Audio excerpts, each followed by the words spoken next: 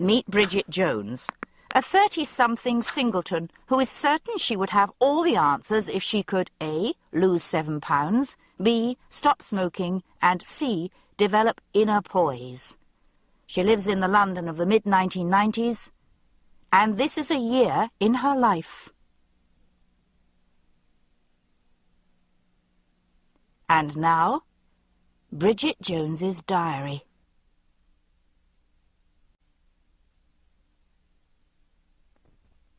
New Year's resolutions.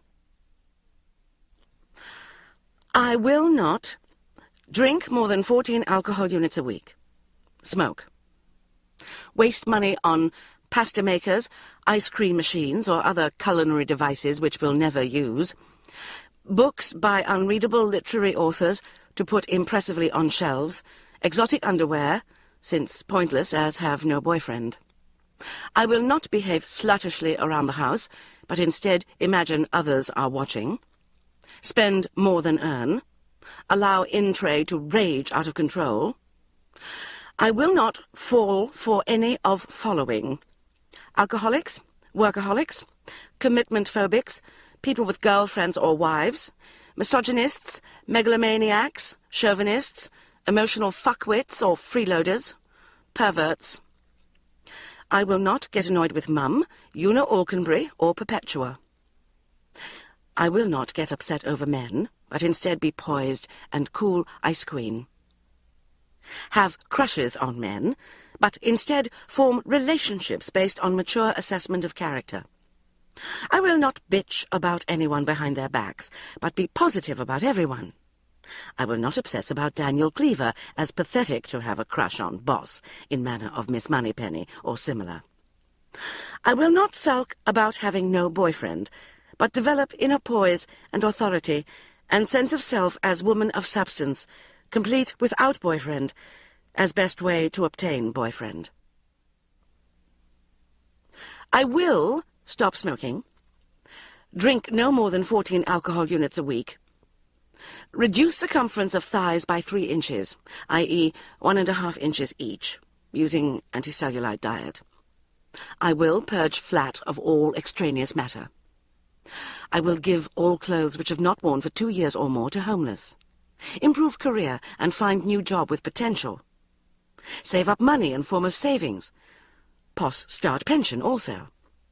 Be more confident. Be more assertive. Make better use of time. Not go out every night, but stay in and read books and listen to classical music. I will give proportion of earnings to charity. I will be kinder and help others more. Eat more fibre. Get up straight away when wake up in mornings. Go to gym 3 times a week, not merely to buy sandwich. Put photographs in photograph albums.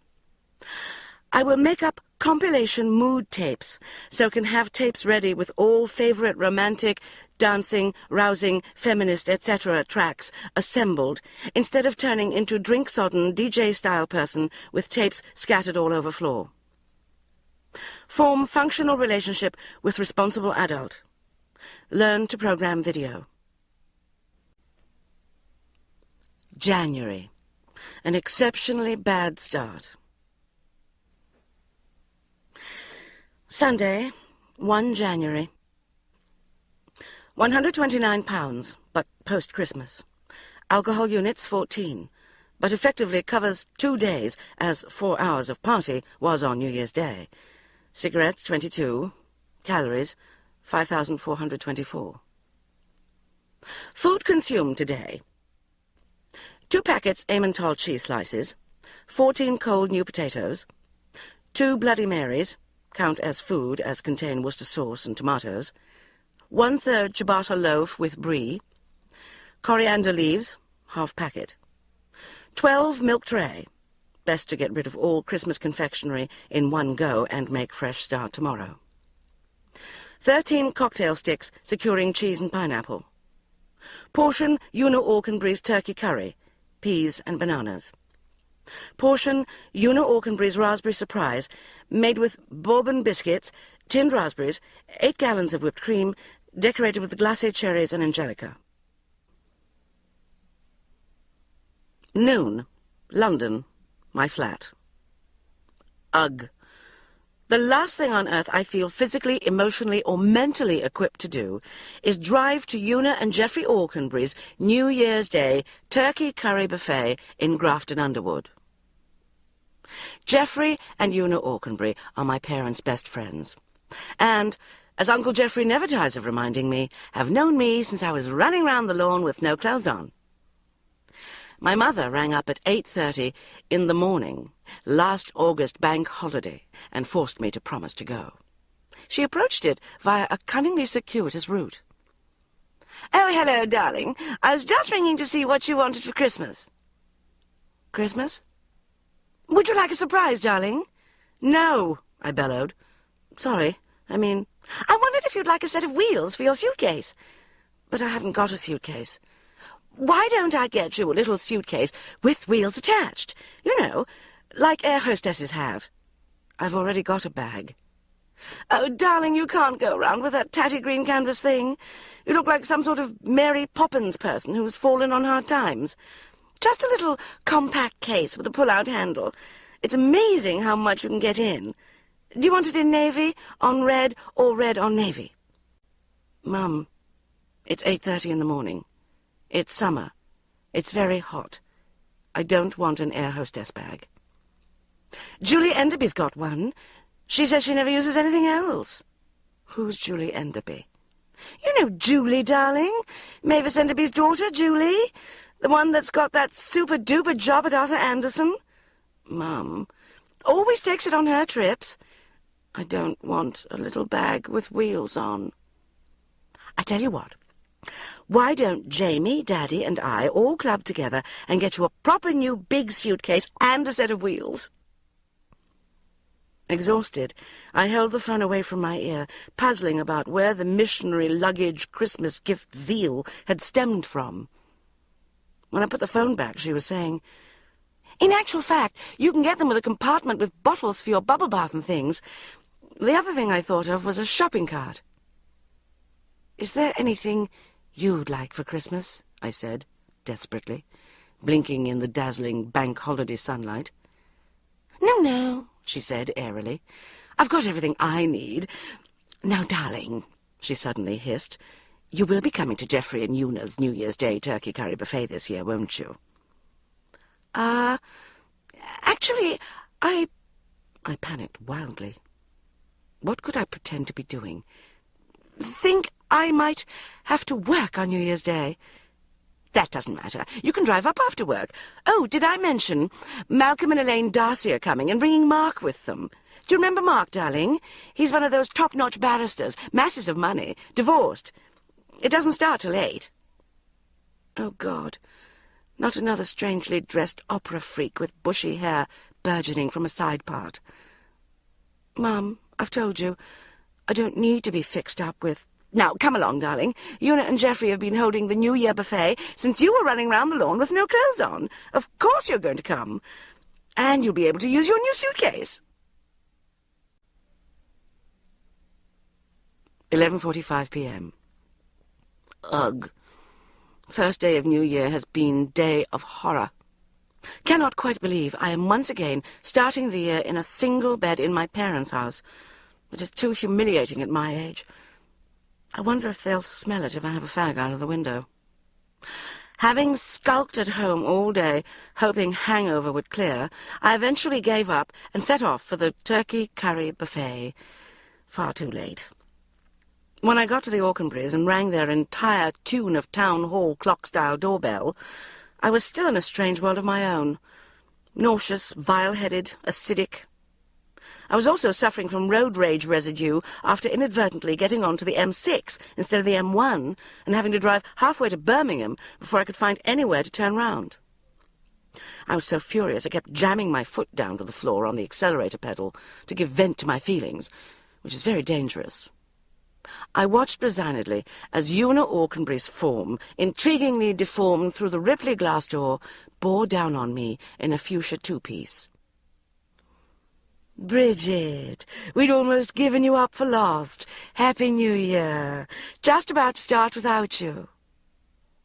She seemed to manage to kiss me, get my coat off, hang it over the banister, wipe her lipstick off my cheek, and make me feel incredibly guilty, all in one movement, while I leaned against the ornament shelf for support.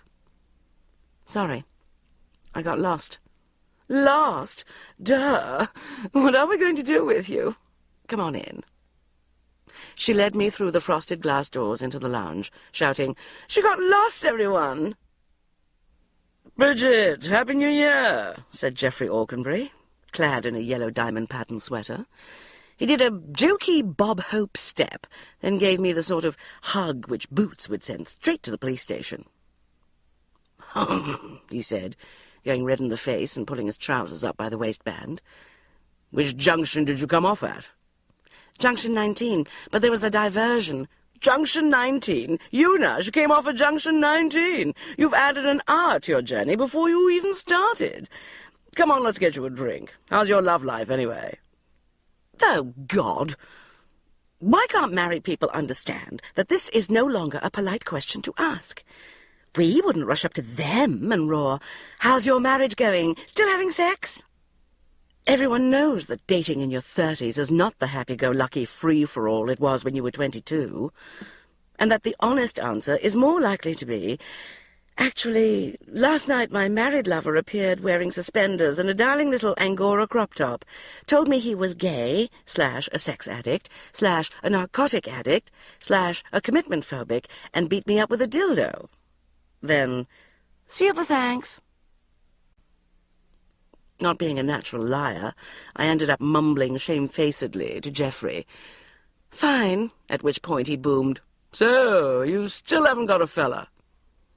"Bridget, what are we going to do with you?" said Una. "You career girls, I don't know. Can't put it off forever, you know. Tick-tock, tick-tock." "Yes, how does a woman manage to get to your age without being married?" roared Brian Enderby, married to Mavis, used to be president of the Rotary in Kettering, waving his sherry in the air. Fortunately, my dad rescued me. "I'm very pleased to see you, Bridget," he said, taking my arm. "Your mother has the entire Northamptonshire Constabulary poised to comb the county with toothbrushes for your dismembered remains.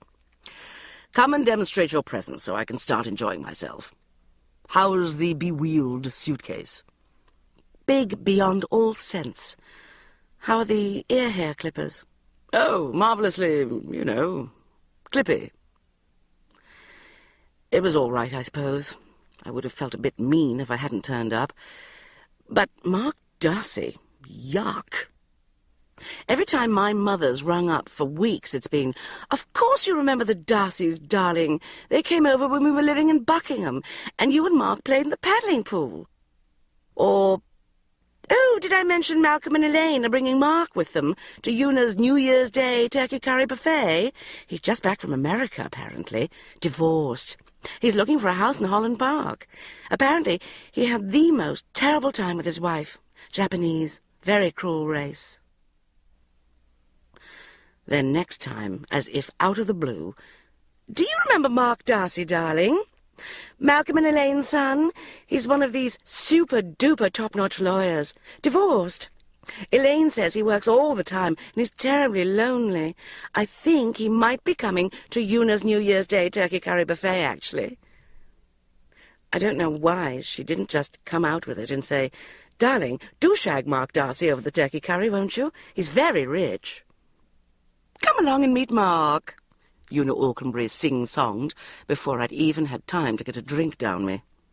Being set up with a man against your will is one level of humiliation, but being literally dragged into it by Una Aukenbury while caring for an acidic hangover, watched by an entire room full of friends of your parents, is on another plane altogether. The rich, divorced-by-cruel wife Mark, quite tall, was standing with his back to the room, scrutinizing the contents of the Aukenburys' bookshelves. Mainly leather-bound series of books about the Third Reich, which Geoffrey sends off for from Reader's Digest. It struck me as pretty ridiculous to be called Mr. Darcy and to stand on your own looking snooty at a party. It's like being called Heathcliff and insisting on spending the entire evening in the garden shouting, "Cathy!" and banging your head against a tree. "Mark," said Una, as if she was one of Santa Claus's fairies. I've got someone nice for you to meet." He turned round, revealing that what had seemed from the back like a harmless navy sweater was actually a V-neck, diamond-patterned, in shades of yellow and blue, as favoured by the more elderly of the nation's sports reporters. As my friend Tom often remarks, it's amazing how much time and money can be saved in the world of dating by close attention to detail. A white sock here, a pair of red braces there, a grey slip-on shoe, a swastika, are as often as not all one needs to tell you there's no point writing down phone numbers and forking out for expensive lunches, because it's never going to be a runner. "Mark, this is Colin and Pam's daughter, Bridget," said Una, going all pink and fluttery. "Bridget works in publishing, don't you, Bridget?" "I do indeed," I for some reason said, as if I were taking part in a Capital Radio phone-in, and was about to ask Una if I could say hello to my friends Jude, Sharon and Tom, my brother Jamie, everyone in the office, my mum and dad, and last of all the people at the turkey curry buffet. "Well, I'll leave you two young people together," said Una. "Duh! I expect you're sick to death of us old fuddy-duddies." "Not at all," said Mark Darcy awkwardly, with a rather unsuccessful attempt at a smile, at which Una, after rolling her eyes, putting a hand to her bosom, and giving a gay, tinkling laugh, abandoned us with a toss of her head to a hideous silence. Are you reading any, have you read any good books lately?" he said. "Oh, for God's sake!" I racked my brain frantically to think when I last read a proper book. The trouble with working in publishing is that reading in your spare time is a bit like being a dustman and snuffling through the pig bin in the evening. I'm halfway through Men Are From Mars, Women Are From Venus, which Jude lent me, but I didn't think Mark Darcy, though clearly odd, was ready to accept himself as a Martian quite yet. Then I had a brainwave. "Backlash, actually, by Susan Faludi," I said triumphantly. "Huh! I haven't exactly read it as such, but feel I have, as Sharon has been ranting about it so much. Anyway, completely safe option, as no way diamond-patterned jumpered goody-goody would have read 500-page feminist treatise." "Ah, really?" he said. "I read that when it first came out. Didn't you find there was rather a lot of special pleading?" "Oh, well, not too much," I said wildly, racking my brains for a way to get off the subject. "Have you been staying with your parents over New Year?" "Yes," he said eagerly. "You too?" "Yes. No, I was at a party in London last night. Bit hungover, actually." I gabbed nervously so that Una and Mum wouldn't think I was so useless with men I was failing to talk to even Mark Darcy. But then, I do think New Year's resolutions can't technically be expected to begin on New Year's Day, don't you? Since, because it's an extension of New Year's Eve, smokers are already on a smoking roll and cannot be expected to stop abruptly on the stroke of midnight with so much nicotine in the system. Also, dieting on New Year's Day isn't a good idea, as you can't eat rationally, but really need to be free to consume whatever is necessary, moment by moment, in order to ease your hangover. I think it would be much more sensible if resolutions began generally on January the 2nd. "Maybe you should get something to eat," he said. Then suddenly bolted off toward the buffet, leaving me standing on my own by the bookshelf, while everybody stared at me, thinking, "So that's why Bridget isn't married. She repulses men." The worst of it was that Una Aukenbury and Mum wouldn't leave it at that. They kept making me walk round with trays of gherkins and glasses of cream sherry in a desperate bid to throw me into Mark Darcy's path yet again. In the end, they were so crazed with frustration that the second I got within 4 feet of him with the gherkins, Una threw herself across the room like Will Carling and said, "Mark, you must take Bridget's telephone number before you go. Then you can get in touch when you're in London." I couldn't stop myself turning bright red. I could feel it climbing up my neck. Now Mark would think I'd put her up to it. "I'm sure Bridget's life in London is quite full enough already, Mrs. Aukenbury," he said. It's not that I wanted him to take my phone number or anything, but I didn't want him to make it perfectly obvious to everyone that he didn't want to. As I looked down, I saw that he was wearing white socks with a yellow bumblebee motif. "Can't I tempt you with a gherkin?" I said, to show I had had a genuine reason for coming over, which was quite definitely gherkin-based rather than phone number-related. "Thank you, no," he said, looking at me with some alarm. "Sure? Stuffed olive?" I pressed on. "No, really." "Silver skin onion?" I encouraged. "Beetroot cube?" "Thank you," he said desperately, taking an olive. "Hope you enjoy it," I said triumphantly. Toward the end, I saw him being harangued by his mother and Una, who marched him over toward me and stood just behind, while he said stiffly, "Do you need driving back to London? I'm staying here, but I could get my car to take you." "What, all on its own?" I said. He blinked at me. "Duh! Mark has a company car and a driver, silly," said Una. "Thank you, that's very kind," I said, "but I shall be taking one of my trains in the morning." 2 a.m. Why am I so unattractive? Why? Even a man who wears bumblebee socks thinks I'm horrible.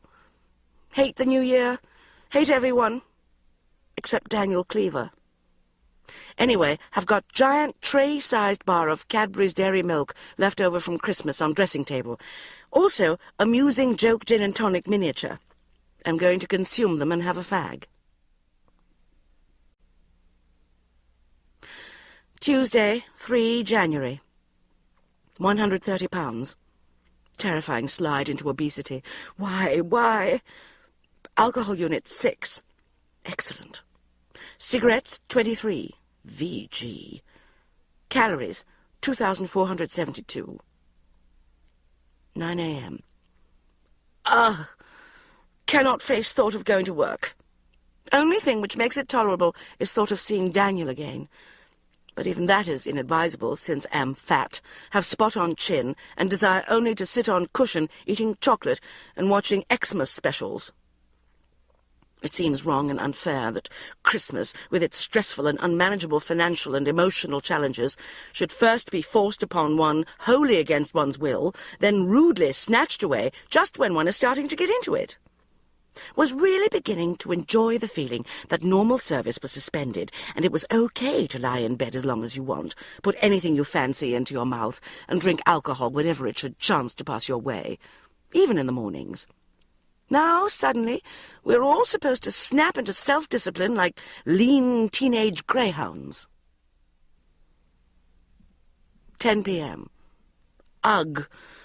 Perpetua, slightly senior and therefore thinking she is in charge of me, was at her most obnoxious and bossy, going on and on to the point of utter boredom about latest £500,000 property she is planning to buy with her rich but overbred boyfriend Hugo.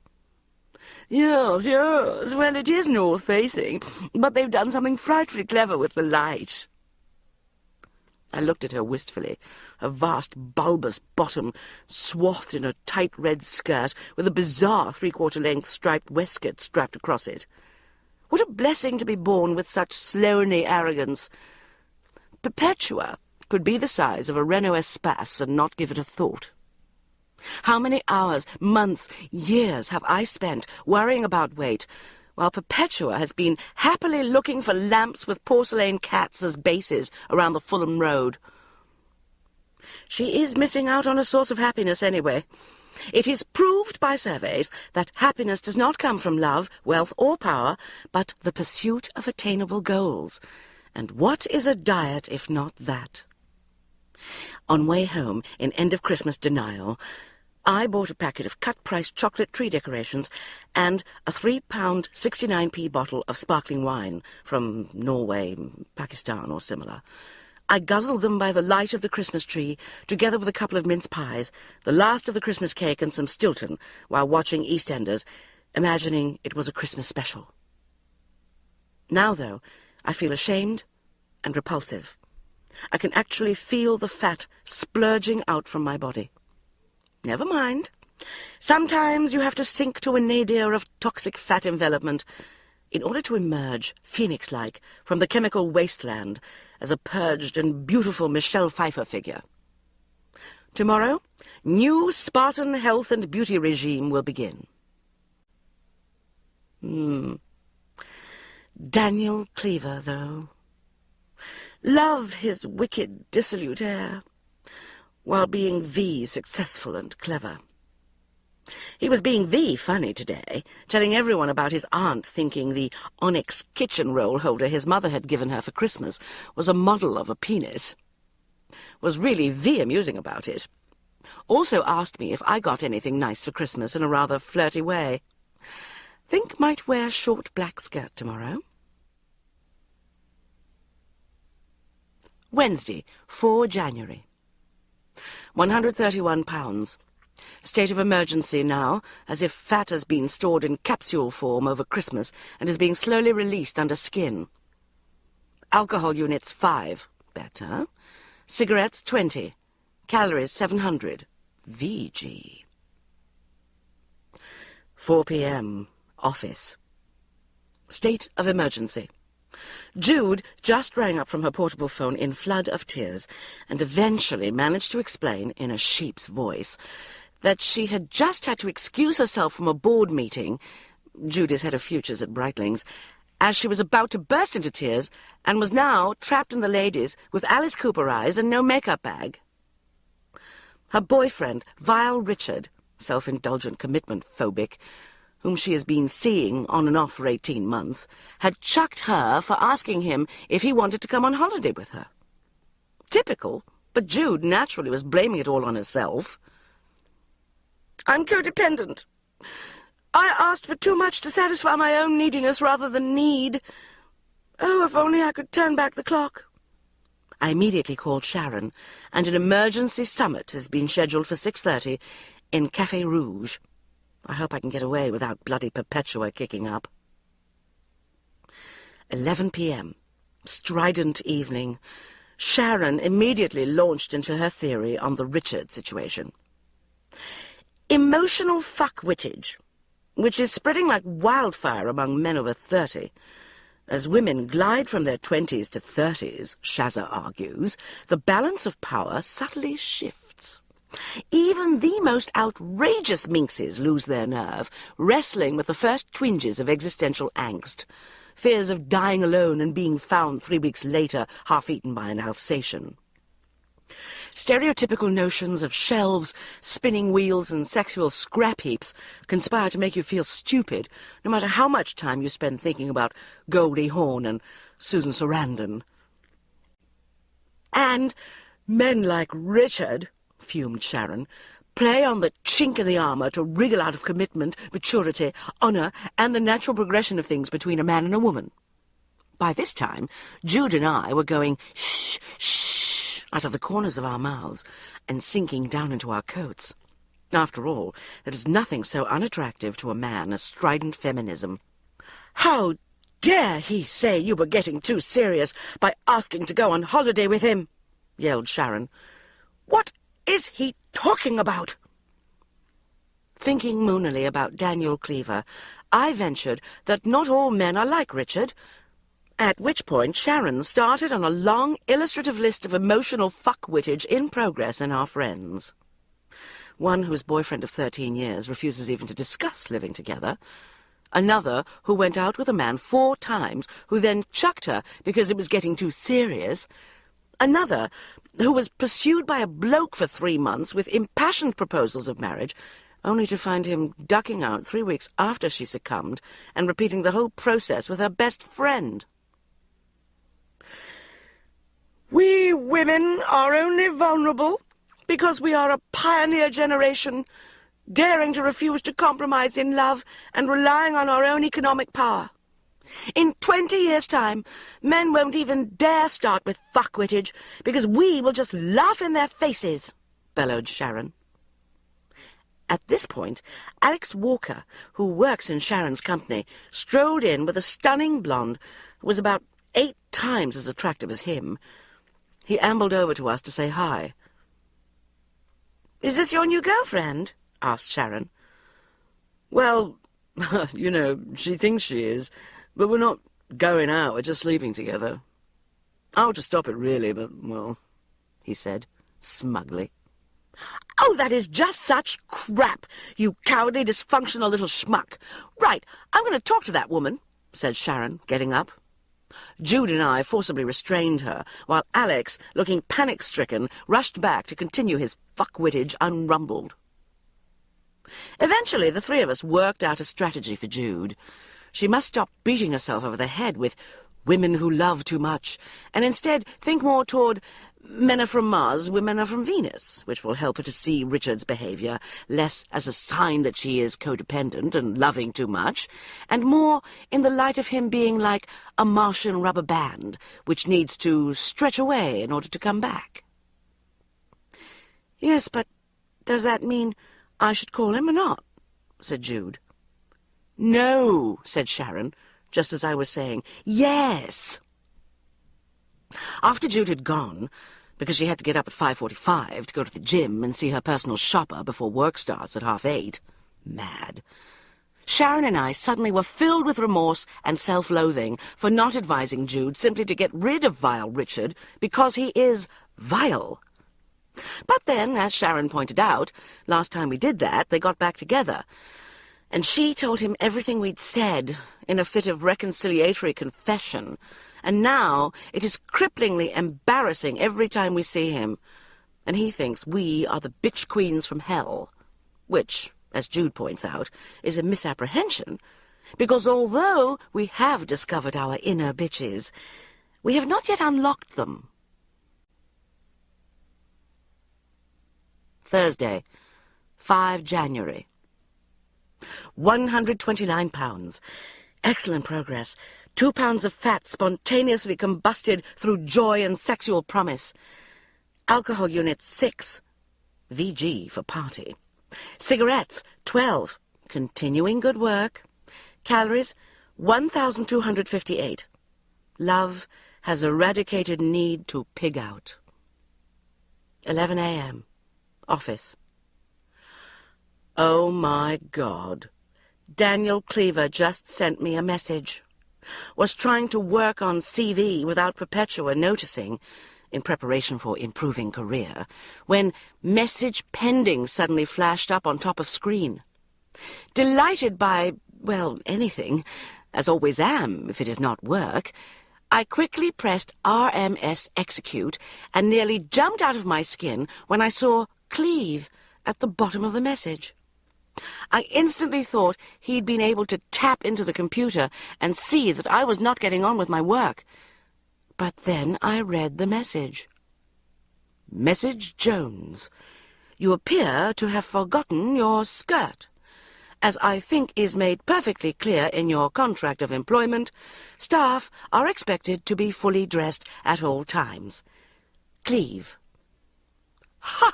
Undeniably flirtatious. Thought for a little while, whilst pretending to study tedious beyond belief manuscript from Lunatic.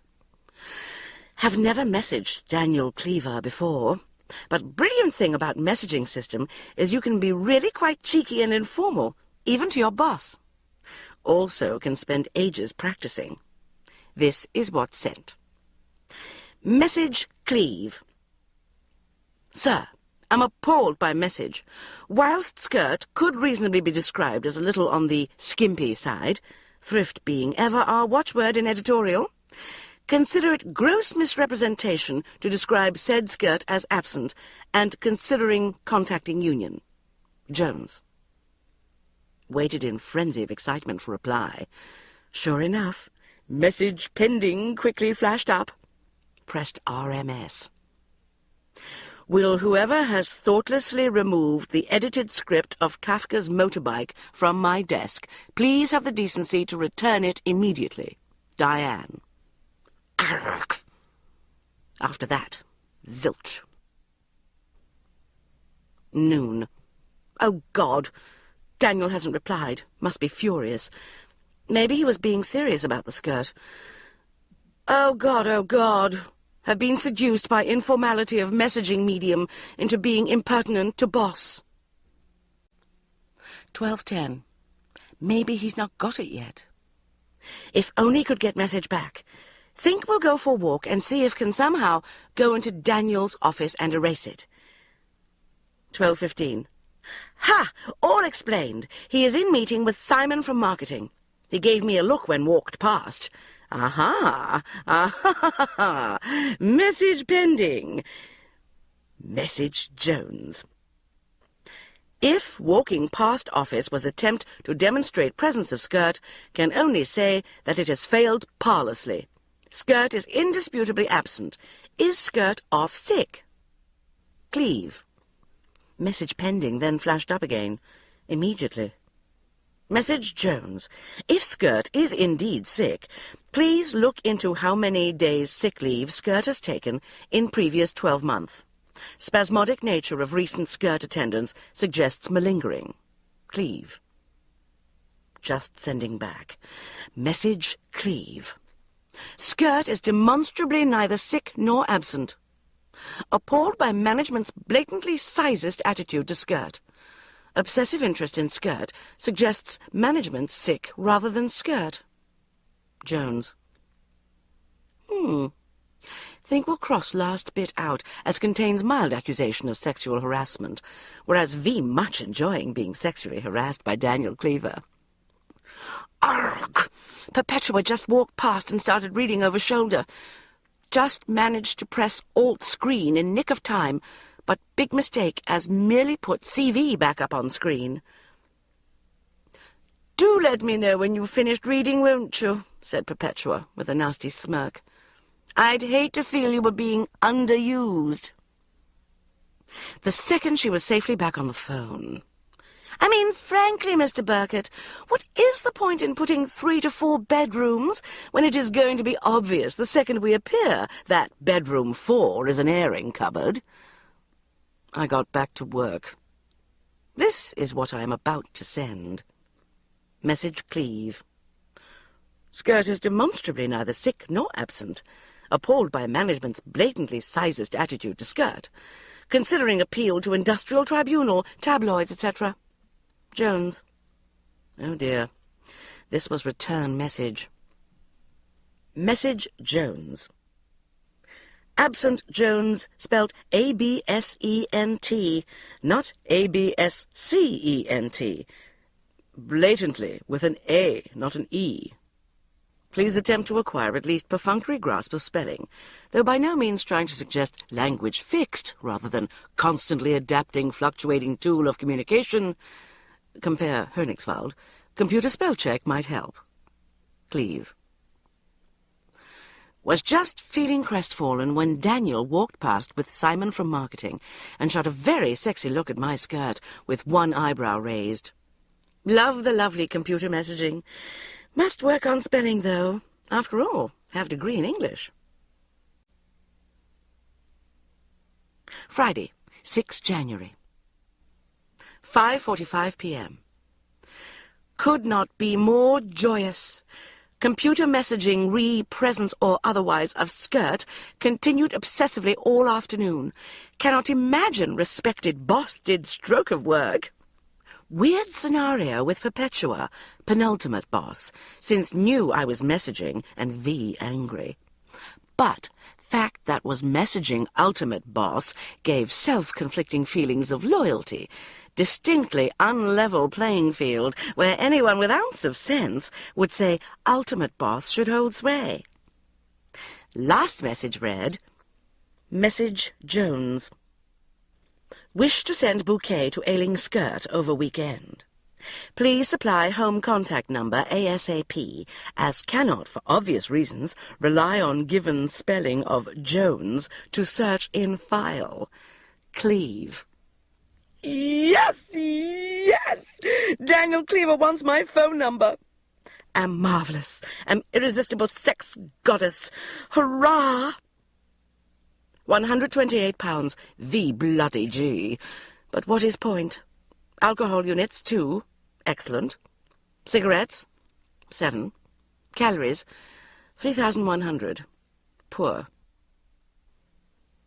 2 p.m. Oh, God, why am I so unattractive? Cannot believe I convinced myself I was keeping the entire weekend free to work, when in fact I was on permanent date with Daniel standby. Hideous, wasted 2 days glaring psychopathically at the phone and eating things. Why hasn't he rung? Why? What's wrong with me? Why ask for my phone number if he wasn't going to ring?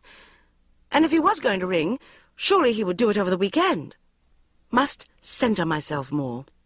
Will ask Jude about appropriate self-help book. Possibly Eastern religion-based.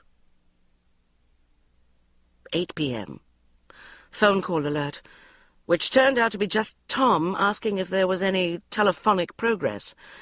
Tom, who has taken unflatteringly to calling himself a hag-fag, has been sweetly supportive about the Daniel crisis. Tom has a theory that homosexuals and single women in their 30s have natural bonding, both being accustomed to disappointing their parents and being treated as freaks by society.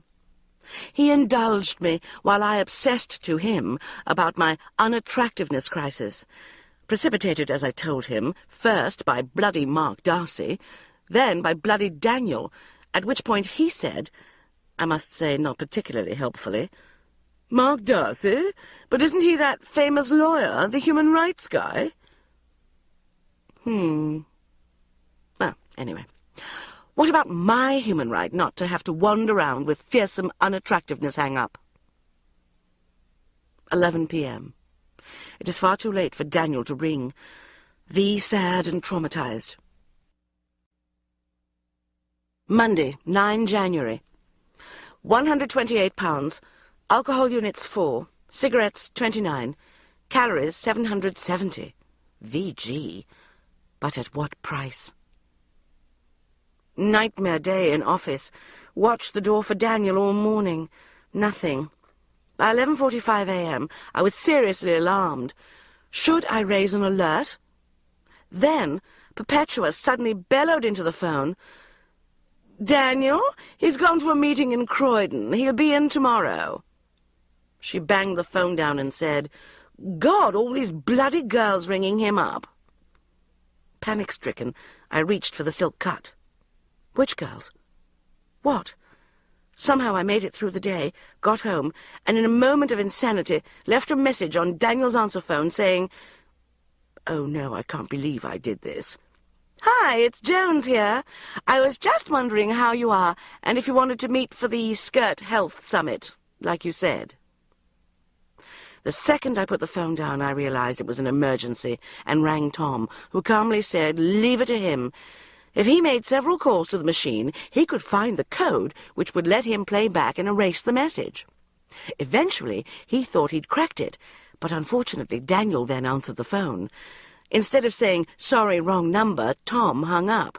So now Daniel not only has the insane message, but will think it's me who's rung his answer phone 14 times this evening, and then, when I did get hold of him, banged the phone down.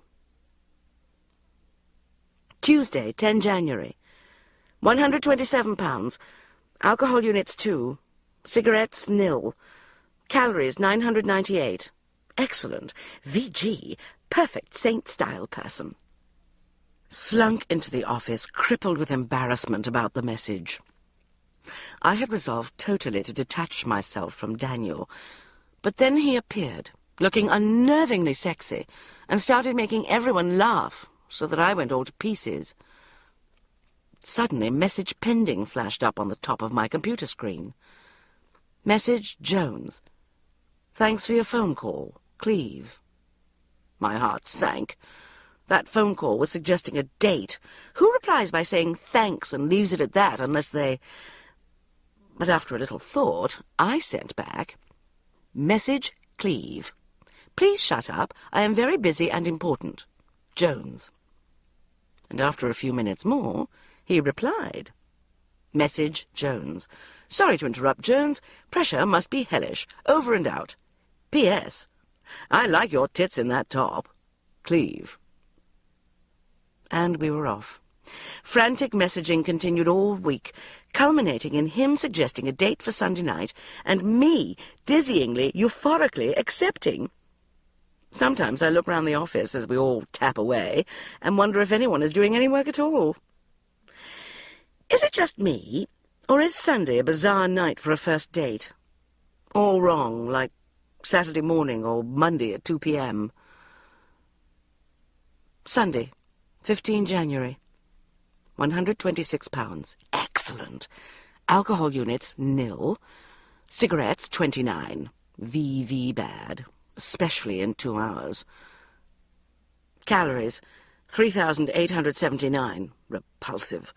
Negative thoughts, 942. Approx, based on average per minute. Minutes spent counting negative thoughts, 127. Approx. 6 p.m. Completely exhausted by an entire day of date preparation. Being a woman is worse than being a farmer. There is so much harvesting and crop spraying to be done. Legs to be waxed, underarms shaved, eyebrows plucked, feet pumiced, skin exfoliated and moisturized, spots cleansed, roots dyed, eyelashes tinted, nails filed, cellulite massaged, stomach muscles exercised. The whole performance is so highly tuned, you only need to neglect it for a few days for the whole thing to go to seed. Sometimes I wonder what I would be like if left to revert to nature, with a full beard and handlebar moustache on each shin, Dennis Healy eyebrows, face a graveyard of dead skin cells, spots erupting, long, curly fingernails like Struhl Peter, blind as bat and stupid runt of species, as no contact lenses, flabby body flobbering around. Ugh! Ugh! Is it any wonder girls have no confidence? 7 p.m. Cannot believe this has happened. On the way to the bathroom, to complete final farming touches, I noticed the answer phone light was flashing. Daniel. Look, Jones, I'm really sorry. I think I'm going to have to give tonight a miss. I've got a presentation at 10 in the morning and a pile of 45 spreadsheets to get through. Cannot believe it. Am stood up. Entire waste of whole day's bloody effort and hydroelectric body-generated power.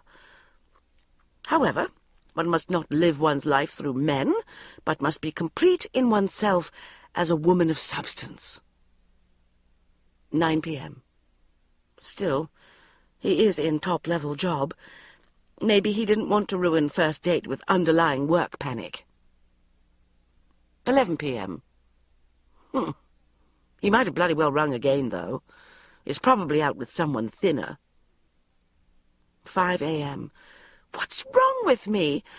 I'm completely alone. Hate Daniel Cleaver. I'm going to have nothing more to do with him.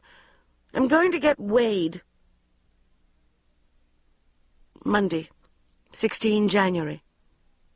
128 pounds. From where? Why? Why? Alcohol units, nil. Cigarettes, 20. Calories, 1,500. Positive thoughts, nil. 10:30 a.m. Office. Daniel is still locked in his meeting. Maybe it was a genuine excuse. 1 p.m. Just saw Daniel leaving for lunch. He has not messaged me or anything. V depressed. Going shopping. 11:15 p.m. Just had dinner with Tom in Harvey Nichols' 5th floor, who was obsessing about a pretentious-sounding freelance filmmaker called Jerome. Moaned to him about Daniel, who was in meetings all afternoon and only managed to say, "Hi, Jones, how's the skirt?" at 4:30. Tom said not to be paranoid, give it time, but I could tell he was not concentrating and only wanted to talk about Jerome as suffused with sex lust. Tuesday, 24 January. Heaven-sent day. At 5:30, like a gift from God, Daniel appeared, sat himself on the edge of my desk, with his back to Perpetua, took out his diary and murmured, "How are you fixed for Friday?" Yes, yes! Friday, 27 January. 129 pounds, but stuffed with genuine food. Alcohol units, 8. Cigarettes, 400, feels like. Calories, 875. Had dream date at an antique little genuine restaurant near Daniel's flat. Right, I'll get a taxi. I blurted awkwardly, as we stood in the street afterwards. Then he lightly brushed a hair from my forehead, took my cheek in his hand, and kissed me, urgently, desperately. After a while, he held me hard against him, and whispered throatily, "I don't think you'll be needing that taxi, Jones." The second we were inside his flat, we fell upon each other like beasts, shoes, jackets strewn in a trail across the room. "I don't think this skirt's looking at all well," he murmured. "I think it should lie down on the floor." As he started to undo the zip, he whispered, "This is just a bit of fun, okay? I don't think we should start getting involved." Then, caveat in place, he carried on with the zip. Had it not been for Sharon and the fuckwittage and the fact I'd just drunk the best part of a bottle of wine, I think I would have sunk powerless into his arms. As it was, I leaped to my feet, pulling up my skirt. "That is just such crap," I slurred. "How dare you be so fraudulently flirtatious, cowardly, and dysfunctional? I am not interested in emotional fuckwittage. Goodbye." It was great. You should have seen his face. But now I am home, I am sunk into gloom. I may have been right, but my reward, I know, will be to end up all alone, half-eaten by an Alsatian. February. Valentine's Day Massacre. Wednesday, 1 February. £126. Alcohol units 9. Cigarettes 28. But will soon give up for Lent, so might as well smoke self into disgusted smoking frenzy. Calories 3,826. Spent the weekend struggling to remain disdainfully buoyant after the Daniel Fuckwittage debacle. I kept saying the words self-respect and over and over till I was dizzy, trying to barrage out, "But I love him." Smoking was bad. Apparently, there is a Martin Amis character who is so crazily addicted that he starts wanting a cigarette even when he's smoking one. That's me. It was good ringing up Sharon to boast about being Mrs. Iron Knickers. But when I rang Tom, he saw straight through it and said, "Oh, my poor darling," which made me go silent, trying not to burst into self-pitying tears. "You watch," warned Tom. "He'll be gagging for it now, gagging." "No, he won't," I said sadly. "I've blown it." On Sunday, went for huge, lard-smeared lunch at my parents'. Mother is bright orange and more opinionated than ever, having just returned from week in Albufera with Una Aukenbury and Nigel Cole's wife, Audrey. Mum had been to church and suddenly realized, in a St. Paul on road to Damascus-type blinding flash, that the vicar is gay. "It's just laziness, darling," was her view on the whole homosexuality issue. "They simply can't be bothered to relate to the opposite sex. Look at your Tom. I really think if that boy had anything about him, he'd be going out with you properly, instead of all this ridiculous friends nonsense." "Mother," I said, "Tom has known he was a homosexual since he was 10. "Oh, darling, honestly. You know how people get these silly ideas? You can always talk them out of it." "Does that mean, if I talked to you really persuasively, you'd leave Dad and start having an affair with Auntie Audrey?" "Oh, you're just being silly, darling," she said. "Exactly," Dad joined in. "Auntie Audrey looks like a kettle." "Oh, for heaven's sake, Colin," Mum snapped, which struck me as odd, as she doesn't usually snap at Dad. My dad, somewhat bizarrely, insisted on giving my car a full service before I left, even though I assured him there was nothing wrong with it. I rather showed myself up by not remembering how to open the hood. "Have you noticed anything odd about your mother?" he said, in a stiff, embarrassed way, as he fiddled around with the oil stick, wiping it with rags and plunging it back in a not unworrying manner, if one were a Freudian, which I am not.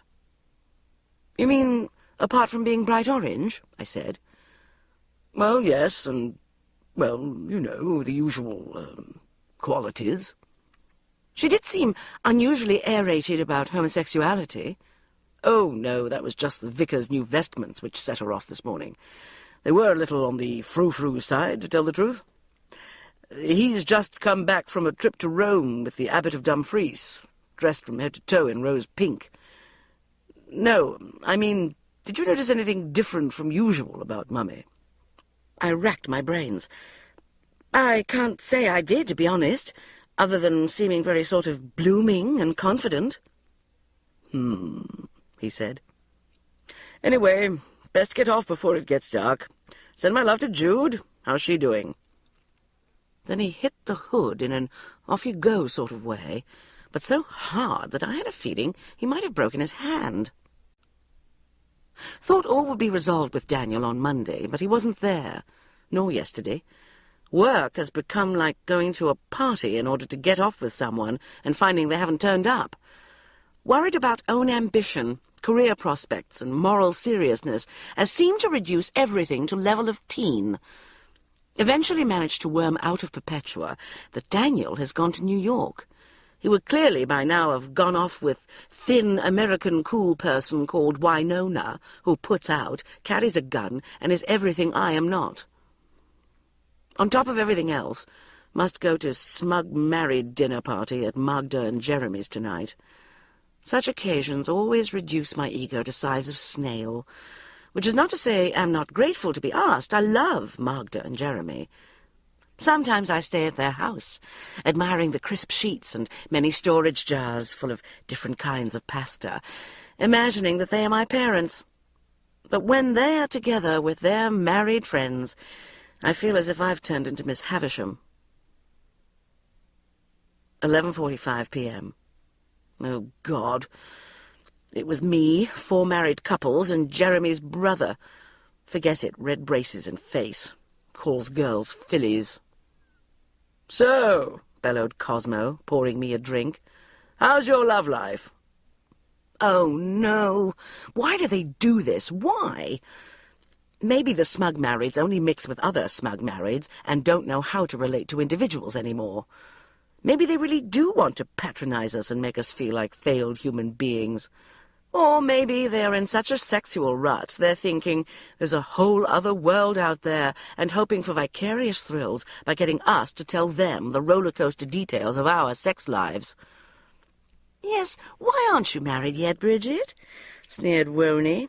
Baby talk for Fiona, married to Jeremy's friend Cosmo, with a thin veneer of concern, whilst stroking her pregnant stomach. Because I don't want to end up like you fat, boring, slony milch cow, was what I should have said. Or, because if I had to cook Cosmo's dinner, then get into the same bed as him just once, let alone every night, I'd tear off my own head and eat it. Or, because actually, Woney, underneath my clothes, my entire body is covered in scales. But I didn't, because ironically enough, I didn't want to hurt her feelings. So I merely simpered apologetically, at which point someone called Alex piped up. Well, you know, once you get past a certain age...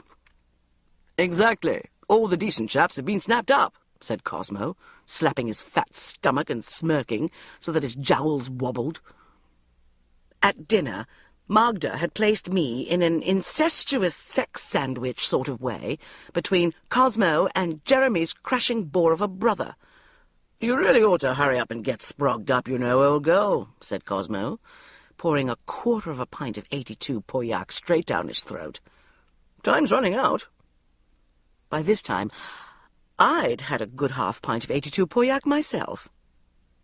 Is it 1 in 3 marriages that end in divorce now, or 1 in 2?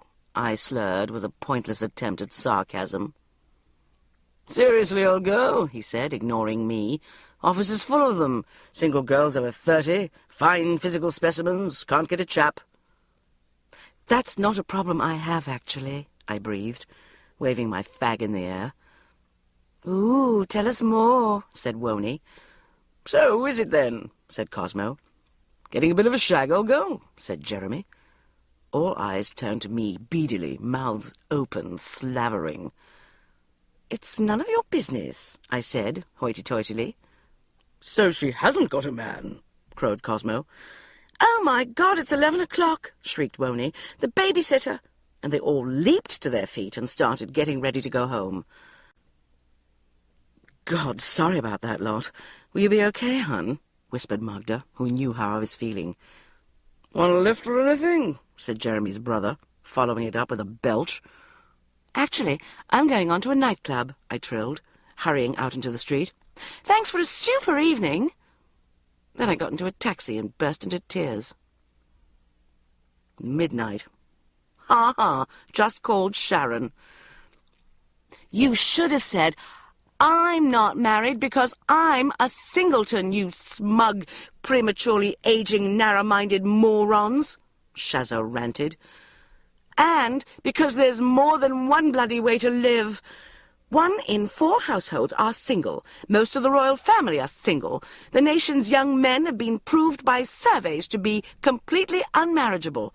And, as a result, there's a whole generation of single girls like me with their own incomes and homes who have lots of fun and don't need to wash anyone else's socks. We'd be as happy as larks if people like you didn't conspire to make us feel stupid just because you're jealous." "Singletons!" I shouted happily. "Hurrah for the singletons!" Sunday, 5 February. Still no word from Daniel. Cannot face thought of entire Sunday stretching ahead, with everyone else in the world except me in bed with someone, giggling and having sex. Worst of it is, only a week and a bit ago, till impending Valentine's Day humiliation. No way will I get any cards. Toy with idea of flirting energetically with anyone I think might be induced to send me one, but dismiss as immoral. We'll just have to take total indignity on the chin. I know. Think I'll go and see Mum and Dad again, as I'm worried about Dad. Then we'll feel like caring angel or saint. 2 p.m. The last remaining tiny bath mat of security has been pulled from under my feet. Magnanimous offer to pay caring surprise visit met by odd-sounding Dad on end of phone. I'm not sure, dear. Could you hang on?" I reeled. Part of the arrogance of youth, well, I say youth, is the assumption that your parents will drop whatever they're doing and welcome you with open arms the second you decide to turn up. He was back. "Bridget, look, your mother and I are having some problems. Can we ring you later in the week?" "Problems? What problems?" I tried to get Dad to explain, but got nowhere. What is going on? Is the whole world doomed to emotional trauma? Poor Dad. Am I to be the tragic victim of a broken home now, on top of everything else? Monday, 6 February. 124 pounds. Heavy internal weight completely vanished. Mystery. Alcohol units 1, VG. Cigarettes 9, VG. Calories 1800, G. Daniel will be back in the office today. I shall be poised and cool, and remember that I am a woman of substance, and do not need men in order to be complete. Especially not him. I'm not going to message him, or indeed take any notice of him whatsoever. 9:30 a.m. Daniel does not seem to be here yet. 9:35 a.m. Still no sign of Daniel. 9:36 a.m. Oh, God, oh, God. Maybe he's fallen in love in New York and stayed there. 9:47 a.m. Or gone to Las Vegas and got married. 9:50 a.m. Think we'll go inspect makeup in case he does come in. 10:05 a.m. Heart gave great lurch when got back from Lou and saw Daniel standing with Simon from marketing at the photocopier. The last time I saw him, he was lying on his sofa, looking completely nonplussed, while I fastened my skirt and ranted about fuckwittage. Now he was looking all sort of I've been away, fresh-faced and healthy-looking. As I passed, he looked pointedly at my skirt and gave me a huge grin. 10:30 a.m. Message pending flashed up on screen. Pressed RMS to pick up message. Message Jones. Frigid cow. Cleve. I laughed. I couldn't help myself. When I looked across to his little glass office, he was smiling at me in a relieved and fond sort of way. Anyway, I'm not going to message him back. 10:35 a.m. Seems rude not to reply, though. 10:45 a.m. God, I'm bored. 10:47 a.m. I'll just send him a tiny, friendly message, nothing flirtatious, just to restore good relations. 11 a.m. Tee-hee. Just logged on as Perpetua to give Daniel a fright. Message Cleve. It is hard enough as it is, trying to meet your targets without people wasting my team's time with non-essential messages. Perpetua.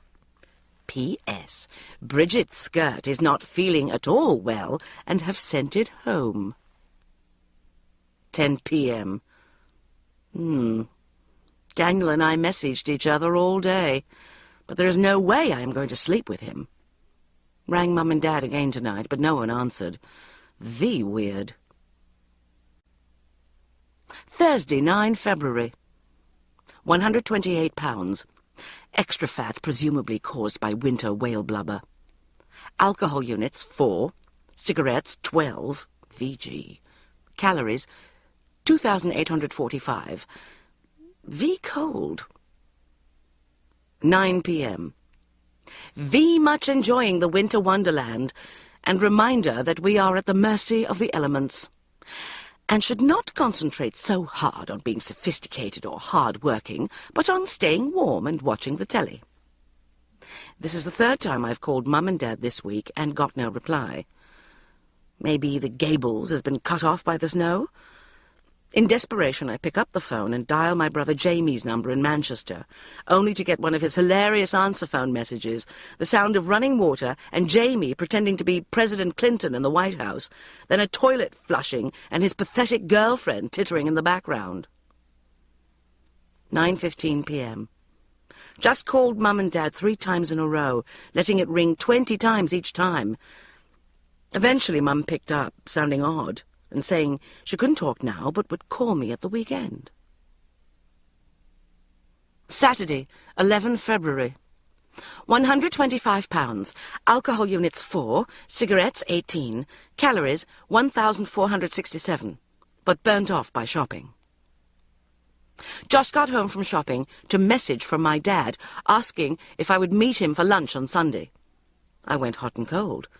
My dad does not come up to London to have lunch with me on his own on Sundays.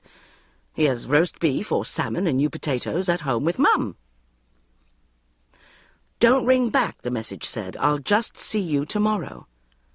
What's going on? I went round the corner, shaking, for some silk cut. Got back to find message from Mum. She too is coming to see me for lunch tomorrow, apparently. She'll bring a piece of salmon with her, and will be here about 1 o'clock. Rang Jamie again, and got 20 seconds of Bruce Springsteen, and then Jamie growling, "Baby, I was born to run, out of time on the answer phone." Sunday, 12 February. 125 pounds. Alcohol units 5. Cigarettes 23, hardly surprising. Calories 1,647. 11 a.m. Oh, God, I can't have them both arriving at the same time. It is too French farce for words. Maybe the whole lunch thing is just a parental practical joke brought on by overexposure of my parents to popular television. Perhaps my mother will arrive with a live salmon flipping skittishly on a lead and announce that she is leaving Dad for it. Maybe Dad will appear hanging upside down outside the window, dressed as a Morris dancer, crash in and start hitting Mum over the head with a sheep's bladder, or suddenly fall face down out of the airing cupboard with a plastic knife stuck in his back. The only thing which can possibly get everything back on course is a Bloody Mary. It's nearly the afternoon, after all. 12:05 p.m. Mum called. "Let him come, then," she said. "Let him bloody well have his own way as usual." My mum does not swear. She says things like ruddy and, "Oh, my godfathers." I'll be all right on my bloody own. I'll just clean the house like Germaine sodding Greer and the Invisible Woman. Could she possibly, conceivably have been drunk? My mum has drunk nothing but a single cream sherry on a Sunday night since 1952, when she got slightly tipsy on a pint of cider at Mavis Enderby's 21st, and has never let herself or anyone else forget it. There's nothing worse than a woman drunk, darling. Mum, no. Couldn't we all talk this through together over lunch? I said, as if this were Sleepless in Seattle, and lunch was going to end up with Mum and Dad holding hands and me winking cutely at the camera, wearing a luminous rucksack. "Just you wait," she said darkly. "You'll find out what men are like." "But I began. "I'm going out, darling," she said. "I'm going out to get laid."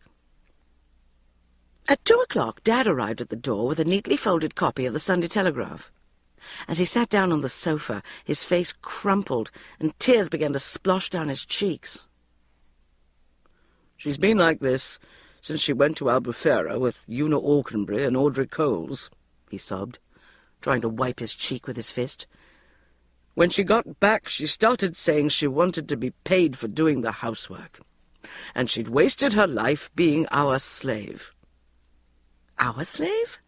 I knew it. This is all my fault. If I were a better person, Mum would not have stopped loving Dad. "She wants me to move out for a while," she says. And... He collapsed into quiet sobs. "And what, Dad?"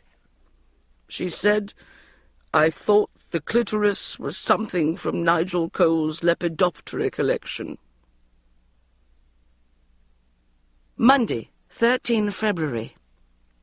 £127, alcohol units 5, cigarettes 0.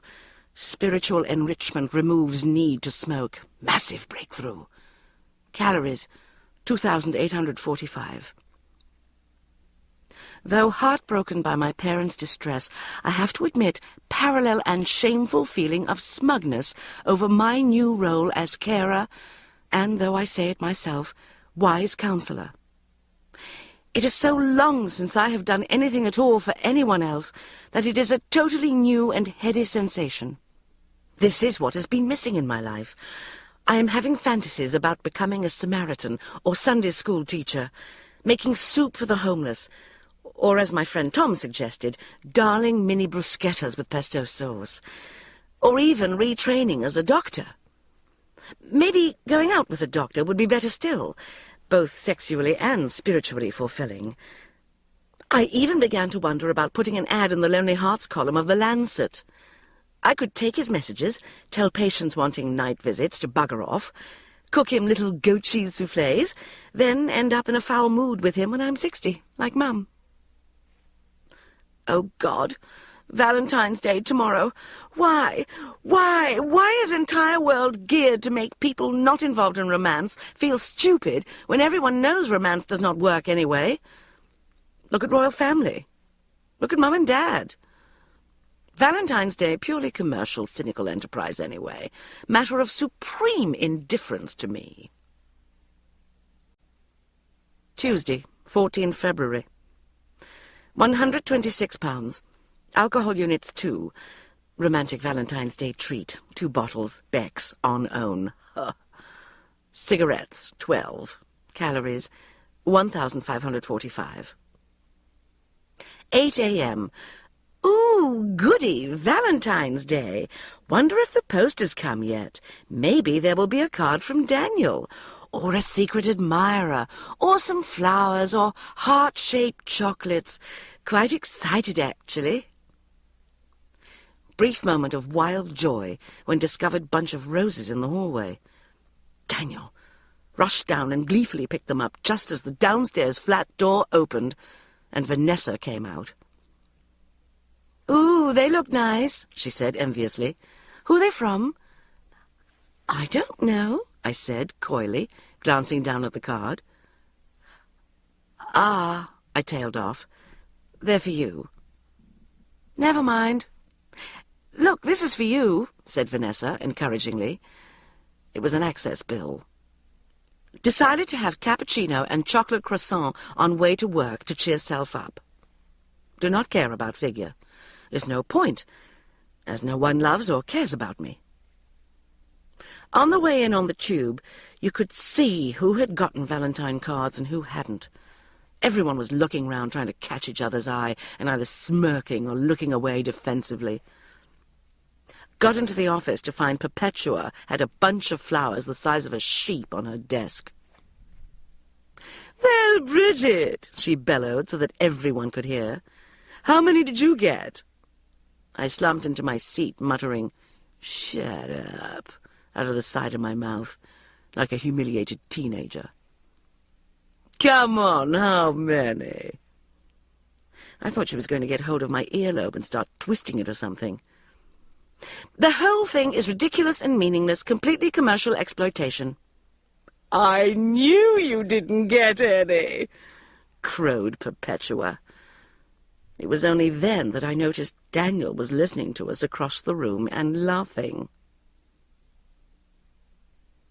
Wednesday, 15 February. Unexpected surprise. Was just leaving flat for work when noticed there was a pink envelope on the table. Obviously a late Valentine, which said, "To the dusky beauty." For a moment I was excited, imagining it was for me, and suddenly seeing myself as a dark, mysterious object of desire to men out in the street. Then I remembered bloody Vanessa and her slinky dark bob. 9 p.m. Just got back, and card is still there. 10 p.m. Still there. 11 p.m. Unbelievable! The card is still there. Maybe Vanessa hasn't got back yet. Thursday, 16 February. 124 pounds. Weight loss through use of stairs. Alcohol units, 0. Excellent. Cigarettes, 5. Excellent. Calories, 2,452. Not VG. Time's gone downstairs to check for Valentine-type envelope, 18. Bad psychologically, but VG exercise-wise. The card is still there. Obviously it is like eating the last chocolate in the box or taking the last slice of cake. We're both too polite to take it. Friday, 17 February. 124 pounds. Alcohol units, 1. VG. Cigarettes, 2. VG. Calories, 3,241. Bad, but burnt off by stairs. Checks on card, 12. Obsessive. 9 a.m. Card is still there. 9 p.m. Still there. 9:30 p.m. Still there. Could stand it no longer. Could tell Vanessa was in, as cooking smells emanating from flat, so knocked on door. "I think this must be for you," I said, holding out the card as she opened the door. "Oh, I thought it must be for you," she said. "Shall we open it?" I said. "Okay." I handed it to her. She gave it back to me, giggling. I gave it back to her. I love girls. "Go on," I said, and she slit open the envelope with the kitchen knife she was holding. It was rather an arty card, as if it might have been bought in an art gallery. She pulled a face. "Means nothing to me," she said, holding out the card. Inside it said, "A piece of ridiculous and meaningless commercial exploitation for my darling little frigid cow." I let out a high-pitched noise. 10 p.m. Just called Sharon and recounted whole thing to her. She said I should not allow my head to be turned by a cheap card and should lay off Daniel, as he is not a very nice person and no good will come of it. Called Tom for second opinion, particularly on whether I should call Daniel over the weekend. "No!" he yelled. He asked me various probing questions. For example, what Daniel's behaviour had been like over the last few days when, having sent the card, he had had no response from me. I reported that he had seemed flirtier than usual. Tom's prescription was to wait till next week and remain aloof. Saturday, 18 February. £126, alcohol units 4, cigarettes 6, calories 2,746. Correct lottery numbers 2. VG. At last I got to the bottom of Mum and Dad. I was beginning to suspect a post-Portuguese holidays Shirley Valentine-style scenario, and that I would open the Sunday People to see my mother sporting dyed blonde hair and a leopard skin top sitting on a sofa with someone in stonewashed jeans called Gonzales and explaining that if you really love someone, a 46-year age gap really doesn't matter. Today she asked me to meet her for lunch at the coffee place in Dickens and Jones, and I asked her outright if she was seeing someone else.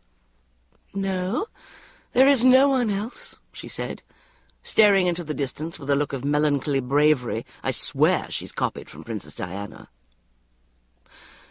"So why are you being so mean to Dad?" I said.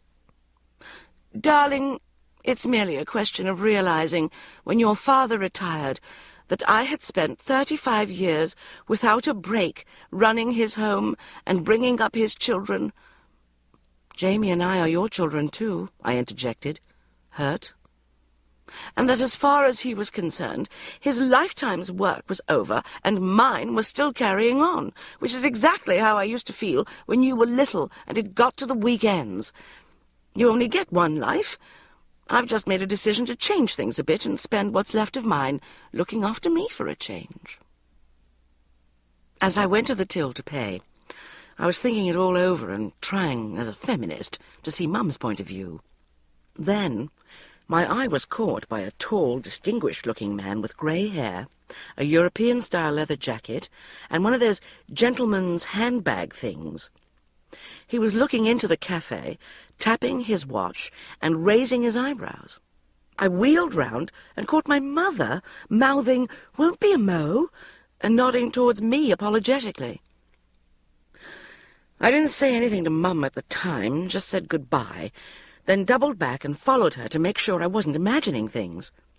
Sure enough, I eventually found her in the perfume department, wandering round with the tall smoothie, spraying her wrists with everything in sight, holding them up to his face and laughing coquettishly. Got home to answer phone message from my brother Jamie, called him straight away and told him everything. "Oh, for God's sake, Bridge," he said, roaring with laughter. "You're so obsessed with sex, if you saw Mum taking communion, you'd think she was giving the vicar a blowjob. Get any Valentines this year, did you?" "Actually, yes," I breathed crossly, at which he burst out laughing again, then said he had to go because he and Becca were off to do Tai Chi in the park. Sunday, 19 February. £125. VG, but purely through worry. Alcohol units 2, but the Lord's Day. Cigarettes 7. Calories 2,100.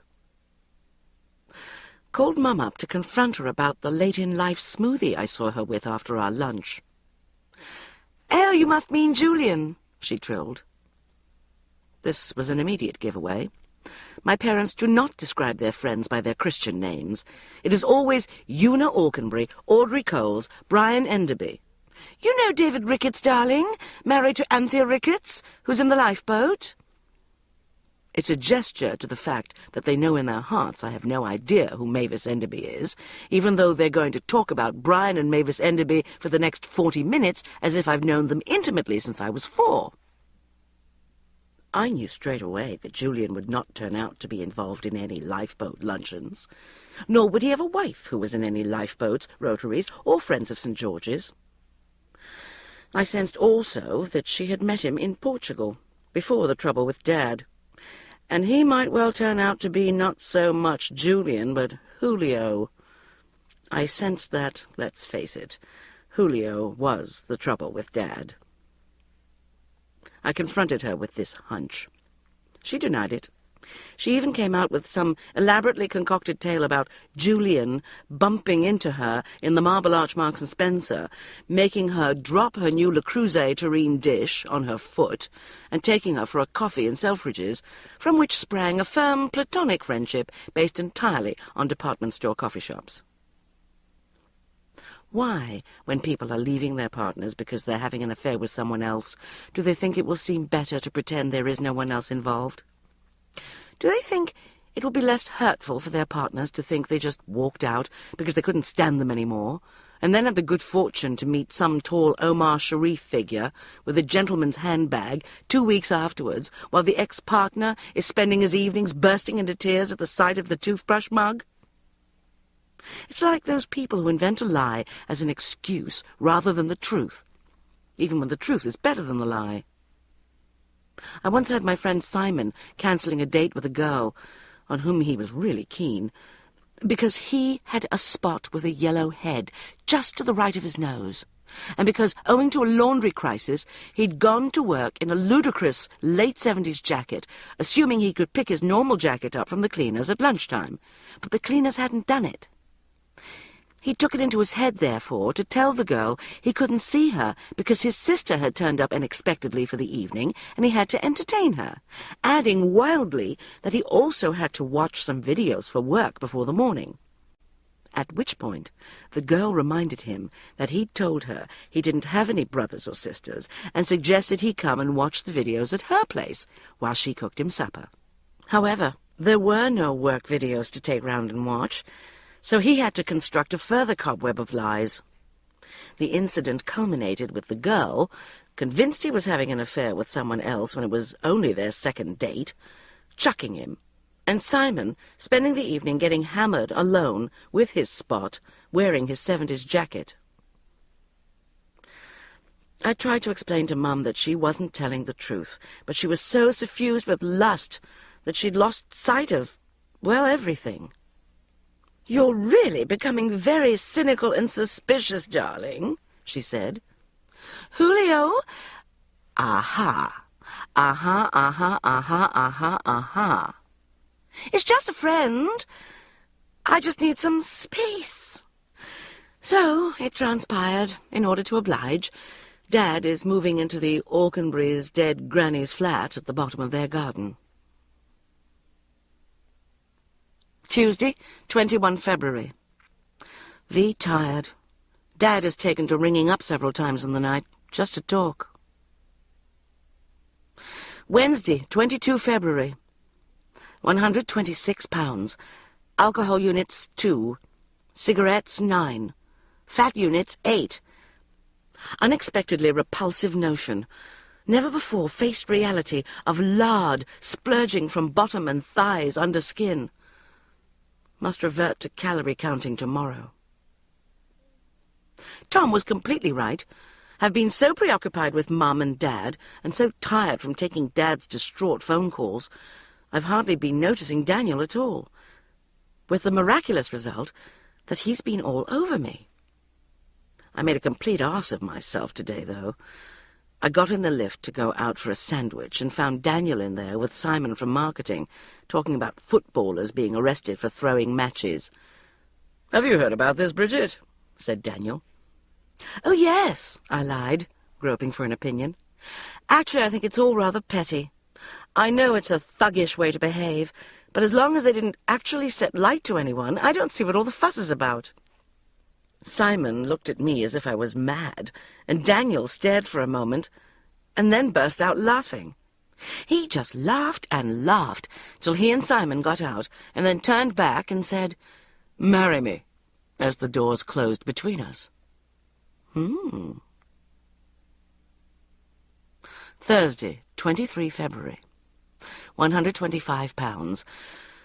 If only could stay under 126 pounds and not keep bobbing up and down like drowning corpse, drowning in fat. Alcohol units 2, cigarettes 17, pre-shag nerves, understandable. Calories 775, last-ditch attempt to get down to 119 pounds before tomorrow. 8 p.m. Blimey, computer messaging somehow whipped itself up to fever pitch. At 6 o'clock, I resolutely put my coat on and left, only to meet Daniel getting into my lift on the floor below. There we were, just him and me, caught in a massive electrical charge field, pulled together irresistibly like a pair of magnets. Then suddenly, the lift stopped and we broke apart, panting, as Simon from marketing got in, wearing a hideous beige raincoat over his fat frame. "Bridget," he said smirkily, as I involuntarily straightened my skirt, "you look as if you'd been caught playing with matches." As I left the building, Daniel popped out after me and asked me to have dinner with him tomorrow. Yes! Midnight. Completely exhausted. Surely it is not normal to be revising for a date as if it were a job interview. Suspect Daniel's enormously well-read brain may turn out to be something of a nuisance if things develop.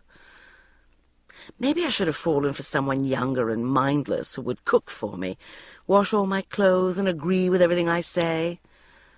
Since leaving work, I've nearly slipped a disc, wheezing through a step aerobics class, scratched my naked body for 7 minutes with a stiff brush, cleaned the flat, filled the fridge, plucked my eyebrows, skimmed the papers and the ultimate sex guide, put the washing in and waxed my own legs, since it was too late to book an appointment.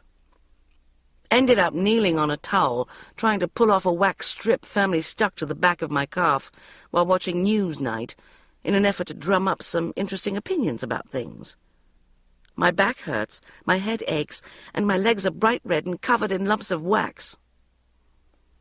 Wise people will say Daniel should like me just as I am, but I am a child of cosmopolitan culture. I've been traumatized by supermodels and too many quizzes, and know that neither my personality nor my body is up to it, if left to its own devices. I can't take the pressure. I'm going to cancel and spend the evening eating donuts in a cardigan with egg on it.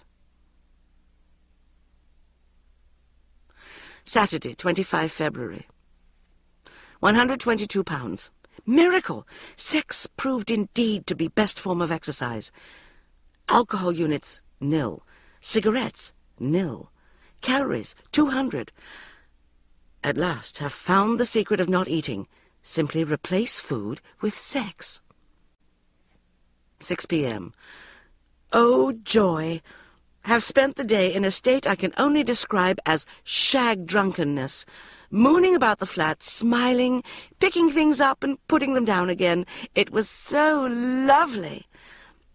The only down points were, 1, immediately after it was over, Daniel said, "Damn, I meant to take the car into the Citroën garage."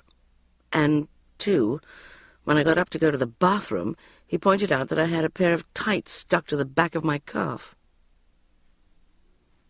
But as the rosy clouds begin to disperse, I begin to feel alarm.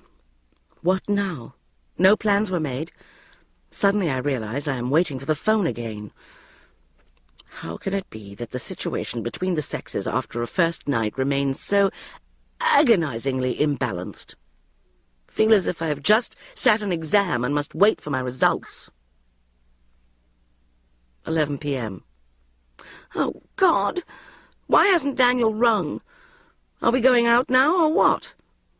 How come my mum can slip easily from one relationship to another, and I can't even get the simplest thing off the ground? Maybe their generation is just better at getting on with relationships. Maybe they don't mooch about being all paranoid and diffident. Maybe it helps if you've never read a self-help book in your life. Sunday, 26 February. 126 pounds. Alcohol units, 5. Drowning sorrows. Cigarettes, 23. Fumigating sorrows. Calories, 3,856. Smothering sorrows in fat duvet. Awake, alone, to find myself imagining my mother in bed with Julio, consumed with repulsion at vision of parental, or rather demi-parental sex, outrage on behalf of father, heady, selfish optimism at example of another 30 years of unbridled passion ahead of me. not unrelated to frequent thoughts of Goldie Hawn and Susan Sarandon, but mainly extreme sense of jealousy of failure and foolishness at being in bed alone on Sunday morning, while my mother, aged over 60, is probably just about to do it for the second... Oh, my God, no. I can't bear to think about it. March. Severe birthday-related 30s panic. Saturday, 4 March. 126 pounds. What is point of dieting for whole of Feb when end up exactly same weight at start of March as start of Feb? Huh. I'm going to stop getting weighed and counting things every day as no sodding point. My mother has become a force I no longer recognize. She burst into my flat this morning as I slumped in my dressing gown, sulkily painting my toenails and watching the preamble to the racing. "Darling, can I leave these here for a few hours?" she trilled, flinging an armful of carrier bags down and heading for my bedroom. Minutes later, in a fit of mild curiosity, I slobbed after her to see what she was doing. She was sitting in front of the mirror in an expensive-looking coffee-coloured bra slip, mascaraing her eyelashes, with her mouth wide open. Necessity of open mouth during mascara application, great unexplained mystery of nature. "Don't you think you should get dressed, darling?" She looked stunning, skin clear, hair shining. I caught sight of myself in the mirror. I really should have taken my makeup off last night. One side of my hair was plastered to my head, the other sticking out in a series of peaks and horns.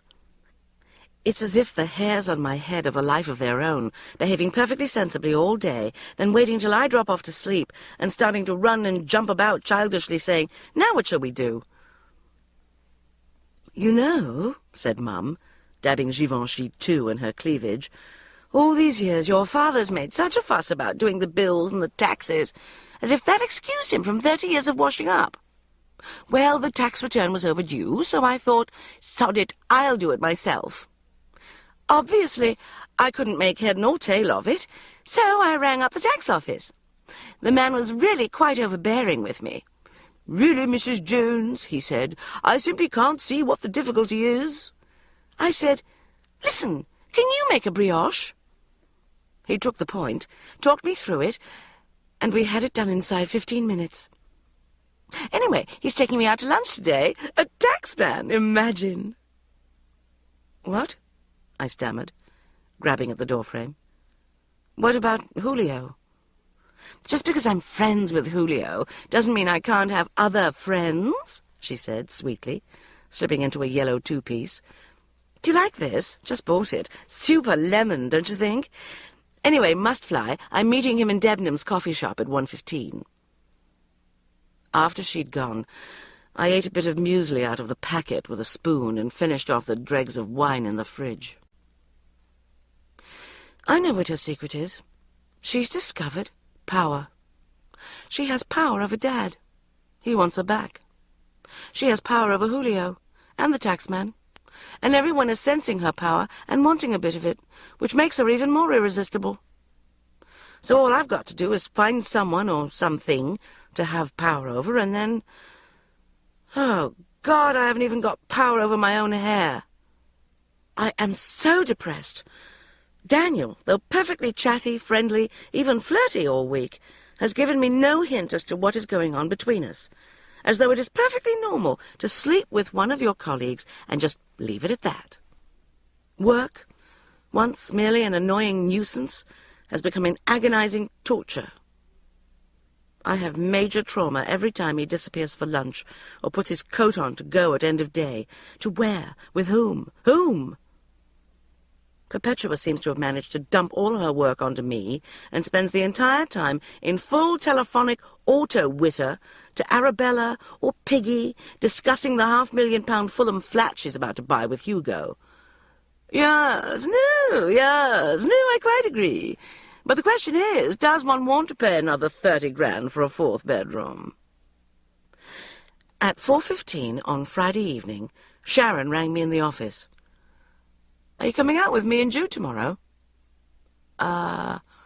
I silently panicked, thinking, surely Daniel will ask to see me this weekend before he leaves the office. "Call me if he doesn't ask," said Shazza dryly after a pause. At 5:45, saw Daniel with his coat on, heading out of the door. My traumatized expression must have shamed even him, because he smiled shiftily, nodded at the computer screen, and shot out. Sure enough, message pending was flashing. I pressed RMS. It said, "Message Jones. Have a good weekend. Pip pip. Cleve."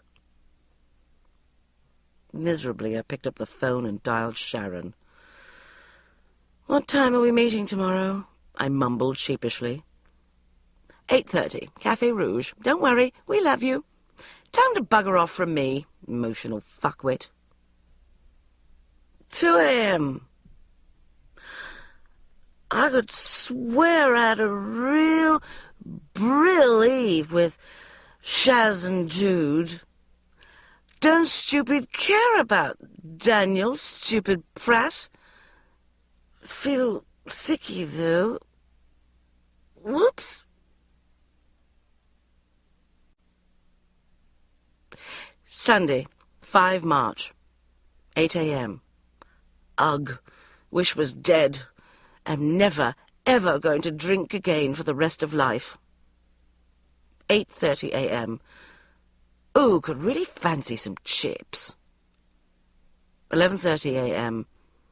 Badly need water, but seems better to keep eyes closed and head stationary on pillow, so as not to disturb bits of machinery and pheasants in head. Noon. Bloody good fun, but V confused advice Daniel.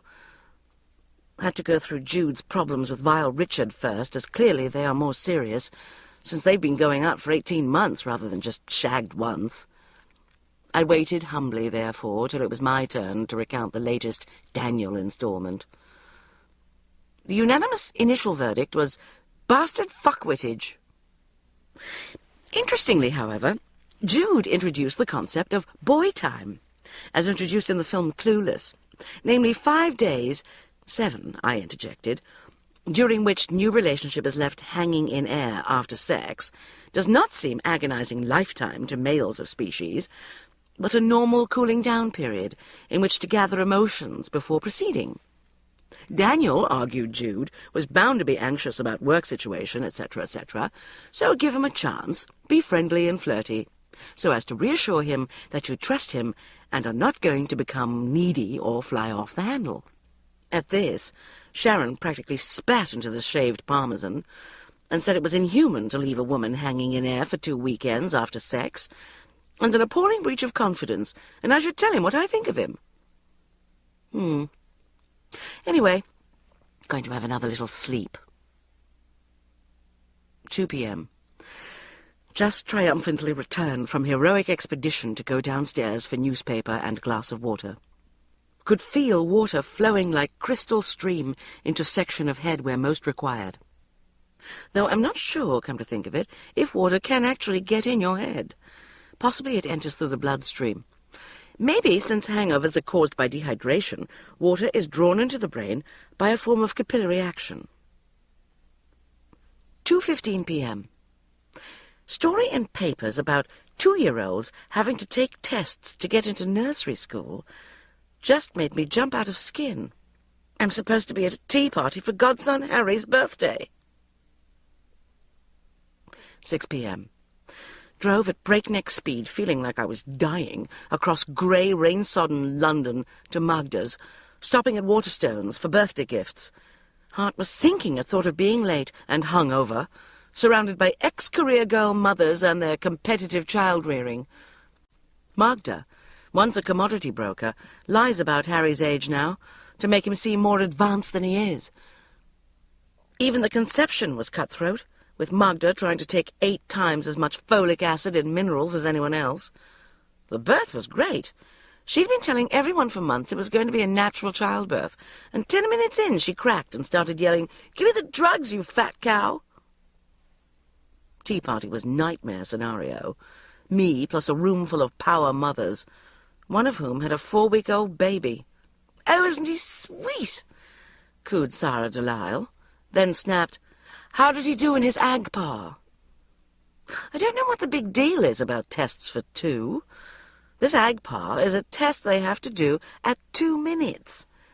Magda embarrassed herself 2 years ago by boasting at a dinner party that Harry got 10 in his, at which one of the other guests, who happens to be a nurse, pointed out that the AGPA test only goes up to 9.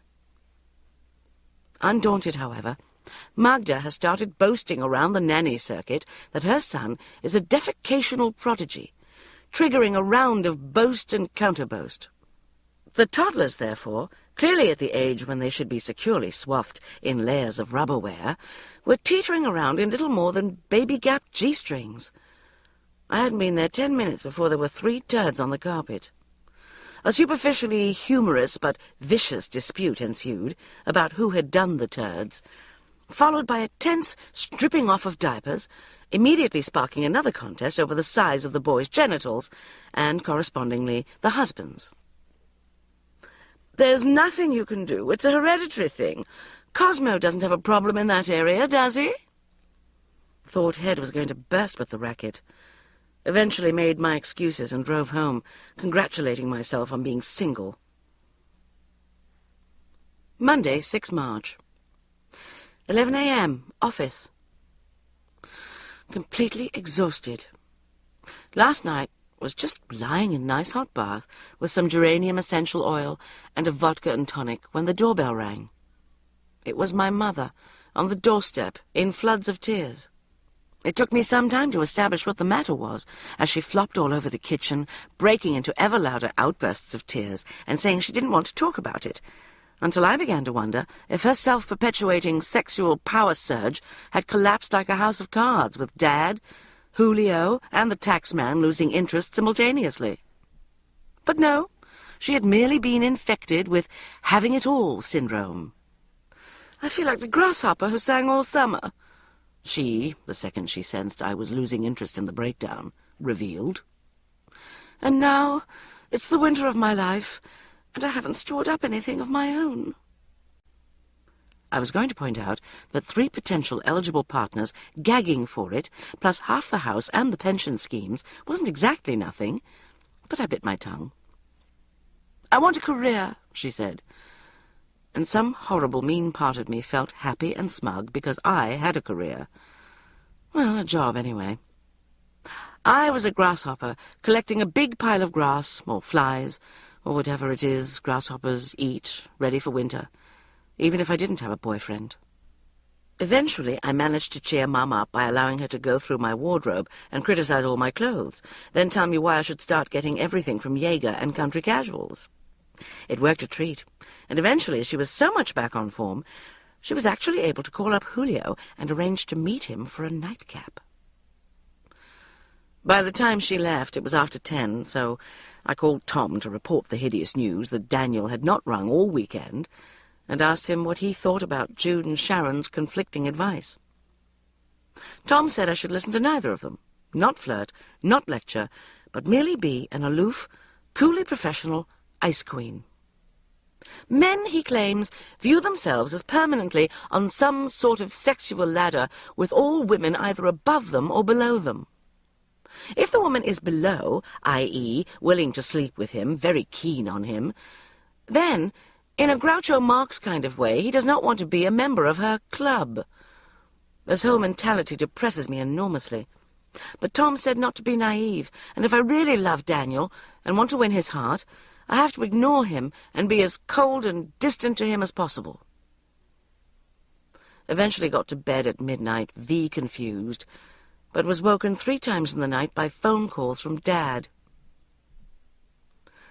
"When someone loves you, it's like having a blanket all round your heart," he said.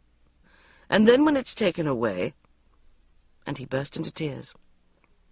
He was speaking from the granny flat at the bottom of the Auchenbris garden, where he's staying, as he hopefully says, just till things are sorted out.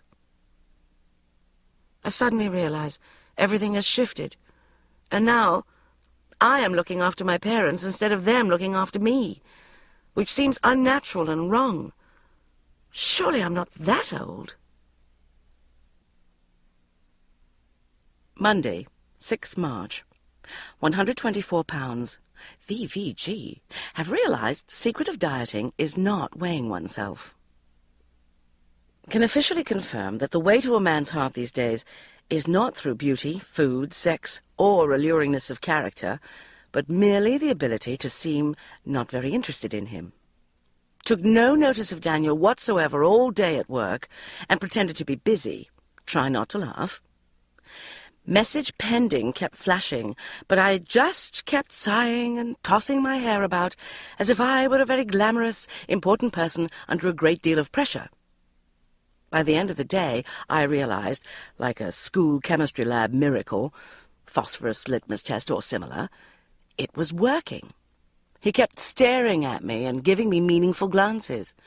Eventually, when Perpetua was out, he walked past my desk, stopped for a moment, and murmured, "Jones, you gorgeous creature, why are you ignoring me?" In a rush of joy and affection, I was just about to blurt out the whole story of Tom, Jude, and Shazza's conflicting theories, but the heavens were smiling on me, and the phone rang. I rolled my eyes apologetically, picked it up, then Perpetua bustled up, knocking a pile of proofs off the desk with her bottom, and bellowed, "Ah, Daniel, now," and swept him away, which was fortunate, because the phone call was Tom, who said I had to keep up the Ice Queen act, and gave me a mantra to repeat when I felt myself weakening. Aloof, unavailable Ice Queen. Aloof, unavailable Ice Queen. Tuesday, 7 March. 130, 128, or 131 pounds. Alcohol units, nil. Cigarettes, 20. Calories, 1,500. Lottery tickets, 6. Poor. 9 a.m. Ah! How can I have put on 3 pounds since the middle of the night? I was 130 when I went to bed, 128 at 4 a.m., and 131 when I got up. I can understand weight coming off. It could have evaporated or passed out of the body into the toilet. But how could it be put on? Could food react chemically with other food, double its density and volume, and solidify into even heavier and denser hard fat? I don't look fatter. I can fasten the button, though not, alas, the zipper, on my 89 jeans. So maybe my whole body is getting smaller, but denser. The whole thing smacks of female bodybuilders and makes me feel strangely sick. Call up Jude to complain about diet failure, who says write down everything you've eaten, honestly, and see if you stuck to the diet.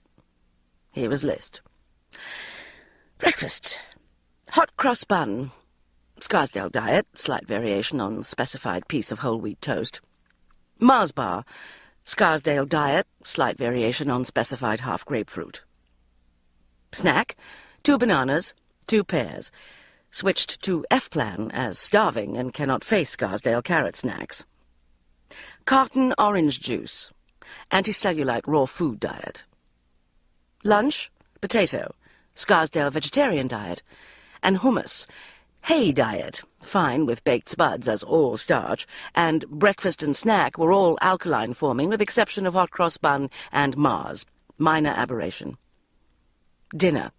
4 glasses of wine, fish and chips, Scarsdale diet and also hay diet, protein forming.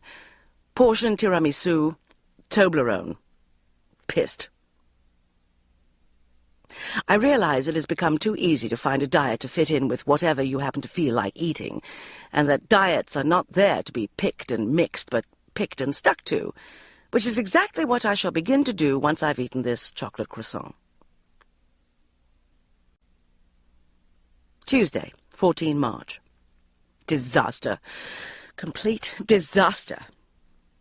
Flushed with the success of Tom's Ice Queen theory, I began to rather brim over, as it were, into Jude's, and started messaging Daniel again to reassure him that I trust him, and am not going to become needy or fly off the handle without just cause. By mid-morning, so successful was the Ice Queen, combined with men are from Mars, women are from Venus approach, that Daniel walked right up to me by the coffee machine and said, "Will you come to Prague next weekend?" "What?" You mean the weekend after this one? Yes, next weekend, he said, with an encouraging, slightly patronizing air, as if he'd been teaching me to speak English. Ooh, yes, please, I said, forgetting the Ice Queen mantra in the excitement. Next thing he came up and asked if I wanted to come round the corner for lunch. We arranged to meet outside the building, so no one would suspect anything, and it was all rather thrilling and clandestine, until he said, as we walked towards the pub, "Listen, Bridge, I'm really sorry I've fucked up." "Why, what?" I said, even as I spoke, remembering my mum and wondering if I ought to be saying, "Pardon?" "I can't make Prague next weekend. I don't know what I was thinking about, but maybe we'll do it another time." A siren blared in my head, and a huge neon sign started flashing with Sharon's head in the middle, going, "Fuck Whittage! Fuck Whittage!" I stood stock still on the pavement, glowering up at him. "What's the matter?" he said, looking amused. "I'm fed up with you," I said furiously. "I told you quite specifically, the first time you tried to undo my skirt, that I am not into emotional fuckwittage. It was very bad to carry on flirting, sleep with me, then not even follow it up with a phone call, and try to pretend the whole thing never happened. Did you just ask me to Prague to make sure you could still sleep with me if you wanted to, as if we were on some sort of ladder?" "A ladder, Bridge," said Daniel. "What sort of ladder?" "Shut up!" I bristled crossly. "It's all chop change with you. Either go out with me and treat me nicely, or leave me alone. As I say, I am not interested in fuckwittage." "What about you, this week? First you completely ignore me like some Hitler Youth ice maiden. Then you turn into an irresistible sex kitten, looking at me over the computer with not so much come to bed as just come eyes. And now suddenly you're Jeremy Paxman." We stared at each other, transfixed like two African animals at the start of a fight on a David Attenborough program. Then, suddenly, Daniel turned on his heel and walked off to the pub, leaving me to stagger, stunned, back to the office, where I dived to the loo, locked the door, and sat down, staring crazily at the door with one eye. Oh, God! 5 p.m. Ha, ha, am marvellous. Feeling pleased with self. Had top-level post-works crisis meeting in Café Rouge with Sharon, Jude, and Tom, who were all delighted with the Daniel outcome, each convinced it was because I had followed their advice. Also, Jude had heard survey on the radio that by the turn of the millennium, 1/3 of all households will be single, therefore proving that at last we are no longer tragic freaks. Shazza guffawed and said, 1 in 3, 9 out of 10 more like. Sharon maintains men, present company, i.e. Tom, accepted, obviously, are so catastrophically unevolved that soon they will just be kept by women as pets for sex. Therefore, presumably these will not count as shared households, as the men will be kept outside in kennels. Anyway, feeling empowered. Tremendous. Think might read bit of Susan Falludi's Backlash. 5 a.m. Oh, God, I'm so unhappy about Daniel. I love him. Wednesday, 15 March. 126 pounds. Alcohol units 5. Disgrace. Urine of Satan. Cigarettes 14. Weed of Satan. Will give up on birthday. Calories 1,795. Have woken up fed up. On top of everything, only 2 weeks to go until birthday, when we'll have to face up to the fact that another entire year has gone by, during which everyone else except me has mutated into smug married, having children plop, plop, plop, left, right, and centre, and making hundreds of thousands of pounds and inroads into every hub of establishment, while I career rudderless and boyfriendless through dysfunctional relationships and professional stagnation. Find self constantly scanning face in mirror for wrinkles and frantically reading hello, checking out everyone's ages in desperate search for role models. Jane Seymour is 42. Fighting long-impacted fear that one day in your 30s you will suddenly, without warning, grow a big, fat, crimpling dress, shopping bag, tight perm, and face collapsing in manner of movie special effect. And that'll be it. Try to concentrate hard on Goldie Hawn and Susan Sarandon. Also worried about how to celebrate birthday. Size of flat and bank balance prohibits actual party. Maybe dinner party? But then would have to spend birthday slaving and would hate all guests on arrival. Could all go out for a meal, but then feel guilty asking everyone to pay, selfishly presuming to force costly and dull evening on others, merely to celebrate own birthday, yet cannot afford to pay for everyone. Oh, God, what to do? Wish had not been born, but immaculately burst into being in similar, though not identical manner to Jesus. Then would not have had to have birthday. Sympathize with Jesus in sense of embarrassment he must, and perhaps should feel, over 2 millennia-old social imposition of own birthday on large areas of globe. Midnight. Have had VG idea about birthday. Am going to ask everyone round for cocktails, perhaps Manhattans. Will then have given to guests something in manner of grand society hostess, and if everyone wishes to go to dinner afterwards, why, they may do so. Not sure what Manhattan is, come to think of it, but could buy a book of cocktails, maybe. Probably won't, to be perfectly honest. Thursday, 16 March.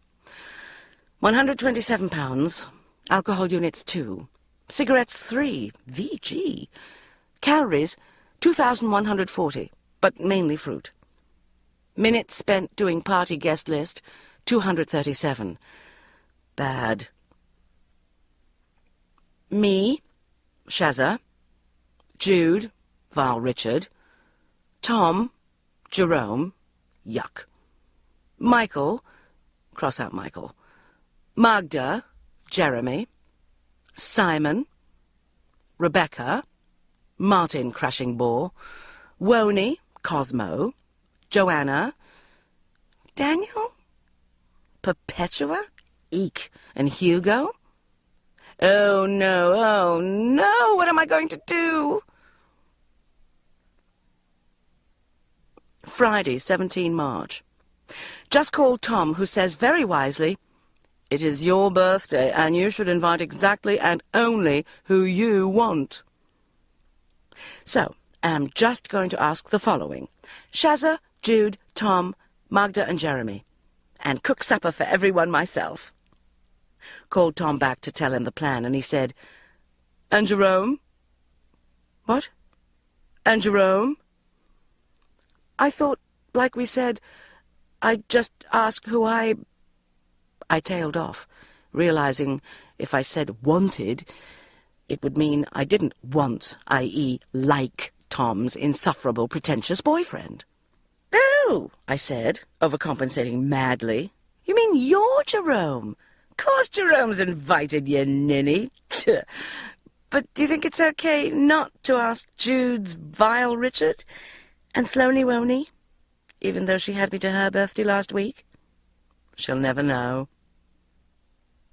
When I told Jude who was coming, she said perkily, "Oh, so we're bringing other halves," which means vile Richard. Also, now that it's not just 6, I will have to ask Michael. Oh well, I mean 9 is fine. 10, it'll be fine. Next thing, Sharon rang. "I hope I haven't put my foot in it. I just saw Rebecca and asked her if she was coming to your birthday, and she looked really offended." Oh no, I'll have to ask Rebecca and Martin Crashing Ball now. But that means I'll have to ask Joanna as well. Shit. Now I've said I'm cooking, I can't suddenly announce we're going out to a restaurant, or I'll seem both bone-idle and mean. Oh, God. Just got home to icy, offended-sounding answer phone message from Woney. "Cosmo and I were wondering what you'd like for your birthday this year. Would you call us back, please?" Realize I'm going to spend my birthday cooking food for 16 people. Saturday, 18 March. £125. Alcohol units 4. Fed up. Cigarettes 23. VV bad, especially in 2 hours. Calories 3,827. Repulsive. 2 p.m. Just what I needed. My mother burst into my flat. Last week's grasshopper who sang all summer crisis miraculously forgotten. "My godfather's darling," she said breathily, steaming through my flat and heading for the kitchen. "Have you had a bad week or something? You look dreadful. You look about 90. "Anyway, guess what, darling?" she said, turning, holding the kettle, dropping her eyes modestly, then looking up, beaming like Shirley Temple about to embark upon a tap-dancing routine. "What?" I muttered grumpily. "I've got a job as a TV presenter." "I'm going shopping." Sunday, 19 March. £124, alcohol units 3, cigarettes 10, calories 2,465, but mainly chocolate. Hooray! Whole new positive perspective on birthday. Have been talking to Jude about books she has been reading about festivals and rites of passage in primitive cultures, and am feeling happy and serene. Realize it is shallow and wrong to feel that flat is too small to entertain 19, and that cannot be asked to spend birthday cooking, and would rather dress up and be taken to posh restaurant by sex god with enormous gold credit card. Instead, I'm going to think of my friends as a huge, warm, African or possibly Turkish family. Our culture is too obsessed with outward appearance, age, and status. Love is what matters. These 19 people are my friends. They want to be welcomed into my home to celebrate with affection and simple, homely fare, not to judge. I'm going to cook shepherd's pie for them all. British home cooking. It will be a marvellous, warm, third-world-style ethnic family party. Monday, 20 March. £126, alcohol units 4, getting into mood. Cigarettes 27, but last day before giving up. Calories 2,455. Have decided to serve the shepherd's pie with char-grilled Belgian endive salad, Roquefort lardon, and frizzled chorizo to add a fashionable touch. Have not tried before, but sure it will be easy. Followed by individual Grand Marnier soufflés. Much looking forward to the birthday. Expect to become known as brilliant cook and hostess. Tuesday, 21 March. Birthday. £126, alcohol units 9, cigarettes 42, calories 4,295. If I can't splash out on birthday, when can I? 6:30 p.m.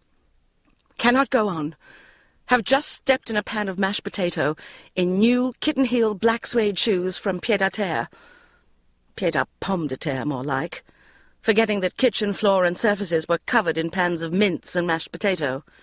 It is already 6:30, and have to go out to Cullen's for Grand Marnier soufflé ingredients and other forgotten items. Oh, my God! Suddenly remembered tube of contraceptive jelly might be on side of wash basin. Must also hide storage jars with embarrassing unhip squirrel design and birthday card from Jamie with picture of little lamb on front which says, "Happy birthday, guess which one is you?" Then, inside, "You're the one over the hill." Schedule. 6:30. Go to shop. 6:45. Return with forgotten groceries. 6:45 to 6:47. Assemble shepherd's pie and place in oven. Oh, God, hope we'll all fit. 7 to 7:05. Prepare Grand Marnier soufflés. Actually think we'll have a little taste of Grand Marnier now. It is my birthday, after all. 7:05 to 7:10. Grand Marnier delicious. Check plates and cutlery for telltale signs of sluttish washing up, and arrange in attractive fan shape. Ah, must buy napkins also. Or is it serviettes? Can never remember which one is common. 7:10 to 7:20. Tidy up and move furniture to sides of room. 7:20 to 7:30. Make frisé lardon frizzled chorizo thing. All of which leaves a clear half hour to get ready, so no need to panic. Must have a fag. Ah! It's 7:15. How did that happen? Ah! 7:15 p.m. Just got back from shop and realised I've forgotten butter. 7:35 p.m. Shit! Shit! Shit! The shepherd's pie is still in pans all over the kitchen floor and have not yet washed hair. 7:40 p.m. Oh, my God! Just looked for milk and realised I've left the carrier bag behind in the shop. Also had the eggs in it. That means, oh, God, and the olive oil, so cannot do frizzy salad thing. 7:40 p.m. Best plan, surely, is to get into the bath with a glass of champagne, then get ready. At least if I look nice, I can carry on cooking when everyone is here, and maybe get Tom to go out for the missing ingredients. 7:55 p.m. Ah! Doorbell! I'm in bra and panties with wet hair. Pie is all over floor. Suddenly hate the guests. Have had to slave for 2 days, and now they will all swarm in, demanding food like cuckoos. Feel like opening door and shouting, "Oh, go fuck yourselves!" 2 a.m. Feeling emotional. At door were Magda, Tom, Shazza, and Jude with bottle of champagne. They said to hurry up and get ready, and when I had dried hair and dressed, they had cleaned up all the kitchen and thrown away the shepherd's pie.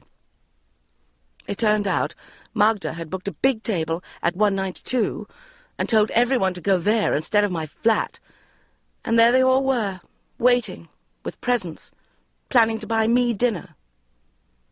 Magda said they had had a weird, almost spooky sixth sense that the Grand Marnier soufflé and frizzled lardon thing were not going to work out. Love the friends. Better than extended Turkish family in weird headscarves any day. Right. For coming year, we'll reactivate New Year's resolutions, adding the following. I will stop being so neurotic and dreading things. I will not sleep with or take any notice of Daniel Cleaver any more.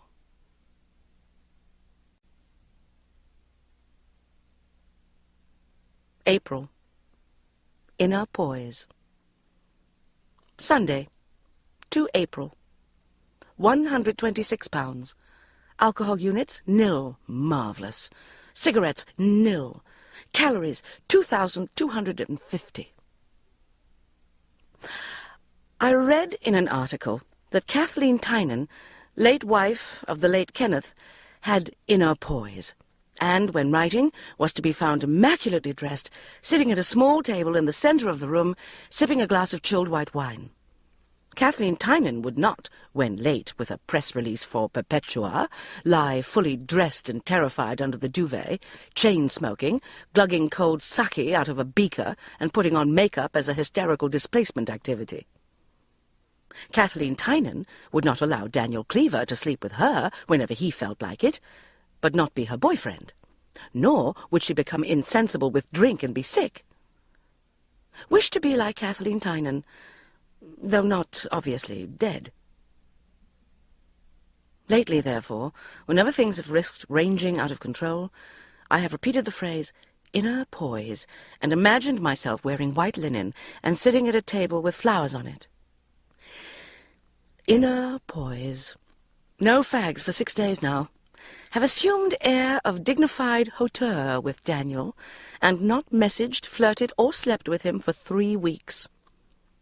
Only 3 alcohol units consumed over the last week, as grudging concession to Tom, who complained that spending the evening with the new vice-free me was like going out for dinner with a whelk, scallop, or other flaccid sea creature.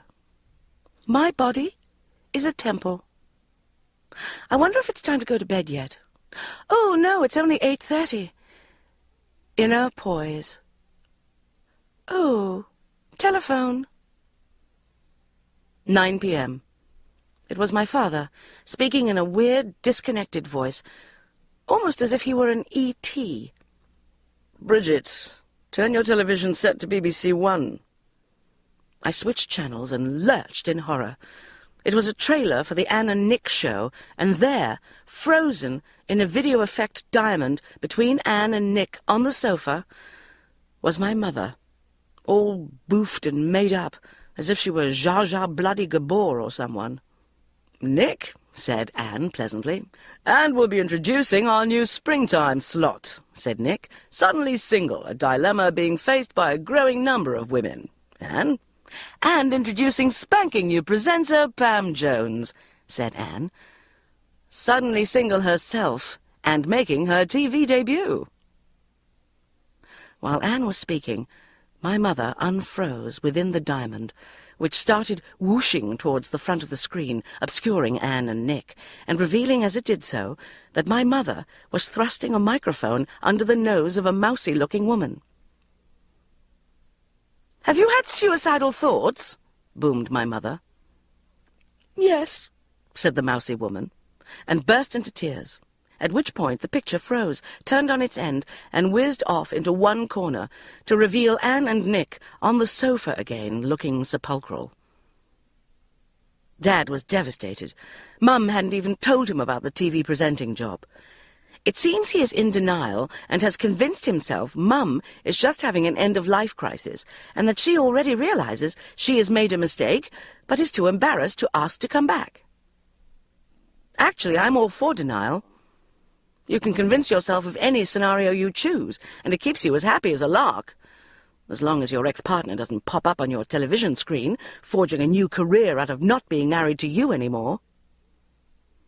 I tried to pretend it didn't mean there was no hope, and that Mum might be planning their reunion as a really grabby end to the series, but it didn't wash. Poor Dad. I don't think he knows anything about Julio or the man from the tax office. I asked him if he'd like me to come up tomorrow and we could go out and have a nice supper together on Saturday night and maybe go for a walk on Sunday. But he said he was all right. The Aukenburys are holding an Old English supper on Saturday night for the lifeboat. Tuesday, 4 April.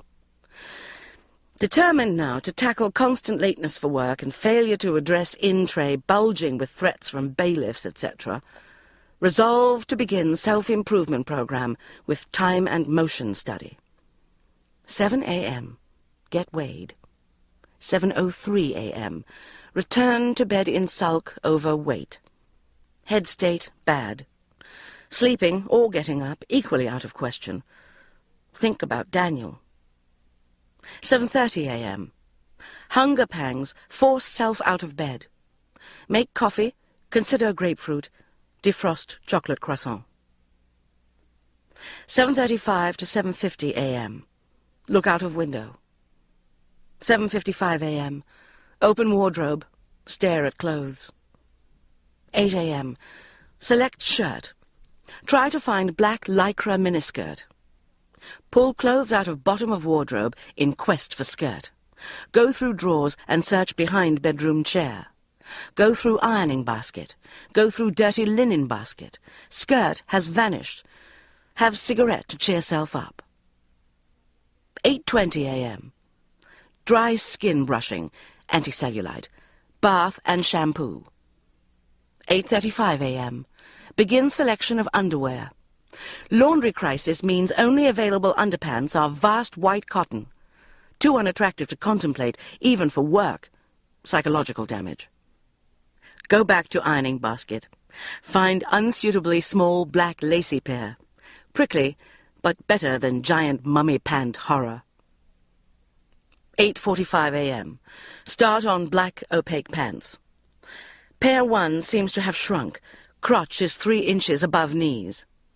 Get second pair on and find hole on back of leg. Throw away. Suddenly remember had lycra miniskirt on when returned home with Daniel last time. Go to living room. Triumphantly locate skirt between cushions on sofa. 8:55 a.m. Return to tights. Pair 3 has hole only in toe. Put on. Hole transforms into run, which will protrude tellingly from shoe. Go to ironing basket. Locate last pair of black opaque tights, twisted into rope-like object, speckled with bits of tissue. Untangle and purge of tissue. 9:05 a.m. Have got tights on now. Add skirt. Begin ironing shirt. 9:10 a.m. Suddenly realize hair is drying in weird shape. Search for hairbrush. Locate in handbag. Blow dry hair. Will not go right.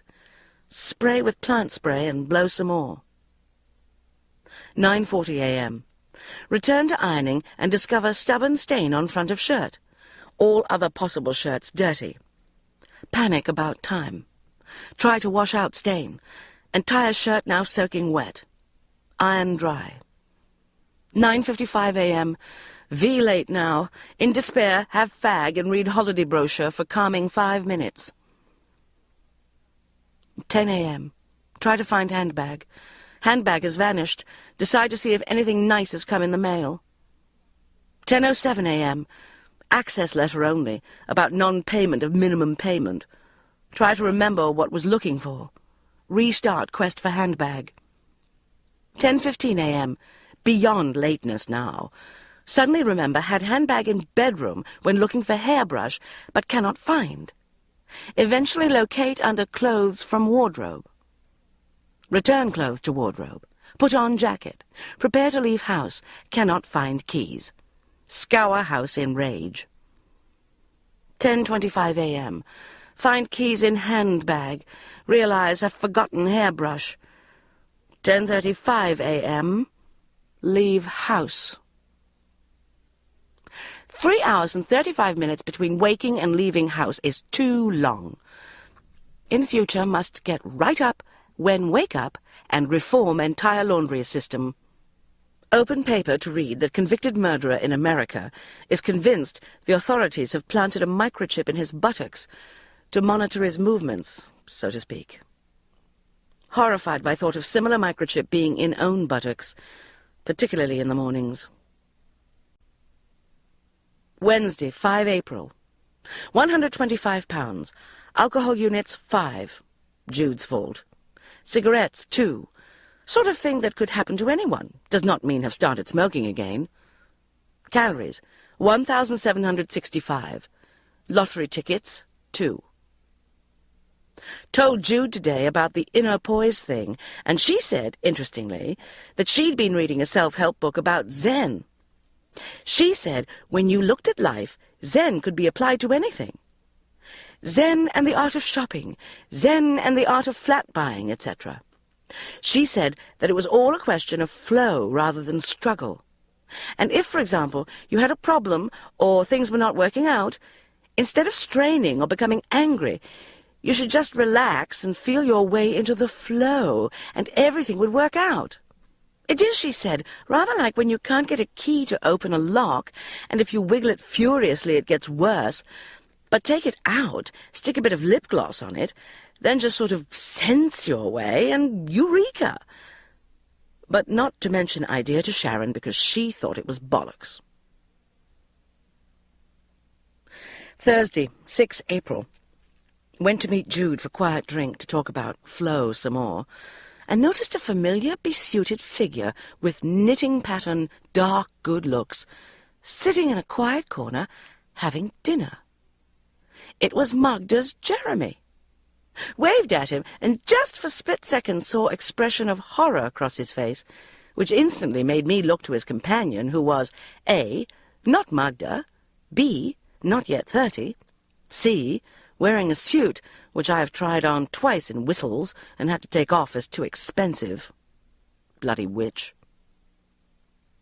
I could tell Jeremy was trying to get away with the sort of quick hello not now look which acknowledges your close, old and enduring friendship, but at the same time demonstrates that this is not the moment to affirm it with kisses and an in-depth chat. I was about to play along with it, but then I thought, hang on a minute. Sisters under the skin!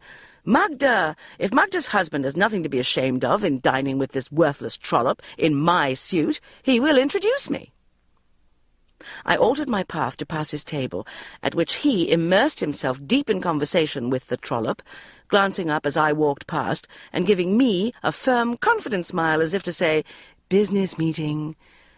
I gave him a look which said, "Don't you business meeting me," and strutted on. What should I do now, though? Oh dear. Tell Magda? Not tell Magda? Ring Magda and ask if everything's okay? Ring Jeremy and ask him if everything's okay?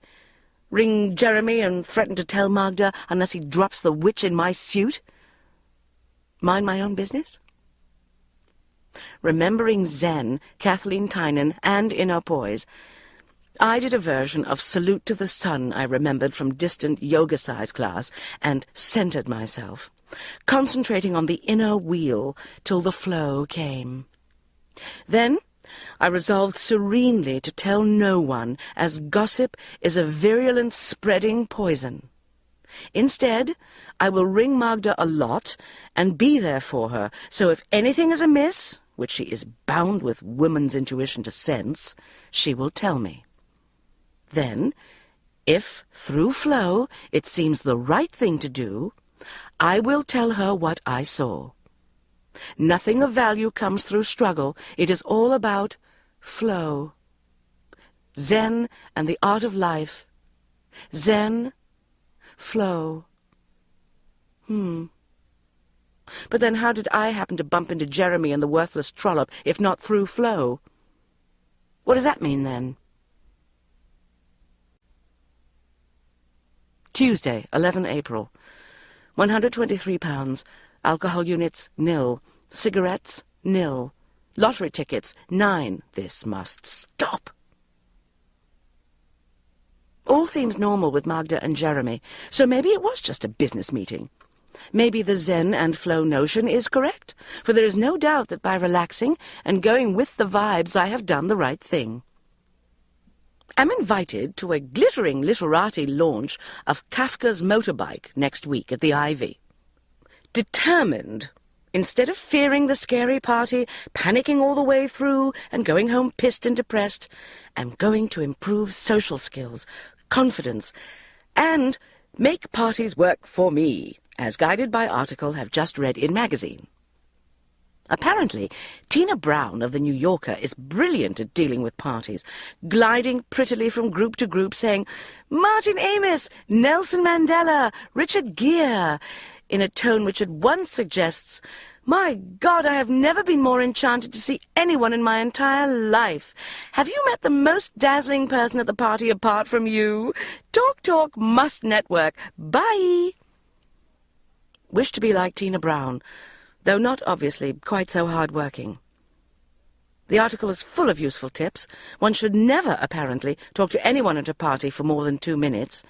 When time is up, you simply say, "I think we're expected to circulate. Nice to meet you," and go off. If you get lost for words after asking someone what they do, to which they reply, "Undertaker," or "I work for the Child Support Agency," you must simply ask, "Do you enjoy that?" When introducing people, add a thoughtful detail or two about each person so that their interlocutor has a conversational kicking-off point. For example, "This is John. He's from New Zealand and enjoys windsurfing." Or, "Gina is a keen skydiver and lives on a barge." Most importantly, one must never go to a party without a clear objective, whether it be to network, thereby adding to your spread of contacts to improve your career, to make friends with someone specific, or simply clinch a top deal. Understand where have been going wrong by going to parties armed only with objective of not getting too pissed. Monday, 17 April. £124. Alcohol units, nil, VG. Cigarettes, nil, VG. Lottery tickets, 5. But won £2, so total instant lottery expenditure only £3. Right, tomorrow is Kafka's motorbike. I'm going to work out clear set of objectives. In a minute. We'll just watch adverts, then ring up Jude. Right. 1. Not to get too pissed. 2. To aim to meet people to network with. Anyway, we'll think of some more later. 11 p.m. Right. 3. To put the social skills from the article into action. 4. To make Daniel think I have inner poise and want to get off with me again. No, cross out 4. 4. To meet and sleep with sex god. No, scratch out 4. 4. To make interesting contacts in the publishing world, possibly even other professions, in order to find new career. Oh, God, do not want to go to scary party, want to stay home with bottle of wine and watch EastEnders. Tuesday, 18 April. 126 pounds, alcohol unit 7. Oh dear. Cigarettes 30. Calories. Cannot bear to think about it. Lottery tickets 1. Excellent. Party got off to a bad start when could not see anyone that I knew to introduce to each other. Found myself a drink, then spotted Perpetua talking to James from the Telegraph. Approached Perpetua confidently, ready to swing into action, but instead of saying, "James, Bridget comes from Northamptonshire and is a keen gymnast," I'm going to start going to gym again soon, Perpetua just carried on talking well beyond the 2-minute mark and ignored me. I hung around for a while, feeling a total geek, then spotted Simon from marketing. Cunningly pretending I had not intended to join Perpetua's conversation at all, I bore down purposefully upon Simon, preparing to say, "Simon Barnett," in the style of Tina Brown. When I was almost there, however, I noticed that, unfortunately, Simon from marketing was talking to Julian Barnes. Suspecting that I might not be able to fully pull off crying, "Simon Barnett, Julian Barnes," with quite the required gaiety and tone, I hovered indecisively, then started to sidle away, at which point Simon said in an irritated, superior voice, one you, funnily enough, never hear him use when he's trying to get off with you by the photocopier, "Did you want something, Bridget?" Yes," I said, panicking wildly about what it was I could possibly want. Yes?" Simon and Julian Barnes looked at me expectantly. "Do you know where the toilets are?" I blurted out. Damn! Why did I say that? I saw a faint smile hover over the thin but attractive lips of Julian Barnes. Actually, I think they're over there. Jolly good, thanks," I said, and made for the exit. Once out of the swinging doors, I slumped against the wall, trying to get my breath back, thinking, "Inner poise, inner poise." It was not going particularly well so far. There were no two ways about it. I looked wistfully at the stairs. The thought of going home, putting my nightie on and turning on the telly began to seem irresistibly attractive. Remembering the party objectives, though, I breathed in deeply through my nose, murmured "inner poise," and pushed through the doors back into the party. Perpetua was still by the door, talking to her ghastly friends Piggy and Arabella. Bridget," she said, "are you going to get a drink?" and held out her glass. When I returned with 3 glasses of wine and a Perrier, they were in full auto-witter. "I have to say, I think it's disgraceful. All it means in this day and age is that a whole generation of people only get to know the great works of literature, Austen, Eliot, Dickens, Shakespeare, and so on, through the television. Well, quite, it's absurd, criminal. Absolutely. They think that what they see when they're channel-hopping between Noel's house party and Blind Date actually is Austen or Eliot." "Blind Date is on Saturdays," I said. "I'm sorry?" said Perpetua. "Saturdays. Blind Date is on Saturdays at 7:15, after Gladiators." "So?" said Perpetua, sneerily, with a sideways glance at Arabella and Piggy. "Those big literary adaptations don't tend to go on Saturday nights." "Oh, look, there's Mark," interrupted Piggy. "Oh, God, yeah," said Arabella, beadily. "He's left his wife, hasn't he?" "What I meant was, there isn't anything any good like Blind Date on the other side during the literary masterpieces, so I don't think that many people would be channel-hopping."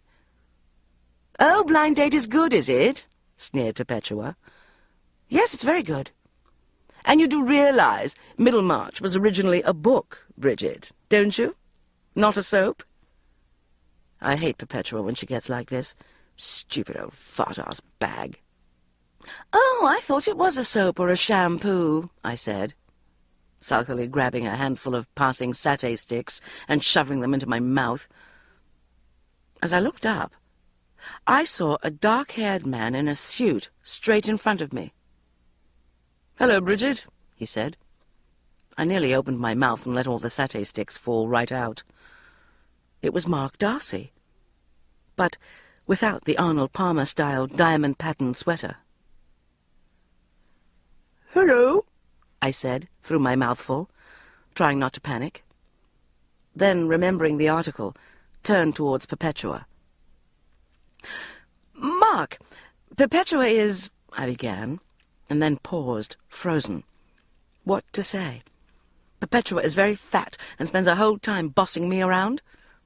Mark is very rich and has a cruel-raced ex-wife. "Yes," said Mark. "Is my boss, and is buying a flat in Fulham, and Mark is," I said, turning desperately to Perpetua, "a top human rights lawyer." "Oh, hello, Mark. I know of you, of course," gushed Perpetua, as if she were Prunella Scales in 40 Towers, and he were the Duke of Edinburgh. "Mark, hi," said Arabella, opening her eyes very wide and blinking in a way she presumably thought was very attractive. "Haven't seen you for yonks. How's the Big Apple?" "We were just talking about hierarchies of culture," boomed Perpetua.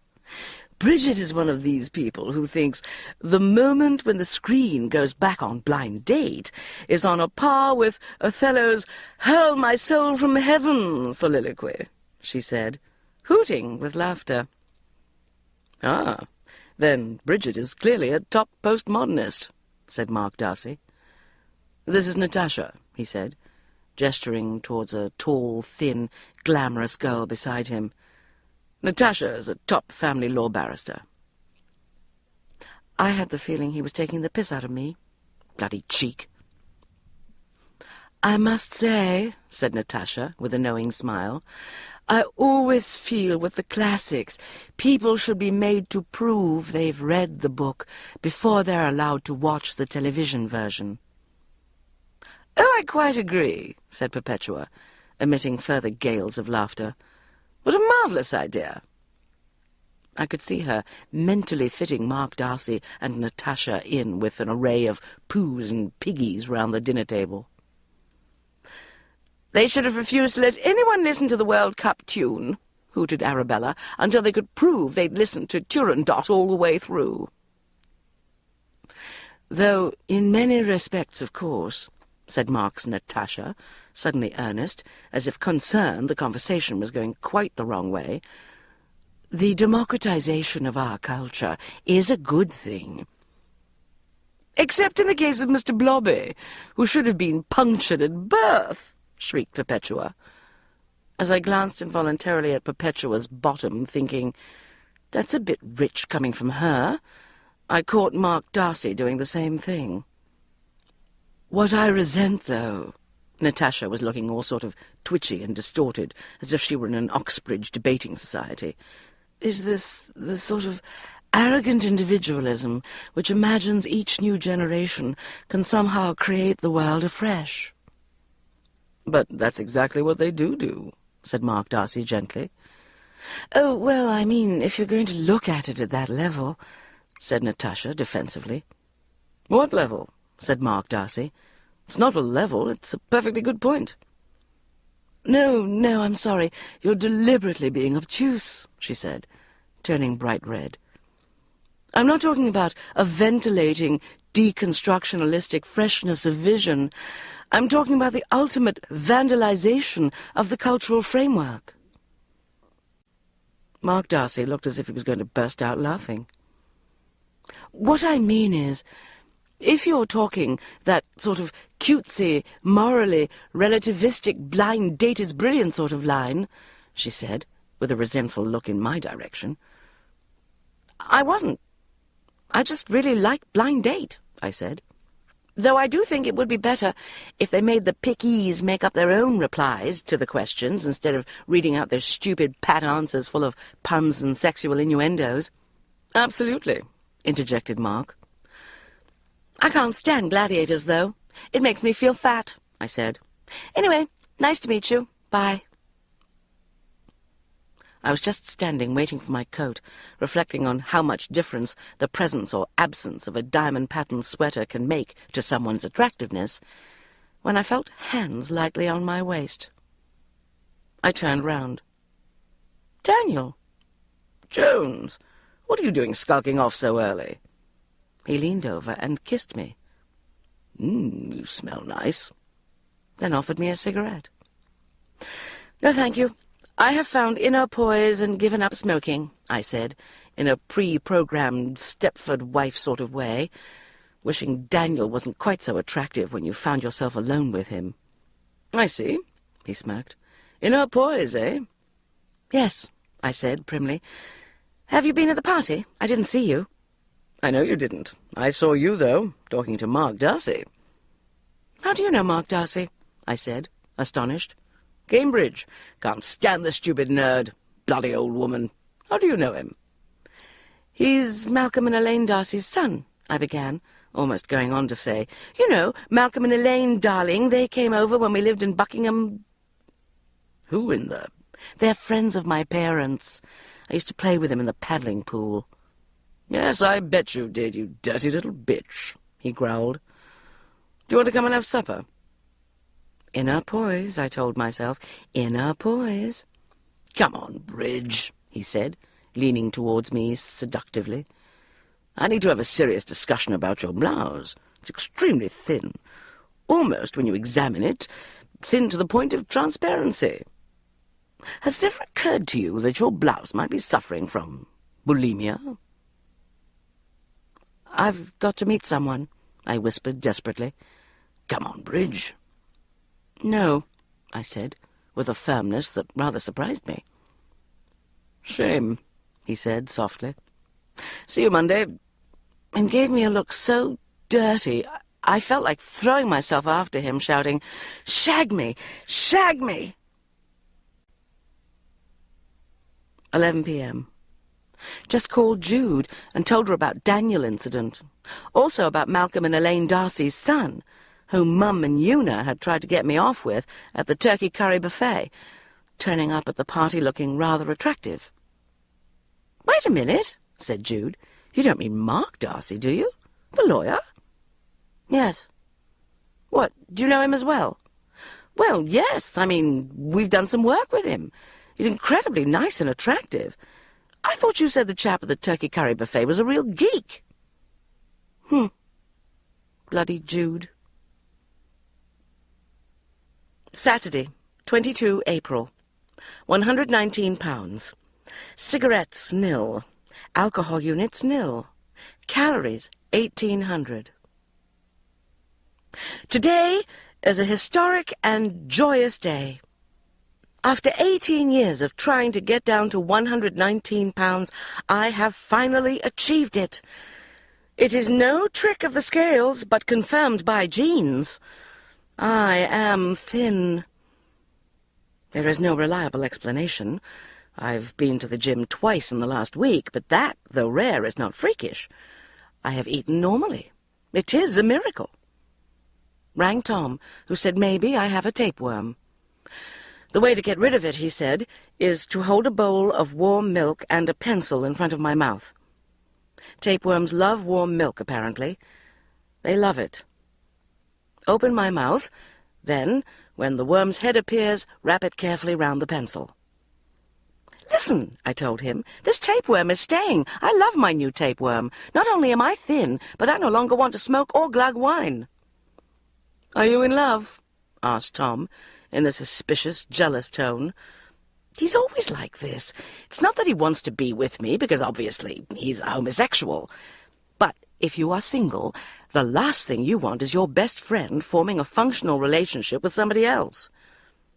I racked my brains, then stopped, shocked by a sudden, stunning realization. I am not in love with Daniel anymore. I'm free.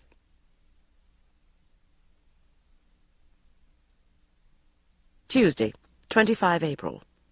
119 pounds. Alcohol units, nil. Excellent. Cigarettes, nil. VVG. Calories, 995. Continuing good work.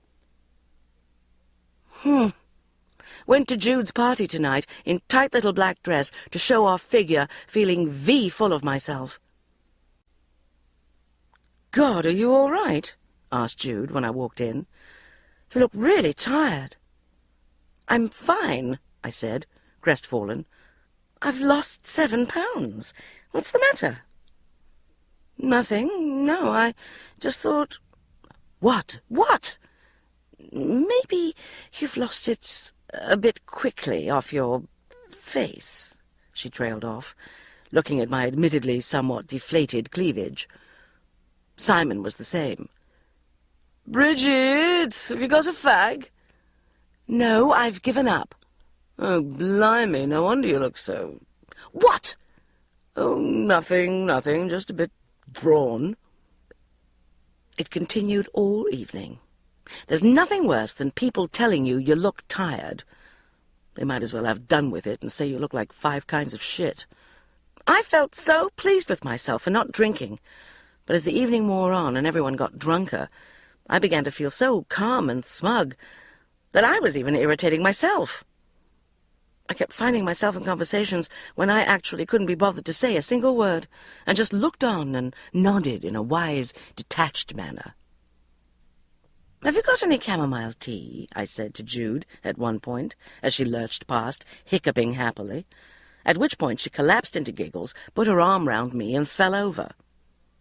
I decided I'd better go home. Once there, I got into bed, put my head on the pillow, but nothing happened. I kept putting my head in one place, then another place, but still it wouldn't go to sleep. Normally I'd be snoring by now, and having some sort of traumatized paranoid dream. I put the light on.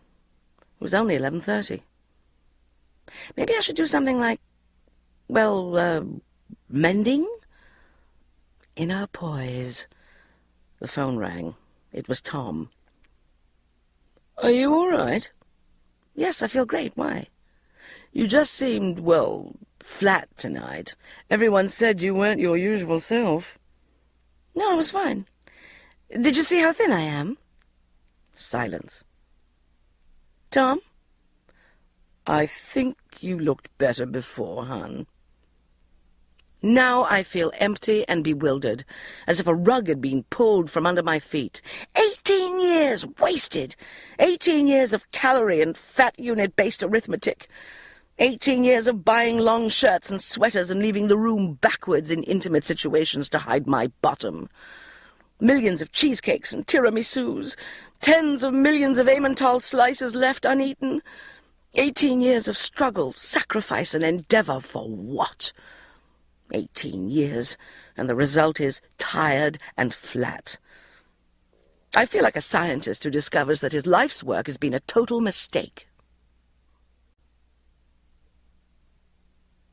Thursday, 27 April. Alcohol units, nil. Cigarettes, nil. Lottery tickets, 12. VV bad, but have not weighed self or thought about dieting all day. VG. Must stop buying instant lottery tickets. But the trouble is I do quite often win. The instants are much better than the lottery itself, because the numbers no longer come up during blind date. It's not on at the moment, and all too often do not have a single one of yours among them, leaving you feeling both impotent and cheated, with nothing to be done except crumple your ticket up and throw it defiantly on the floor. Not so with the scratch-offs, which are very much a participation thing, with 6 cash figures to be scratched off, often quite a hard and skilled job, and never giving you the feeling that you didn't have a chance. 3 amounts the same secures a win, and in my experience you always get very close, often with as many as 2 matching pairs for amounts as great as £50,000. Anyway, you can't deny yourself all pleasures in life. I'm only on about 4 or 5 a day, and besides, I'm going to stop soon. Friday, 28 April. Alcohol units, 14. Cigarettes, 64. Calories, 8,400. VG, though bad to have counted. Slimming obsession, V bad. Lottery tickets, nil. At 8:45 last night, I was running a relaxing aromatherapy bath and sipping chamomile tea when a car burglar alarm started up. I have been waging a campaign on our street against car burglar alarms, which are intolerable and counterproductive, since you are more likely to get your car broken into by an angry neighbor trying to silence the burglar alarm than by a burglar. This time, however, instead of raging and calling the police, I merely breathed in through flared nostrils and murmured, "Inner poise." The doorbell rang. I picked up the intercom. A posh sheep voice bleated, "He's having a fucking affair!" Then there was hysterical sobbing. I rushed downstairs, where Magda was outside the flat in floods of tears, fiddling under the steering wheel of Jeremy's Saab convertible, which was emitting a doo-wee-doo-wee-doo-wee of indescribable loudness, all lights flashing, while the baby screamed as if being murdered by a domestic cat in the car seat. "Turn it off!" somebody yelled from an upstairs window. "I bloody well can't!" shrieked Magda, tugging at the car hood. "Gerrars!" she yelled into the portable phone. "Gerrars, you fucking adulterous bastard! How'd you open the hood on the Saab?" Magda is very posh. Our street is not very posh. It is of the kind which still has posters in the windows saying, "Free Nelson Mandela." "I'm not bloody coming back, you bastard!" Magda was yelling. "Just tell me how to open the fucking hood!" Magda and I were both in the car now, pulling every lever we could find. Magda swigging intermittently at a bottle of Laurent Perrier. By this time, an angry mob was gathering. Next thing, Jeremy roared up on his Harley-Davidson, but instead of turning off the alarm, he started trying to grab the baby out of the back seat, with Magda screaming at him. Then the Australian guy, Dan, who lives below me, opened his window. "Oi, Bridget," he shouted. "There's water pouring through my ceiling." "Shit! The bath!" I ran upstairs, but when I got to my door I realized I'd shut it behind me with the key inside. I started banging my head against it, yelling, "Shit! Shit!" Then Dan appeared in the hall. "Christ," he said, "you'd better have one of these." "Thanks," I said, practically eating the proffered fag. Several cigarettes and a lot of fiddling with a credit card later, we were in, to find water flooding everywhere. We couldn't turn the taps off. Dan rushed downstairs, returning with a wrench and a bottle of scotch. He managed to turn off the taps and started helping me to mop up. Then the burglar alarm stopped, and we rushed to the window just in time to see the Saab roar off with the Harley-Davidson in hot pursuit. We both started laughing. We'd had quite a lot of whiskey by now. Then, suddenly, I don't quite know how, he was kissing me. This was quite an awkward situation, etiquette-wise, because I had just flooded his flat and ruined his evening, so I didn't want to seem ungrateful. I know that didn't give him license to sexually harass me, but the complication was quite enjoyable, really, after all the dramas and inner poise and everything. Then suddenly a man in motorbike leathers appeared at the open door, holding a pizza box. "Ah, shit," said Dan. "I forgot I ordered pizza." So he ate the pizza, and had a bottle of wine, and a few more cigarettes, and some more scotch, and then he restarted trying to kiss me. And I slurred, "No, no, it mustn't," at which point he went all funny and started muttering, "Oh, Christ! Oh, Christ!" "What is it?" I said. "I'm married," he said. "But, Bridget, I think I love you." When he'd finally gone, I slumped on the floor, shaking, with my back to the front door, chain-smoking butt ends. "Inner poise," I said, half-heartedly. Then the doorbell rang. I ignored it. It rang again. Then it rang without stopping. I picked it up. "Darling," said a different drunken voice I recognized. "Go away, Daniel," I hissed. "No, let me explain." "No." "Bridge, I want to come in." Silence. Oh, God, why do I still fancy Daniel so much? "I love you, Bridge." "Go away, you're drunk," I said, with more conviction than I felt. "Jones, "What?" can I use your toilet?" Saturday, 29 April. Alcohol units 12. Cigarettes 57. Calories 8,489. Excellent. 22 hours, 4 pizzas, 1 Indian takeaway, 3 packets of cigarettes, and 3 bottles of champagne later, Daniel is still here. I am in love. I am also now between one and all of the following. A, back on 30 a day. B, engaged. C, stupid. D, pregnant. 11:45 p.m. I've just been sick, and as I slumped over the loo trying to do it quietly so Daniel wouldn't hear, he suddenly yelled out from the bedroom, "There goes your inner poise, my plumptress. Best place for it, I say." May, mother-to-be. Monday, 1 May. Alcohol units, 0. Cigarettes, 0. Calories, 4,200. Eating for 2. I seriously think I am pregnant. How could we have been so stupid? Daniel and I were so carried away with euphoria at being back together again that reality seemed to go out of the window. And once you've... Oh, look, I don't want to talk about it. This morning, I definitely felt the beginnings of morning sickness. But that could be because I was so hungover after Daniel finally left yesterday that I ate the following things to try to make myself feel better. 2 packets Emmental cheese slices. 1 quart freshly squeezed orange juice. 1 cold-baked potato. 2 pieces unbaked lemon cheesecake, very light, also possibly eating for 2. 1 Milky Way, 125 calories only. Body's enthusiastic response to cheesecake suggested baby needed sugar. 1 chocolate viennoise dessert thing with cream on top. Greedy baby, incredibly demanding. Steamed broccoli. Attempt to nourish baby and stop it growing up spoiled. 4 cold frankfurters. Only available can in cupboard. Too exhausted by pregnancy to go out to shop again. Oh dear.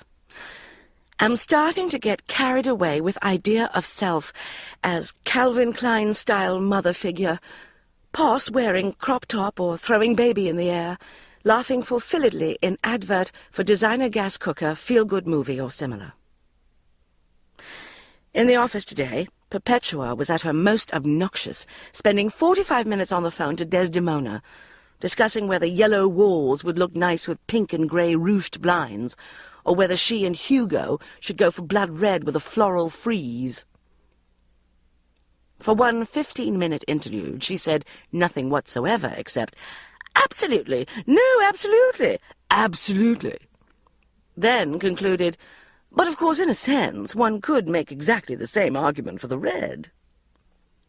Instead of wanting to staple things to her head, I merely smiled in a beatific sort of way, thinking how soon all these things were to be immaterial to me, alongside caring for another tiny human being. Next, I discovered a whole new world of Daniel fantasies. Daniel carrying the baby in a sling, Daniel rushing home from work, thrilled to find the two of us pink and glowing in the bath, and in years to come being incredibly impressive at parent-teacher evenings. But then Daniel appeared. I have never seen him look worse. The only possible explanation was that on leaving me yesterday, he had carried on drinking. He looked over at me briefly, with the expression of an axe murderer. Suddenly, the fantasies were replaced by images from the film Barfly, where the couple spent the whole time blind drunk, screaming and throwing bottles at each other, or with Daniel yelling, "Bridge, the baby, it's bawling its head off," and me retorting, "Daniel, I'm having a fag." Wednesday, 3 May. 128 pounds. Eek! Baby growing at monstrous unnatural rate. Alcohol units, nil. Cigarettes, nil. Calories, 3,100, but mainly potatoes. Oh, my God. Must keep eye on weight again now, for baby's sake. Help! Monday and most of Tuesday, I sort of thought I was pregnant, but knew I wasn't really. Rather like when you're walking home late at night and think someone is following you, but no, they're not really. But then they suddenly grab you round the neck, and now I'm 2 days late. Daniel ignored me all day Monday, then caught me at 6 p.m. and said, "Listen, I'm going to be in Manchester till the end of the week. I'll see you on Saturday night, okay?" He hasn't called. Am single mother. Thursday, 4 May. 129 pounds. Alcohol units nil. Cigarettes nil. Potatoes 12. Went to the chemist to discreetly buy a pregnancy test. I was just shoving the packet at the girl on the till, with my head down, wishing I'd thought to put my ring on my wedding finger, when the chemist yelled, "You want a pregnancy test?" "Shh!" I hissed, looking over my shoulder. "How late's your period?" he bellowed. "You'd be better off with the blue one. It tells you if you're pregnant on the first day after your period is due." I grabbed the proffered blue one, handed over the 8 pounds sodding 95, and scuttled out. For the first 2 hours this morning, I kept staring at my handbag as if it was an unexploded bomb. At 11:30, I could stand it no longer, grabbed the handbag, got in the lift, and went to the loo 2 floors down to avoid the risk of anyone I knew hearing suspicious rustling. For some reason, the whole business suddenly made me furious with Daniel. It was his responsibility, too, and he wasn't having to spend £8.95 and hide in the toilet trying to wee on a stick. I unwrapped the packet in a fury, shoving the box and everything in the bin and getting on with it. Then put the stick upside down on the back of the loo without looking at it. 3 minutes. There was no way I was going to watch my fate being sealed by a slowly forming thin blue line. Somehow I got through those 180 seconds, my last 180 seconds of freedom, picked up the stick and nearly screamed. There, in the little window, was a thin blue line, bold as brass. Ah! Ah! After 45 minutes of staring blankly at the computer, trying to pretend Perpetua was a Mexican cheese plant whenever she asked me what was the matter, I bolted and went out to a phone booth to ring Sharon. Bloody Perpetua! If Perpetua had a pregnancy scare, she's got so much English establishment behind her, she'd be down the aisle in an Amanda Wakely wedding dress in 10 minutes flat. Outside, there was so much traffic noise I couldn't make Sharon understand.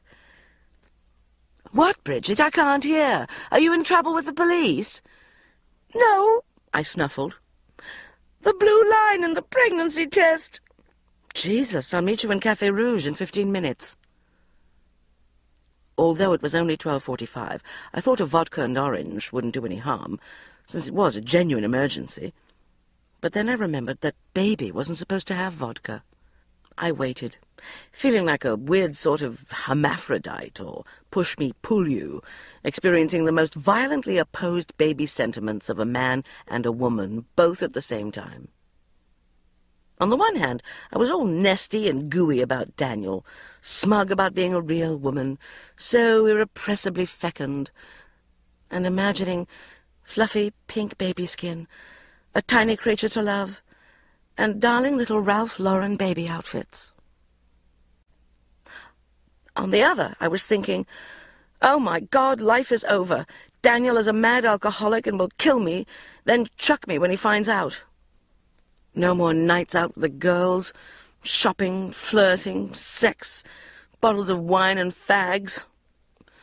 Instead, I'm going to turn into a hideous grow-bag-cum-milk-dispensing machine, which no one will fancy, and which will not fit into any of my trousers, particularly my brand-new acid-green Agnès Bay jeans. This confusion, I guess, is the price I must pay for becoming a modern woman, instead of following the course nature intended by marrying Abner Remington off the Northampton bus when I was 18. When Sharon arrived, I sulkily thrust the pregnancy test with its telltale blue line at her under the table. "Is this it?" she said. "Of course it's it," I muttered. "What do you think it is? A portable phone?" "You," she said, "are a ridiculous human being. Didn't you read the instructions? There are supposed to be 2 lines. This line is just to show the test is working. 1 line means you're not pregnant, you ninny." Got home to an answer phone message from my mother saying, "Darling, call me immediately. My nerves are shot to ribbons." Her nerves are shot to ribbons. Friday, 5 May. 126 pounds. Oh, sod it. Cannot break weighing habit of lifetime, particularly after pregnancy trauma. Will get therapy of some kind in future. Alcohol units, 6. Hurrah! Cigarettes, 25. Calories, 1,895. Lottery tickets, 3. Spent the morning mooning about in mourning for lost baby, but cheered up a bit when Tom called to suggest a lunchtime Bloody Mary to get the weekend off to a healthy start. Got home to find a petulant message from Mother saying she's gone to a health farm and will call me later. I wonder what's the matter. Probably overwhelmed by too many Tiffany's boxes from lovesick suitors and TV presenter job offers from rival production companies. 11:45 p.m. Daniel just called from Manchester. "Had a good week?" he said. "Super thanks," I said brightly. Super thanks. Huh. I read somewhere that the best gift a woman can bring to a man is tranquility, so I could hardly, as soon as we've started properly going out, admit that the minute his back was turned, I started having neurotic hysterics over a phantom pregnancy. Oh, well, who cares? We're seeing each other tomorrow night. Hooray! La la la la. Saturday, 6 May. VE Day. 127 pounds. Alcohol units, 6. Cigarettes, 25. Calories, 3,800, but celebrating anniversary of end of rationing. Correct lottery numbers, 0. Poor. Awake on VE Day in unseasonable heatwave, trying to whip up frenzy of emotion in self about end of war, freedom of Europe, marvellous, marvellous, etc., etc. Feel extremely miserable about whole business, to tell truth. In fact, left out might be the expression I am groping towards. I do not have any grandpas. Dad has got all worked up about a party being hosted in the Organbury's garden, at which, for unexplained reasons, he will be tossing pancakes. Mum is going back to the street she was brought up in Cheltenham, for a whale meat fritter party, probably with Julio. Thank God she didn't run off with a German. None of my friends are organising anything. It would seem embarrassingly enthusiastic and all wrong somehow, suggesting a positive approach to life, or that we were trying creepily to annex something that was nothing to do with us. I mean, I probably wasn't even an egg when the war ended. I was just nothing, while they were all fighting and making jam out of carrots or whatever they did. I hate this idea, and toy with calling Mum to see if she had started her periods when the war ended. Do eggs get produced one at a time, I wonder? Or are they stored from birth in microform until they are activated? Could I have somehow sensed the end of the war as a stored egg? If only I had a grandpa, I could have got in on the whole thing under the guise of being nice to him. Oh, sod it, I'm going to go shopping. 7 p.m. The heat has made my body double in size, I swear. I am never going in a communal changing room again. I got a dress stuck under my arms in warehouse while trying to lift it off, and ended up lurching around with inside-out fabric instead of a head, tugging at it with my arms in the air, rippling stomach and thighs on full display to the assembled sniggering 15-year-olds. When I tried to pull this stupid dress down and get out of it the other way, it got stuck on my hips. I hate communal changing rooms. Everyone stares sneakily at each other's bodies, but no one ever meets anyone's eye. There are always girls who know that they look fantastic in everything, and dance round, beaming, swinging their hair and doing model poses in the mirror, saying, "Does it make me look fat?" to their obligatory obese friend who looks like a water buffalo and everything. It was a disaster of a trip anyway. The answer to shopping, I know, is simply to buy a few choice items from Nicole Farey, Whistles, and Joseph. But the prices so terrify me that I go scuttling back to warehouse and Miss Selfridge, rejoicing in a host of dresses at $34.99, get them stuck on my head, then buy things from Marks and Spencer, because I don't have to try them on, and at least I've bought something. I have come home with 4 things, all of them unsuitable and unflattering. One will be left behind the bedroom chair in an M&S bag for 2 years. The other 3 will be exchanged for credit notes from Boole, Warehouse, etc., which I will then lose. I have thus wasted £119, which would have been enough to buy something really nice from Nicole Farey, like a very small T-shirt. It is all a punishment, I realize, for being obsessed by shopping in a shallow, materialistic way, instead of wearing the same rayon frock all summer and painting a line down the back of my legs. Also for failing to join in the VE Day celebrations. Maybe I should ring Tom and get a lovely party together for Bank Holiday Monday. Is it possible to have kitsch, ironic VE Day party, like for the royal wedding?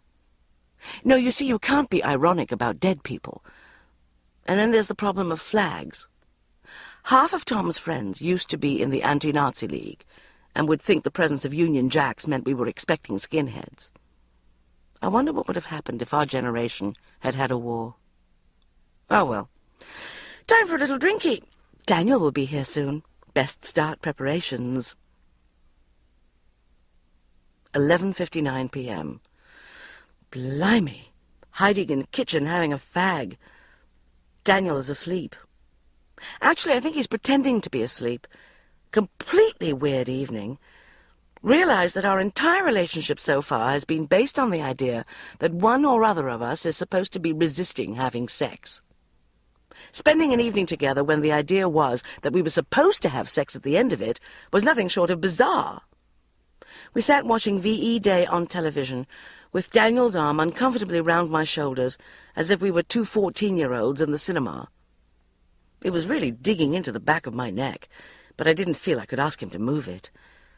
Then, when it was getting impossible to avoid the subject of bedtime any longer, we went all formal in English.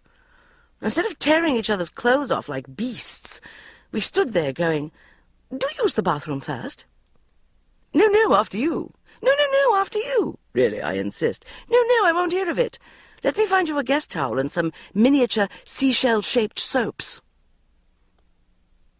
Then we ended up lying side by side and not touching, like we were Laurel and Hardy on holiday.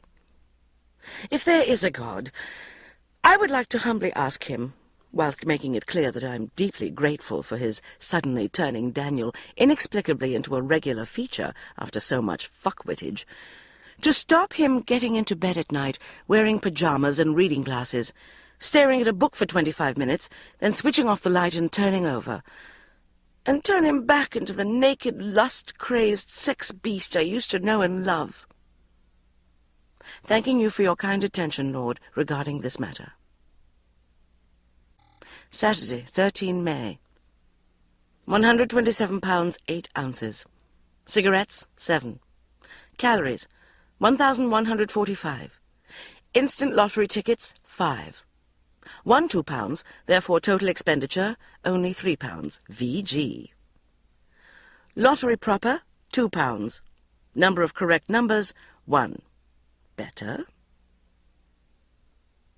How come I've put on only 8 ounces after last night's overconsumption orgy?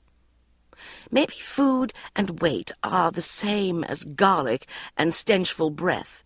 If you eat several entire bulbs, your breath doesn't smell at all. Similarly, if eat huge amount, does not cause weight gain. Strangely cheering theory, but creates V-bad situation in head. Would welcome removal for thorough valeting. Still, was worth it for delicious night of drunken feminist ranting with Sharon and Jude.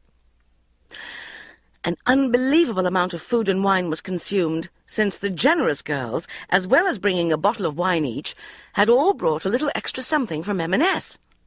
Therefore, in addition to the 3-course meal and 2 bottles of wine, 1 fizzy, 1 white, I had already bought from M&S, I mean prepared by entire days slaving over a hot stove, we had 1 tub hummus and packet mini pitas, 12 smoked salmon and cream cheese pinwheels, 12 mini pizzas, 1 raspberry pavlova, 1 tiramisu, party size, 2 Swiss mountain bars.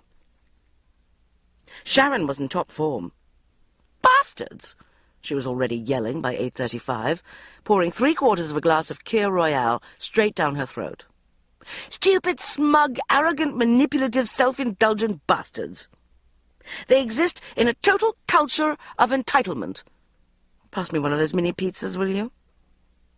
Jude was depressed because vile Richard, with whom she is currently split up, keeps ringing her, dropping little verbal baits, suggesting he wants to get back together to make sure he keeps her interested, but protecting himself by saying he just wants to be friends. Fraudulent, poisoned concept.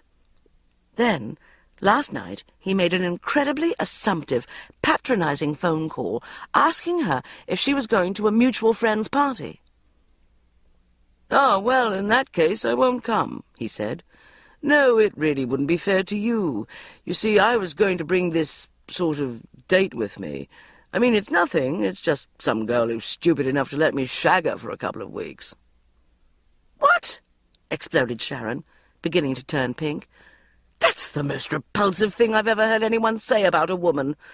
Arrogant little prat.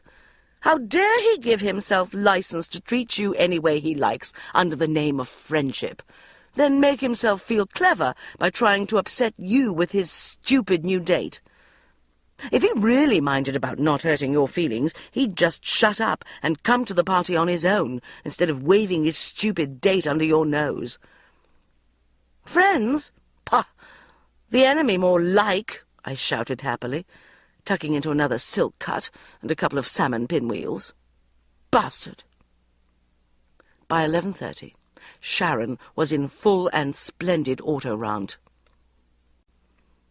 10 years ago, people who cared about the environment were laughed at as sandal-wearing beardy-weirdies, and now look at the power of the green consumer, she was shouting, sticking her fingers into the tiramisu and transferring it straight into her mouth. In years ahead, the same will come to pass with feminism. There won't be any men leaving their families and post-menopausal wives for young mistresses, or trying to chat women up by showing off in a patronizing way about all the other women throwing themselves at them. or trying to have sex with women without any niceness or commitment, because the young mistresses and women will just turn around and tell them to sod off, and men won't get any sex or any women unless they learn how to behave properly, instead of cluttering up the seabed of women with their shitty, smug, self-indulgent behaviour. "Bastards!" yelled Jude, slurping her Pinot Grigio. "Bastards!" I yelled, through a mouthful of raspberry pavlova mixed with tiramisu. "Bloody bastards!" shouted Jude, lighting a silk cut with the butt end of the last one. Just then the doorbell rang. "I bet that's Daniel, the bloody bastard," I said. "What is it?" I yelled into the intercom. "Oh, hello, darling," said Daniel, in his gentlest, politest voice. "I'm really sorry to bother you. I did ring earlier and leave a message on your answer phone. It's just I've been stuck in the most tedious board meeting you can imagine for the entire evening, and I so much wanted to see you. I'll just give you a little kiss and then go if you like. Can I come up?" "All right, then," I muttered grumpily, pressed the buzzer and lurched back to the table. "Bloody bastard!" "Culture of entitlement," growled Sharon. "Cooking, sucker, beautiful young girls' bodies when they're old and fat. Think women are there to give them what they're bloody entitled. Here, have we run out of wine?" Then Daniel appeared up the stairs, smiling lovingly. He looked tired, yet fresh-faced, clean-shaven, and very neat in his suit. He was holding 3 boxes of milk tray. "I bought you all one of these," he said, one eyebrow raised sexily, "to eat with your coffee. Don't let me interrupt. I've done the shopping for the weekend."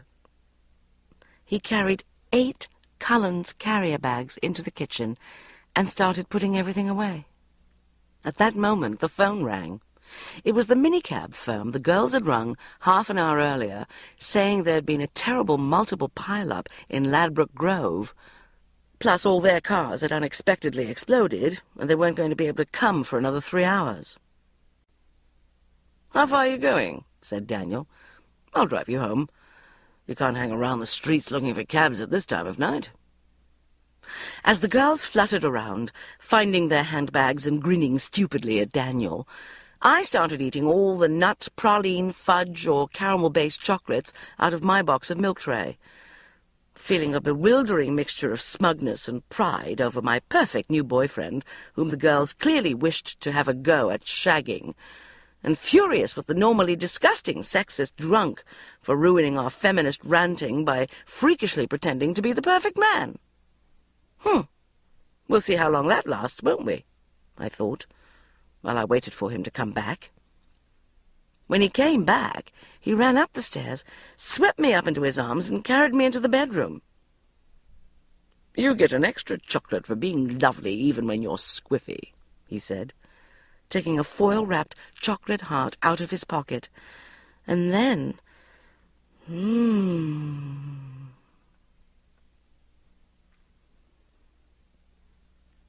Sunday, 14 May. 7 p.m. Hate Sunday night. Feels like homework night. I've got to write catalogue copy for Perpetua before tomorrow. Think I'll just ring Jude first. 7:05 p.m. No reply. Anyway, down to work. 7:10 p.m. Think we'll just call Sharon. 7:45 p.m. Shazza was annoyed with me for ringing because she'd just got in and was about to call 1471 to see if this guy she's been seeing had rung while she was out, and now my number will be stored instead. Consider 1471 to be brilliant invention, instantly telling you the number of the last person who called. It was ironic, really, because when the 3 of us first found out about 1471, Sharon said she was totally against it, considering it exploitation by British Telecom of the addictive personalities and relationship breakdown epidemic among the British populace. Some people are apparently calling it upwards of 20 times a day. Jude, on the other hand, is strongly in favour of 1471, but does concede that if you have just split up with or started sleeping with someone, it doubles misery potential when you come home. No number stored on 1471 misery, to add to no message on answer phone misery, or number stored turning out to be mother's misery. Apparently in America, the 1471 equivalent, also known as caller ID, tells you all the numbers that have rung you since last time you checked, and how many times. Shudder with horror at the thought of own obsessive calling of Daniel's number in early days being exposed in this way. The good thing over here is that if you dial 141 before you ring, it stops your number being stored on the other person's phone. Jude says you have to be careful, though, because if you have an obsessive crush on someone and ring accidentally when they're in, then ring off, and no number is stored, they might guess it was you. Must make sure Daniel does not find out about any of this. 9:30 p.m. Decided to nip round corner for cigarettes. On way upstairs, heard phone ringing. Suddenly realizing had forgotten to put answer phone back on when Tom rang. Tore upstairs, emptied contents of handbag on floor to find key, and threw self across to phone, at which point phone stopped. Had just gone into loo when phone rang again. Stopped when got to it. Then started ringing again when went away. Finally got it. "Oh, hello, darling. Guess what?" Mum. "What?" I said, miserably. "I'm taking you to have your colours done. And don't keep saying what, please, darling. Colour me beautiful. I'm sick to death of you wandering around in all these dingy slurries and fogs. You look like something out of Chairman Mao." "Mum, I can't really talk. I'm expecting—" "Now, come along, Bridget. I don't want any silliness," she said, in her Genghis Khan at height of evil voice. "Mavis Enderby used to be all miserable in buffs and mosses. Now she's had hers done, she comes out in all these wonderful shocking pinks and bottle greens, and she looks 20 years younger." "But I don't want to come out in shocking pinks and bottle greens," I said, through clenched teeth. "Well, you see, darling, Mavis is winter, and I'm winter, but you might be summer, like Una, and then you'll get your pastels. You can't tell till they get the towel on your head."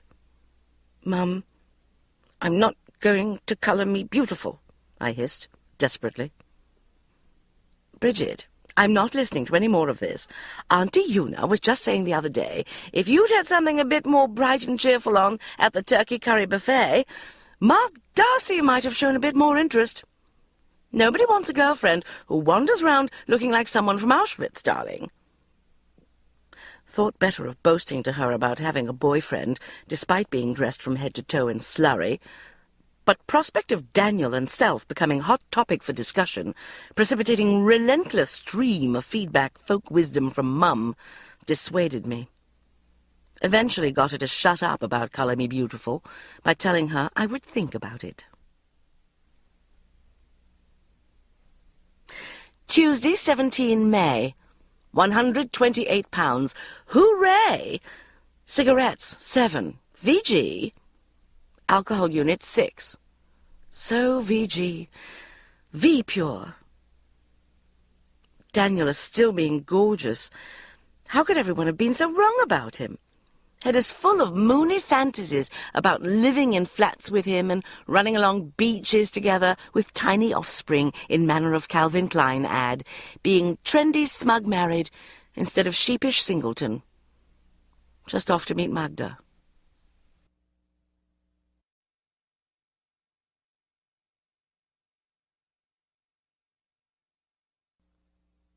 (11 p.m.)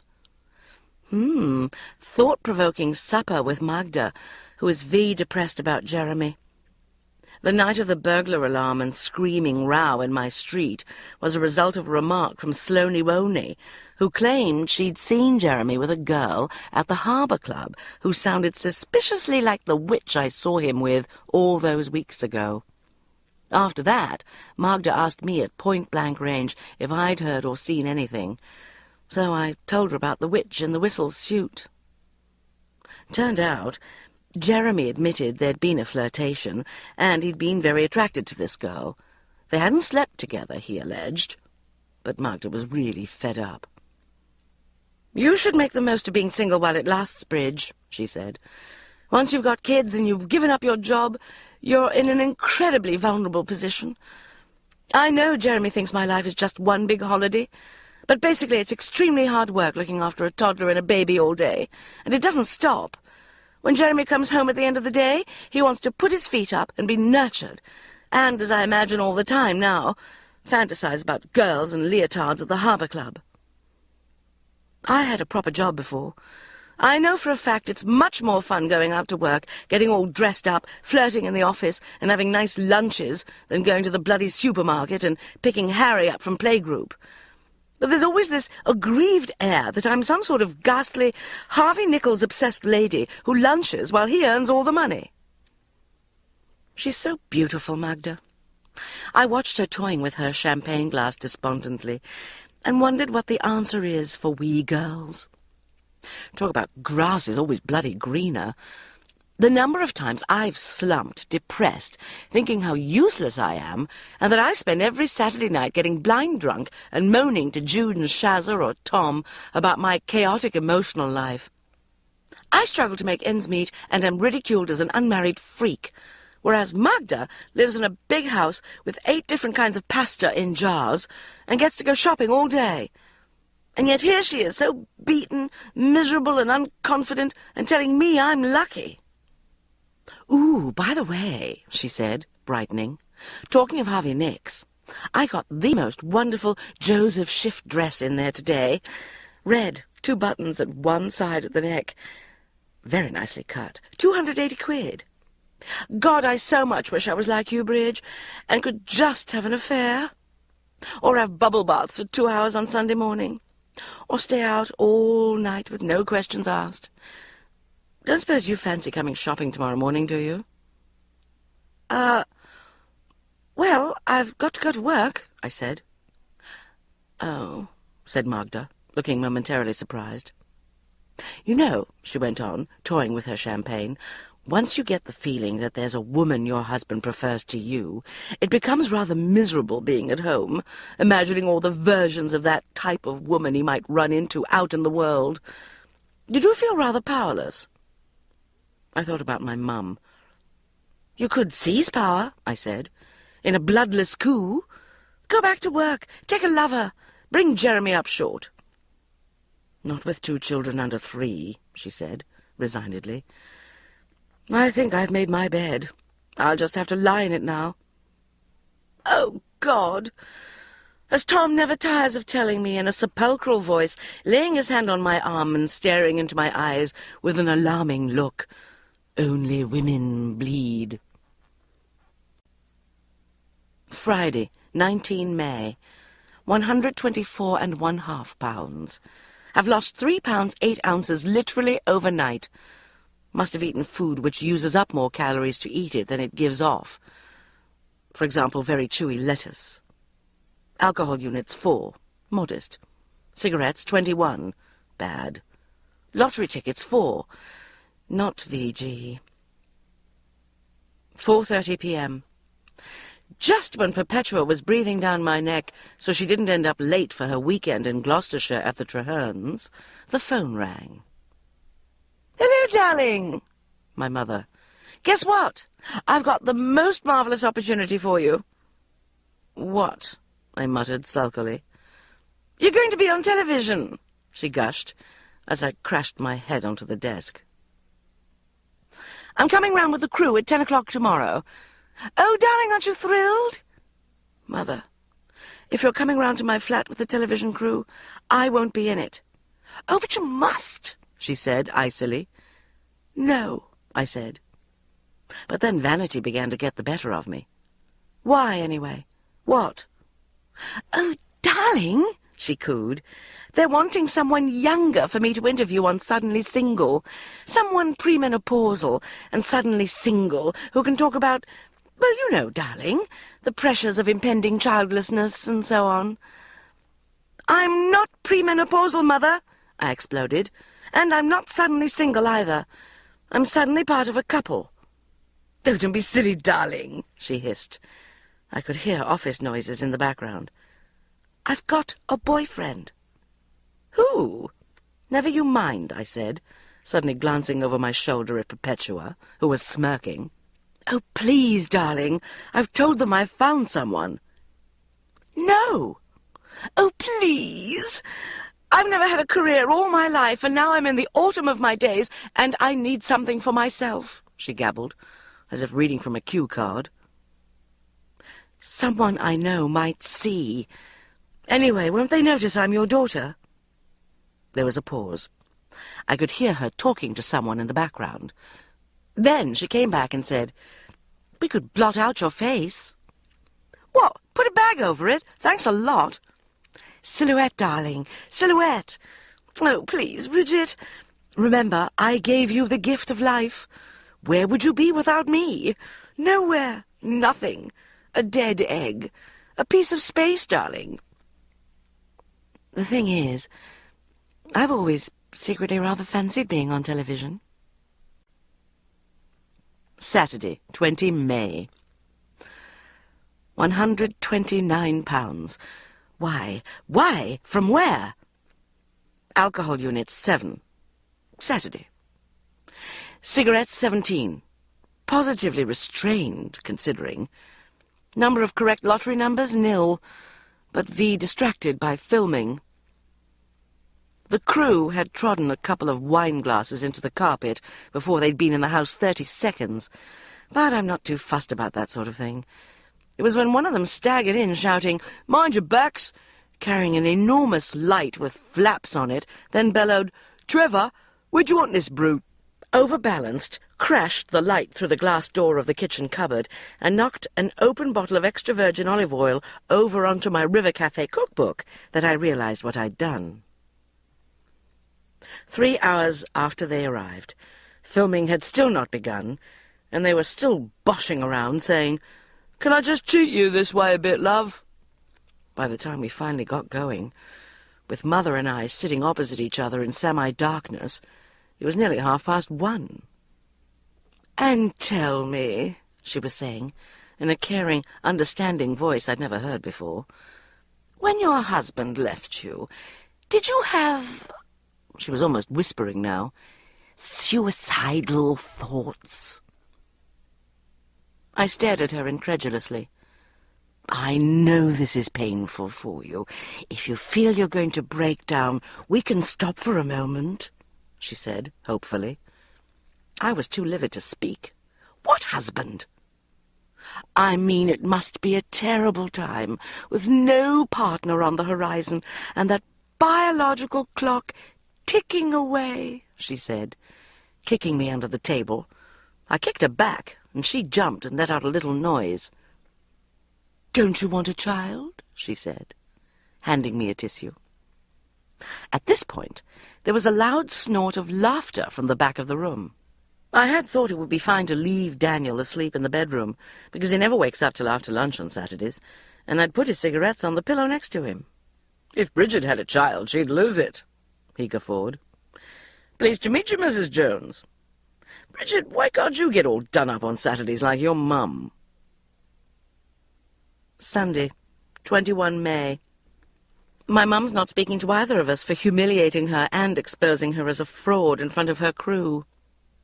At least she might leave us alone for a bit now. So much looking forward to the summer, anyway. It'll be so lovely having a boyfriend when it's warm. We will be able to go on romantic mini-breaks. Be happy. June. Ha! Boyfriend. Saturday, 3 June. £125. Alcohol units, 5. Cigarettes, 25. Calories, 600. Minutes spent looking at brochures. Long haul, 45. Mini break, 87. 1471 calls, 7. Gee. Finding it impossible to concentrate on almost anything in the heat, except fantasies about going on mini breaks with Daniel. Head is filled with visions of us lying in glades by rivers, me in long white floaty dress, Daniel and I sitting outside ancient Cornish waterside pub, sipping pints in matched striped T-shirts and watching the sun set over the sea. Daniel and I eating candlelit dinners in historic country house hotel courtyards, then retiring to our room to shag all hot summer night. Anyway, Daniel and I are going to a party tonight at his friend Wixie's.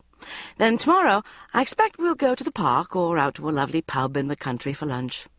'Tis marvellous having a boyfriend.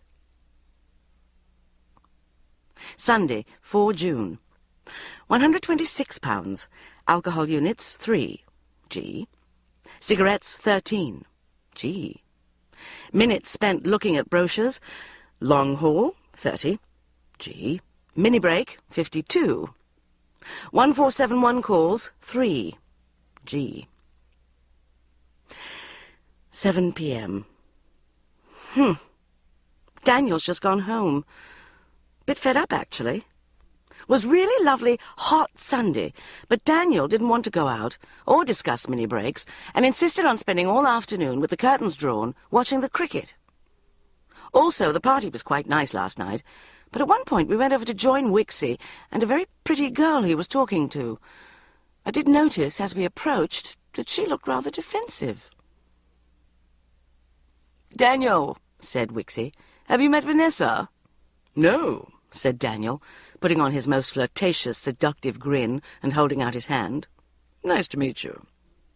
"Daniel," said Vanessa, folding her arms and looking absolutely livid, "we've slept together." God, it's hot. Quite like leaning out of the window. Someone is playing a saxophone in effort to pretend we are all in a film set in New York and can hear voices all around because everyone's windows are open and smell cooking from restaurants. Think we'd like to move to New York, though probably, come to think of it, not VG area for mini breaks. Unless mini break actually is to New York, which would be pointless if one were already in New York.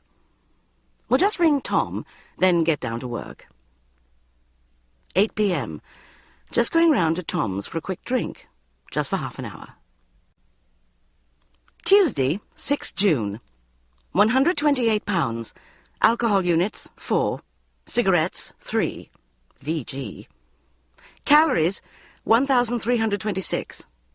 Lottery tickets, nil. Excellent. 1471 calls, 12. Bad. Hours spent asleep, 15. Bad, but not Self's fault, as heatwave. Managed to persuade Perpetua to let me stay at home to work. Certain she only agreed because she wants to sunbathe too. Got lovely new mini-break brochure. Pride of Britain, leading country house hotels of the British Isles. Marvellous. Going through all pages one by one, imagining Daniel and me being alternately sexual and romantic in all the bedrooms and dining rooms. 11 a.m. Right, I'm going to concentrate now. 11:25 a.m. Got a bit of a scratchy nail. 11:35 a.m. God, I just started having paranoid fantasy for no reason about Daniel having an affair with someone else and thinking up dignified but cutting remarks to make him sorry. Now, why should that be? Have I sensed with a woman's intuition that he is having an affair? The trouble with trying to go out with people when you get older is that everything becomes so loaded. When you are partnerless in your 30s, the mild bore of not being in a relationship, no sex, not having anyone to hang out with on Sundays, going home from parties on your own all the time, gets infused with the paranoid notion that the reason you are not in a relationship is your age. You've had your last ever relationship and sexual experience ever, and it is all your fault for being too wild or willful to settle down in the first bloom of youth. You completely forget the fact that when you were 22 and you didn't have a boyfriend or meet anyone you remotely fancied for 23 months, you just thought it was a bit of a drag. The whole thing builds up out of all proportion, so finding a relationship seems a dazzling, almost insurmountable goal, and when you do start going out with someone, it cannot possibly live up to expectations. Is it that? Or is it that there is something wrong with me being with Daniel? Is Daniel having an affair? 11:50 a.m. Nail really is scratchy. Actually, if I don't do something about it, I'll start picking at it, and next thing I'll have no fingernail left. Right. I'd better go and find an emery board. Come to think of it, this nail varnish generally is looking a bit scrotty. I really need to take it all off and start again. Might as well do it now when I think about it. Noon. It is such a bloody bore when the weather is so hot and one's soi-disant boyfriend refuses to go anywhere nice with you. Feel he thinks I'm trying to trap him into a mini-break, as if it were not a mini-break, but marriage, 3 kids, and cleaning out the toilet in house full of stripped pine in Stoke Newington. I think this is turning into a psychological crisis. I'm going to call Tom. Can always do the catalogue stuff for Perpetua this evening. 12:30 p.m. Tom says if you go mini-breaking with somebody you are having a relationship with, you spend the whole time worrying about how the relationship is going, so it is better just to go with a friend. Apart from sex, I say. Apart from sex, he agrees. I'm going to meet Tom tonight with brochures to plan fantasy or phantom mini-break, so I must work really hard this afternoon. 12:40 p.m. These shorts and T-shirt are too uncomfortable in this heat. I'm going to change into a long, floaty dress. Oh, dear, my underpants show through this dress now. I'd better put some flesh-coloured ones on, in case someone comes to the door. Now, my Gossard Glossies ones would be perfect. I wonder where they are. 12:45 p.m. In fact, think might put the Glossies bra on to match, if I can find it. 12:55 p.m. That's better. 1 p.m. Lunchtime. At last, a bit of time off. 2 p.m. Okay, so this afternoon I am really going to work and get everything done before the evening, then can go out. Sleepy, though. It's so hot. Maybe I'll just close my eyes for 5 minutes. Cat naps are said to be an excellent way of reviving oneself. Used to excellent effect by Margaret Thatcher and Winston Churchill. Good idea. Maybe I'll lie down on the bed. 7:30 p.m. Oh, bloody hell! Friday, 9 June. 128 pounds. Alcohol units 7. Cigarettes 22. Calories 2,145. Minutes spent inspecting face for wrinkles 230. 9 a.m. Hurrah! Night out with girls tonight. 7 p.m. Oh, no. Turns out Rebecca is coming. An evening with Rebecca is like swimming in sea with jellyfish. All will be going along perfectly pleasantly, then suddenly you get painful lashing, destroying confidence at stroke. Trouble is, Rebecca's stings are aimed so subtly at one's Achilles' heels, like Gulf War missiles going fizz whoosh through Baghdad hotel corridors, that never see them coming. Sharon says I'm not 24 anymore and should be mature enough to deal with Rebecca. She's right. Midnight. All is horrible. I'm old and past it. Face collapsing. Saturday, 10 June. Woke up this morning feeling happy, still drunk from last night, then suddenly remembered horror of how yesterday's girls' night had turned out. After first bottle of Chardonnay was just about to broach subject of constant mini-break frustration, when Rebecca suddenly said, "How's Magda?" "Fine," I replied. "She's incredibly attractive, isn't she?" I said. "And she's amazingly young-looking. I mean, she could easily pass for 24 or 25. You were at school together, weren't you, Bridget? Was she 3 or 4 years below you?" "She's 6 months older," I said, feeling the first twinges of horror. "Really?" said Rebecca, then left a long, embarrassed pause. "Well, Magda's lucky. She's got really good skin." I felt the blood draining from my brain as the horrible truth of what Rebecca was saying hit me. I mean, she doesn't smile as much as you do. That's probably why she hasn't got so many lines. I grasped the table for support, trying to get my breath. I am aging prematurely, I realized, like a time-release film of a plum turning into a prune. "How's your diet going, Rebecca?" said Shazza. Instead of denying it, Jude and Shazza were accepting my premature aging as read, tactfully trying to change the subject to spare my feelings. I sat in a spiral of terror, grasping my sagging face. "Just going to the ladies," I said, through clenched teeth, like a ventriloquist, keeping my face fixed to reduce the appearance of wrinkles. "Are you all right, Bridge?" said Jude. "Fine," I replied stiffly. Once in front of the mirror, I reeled as the harsh overhead lighting revealed my thick, age-hardened, sagging flesh. I imagined the others back at the table, chiding Rebecca for alerting me to what everyone had long been saying about me, but I never needed to know. Was suddenly overwhelmed by urge to rush out and ask all the diners how old they thought I was.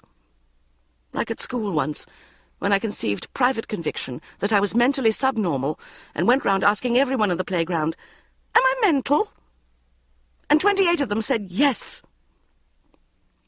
Once get on tack of thinking about aging, there is no escape.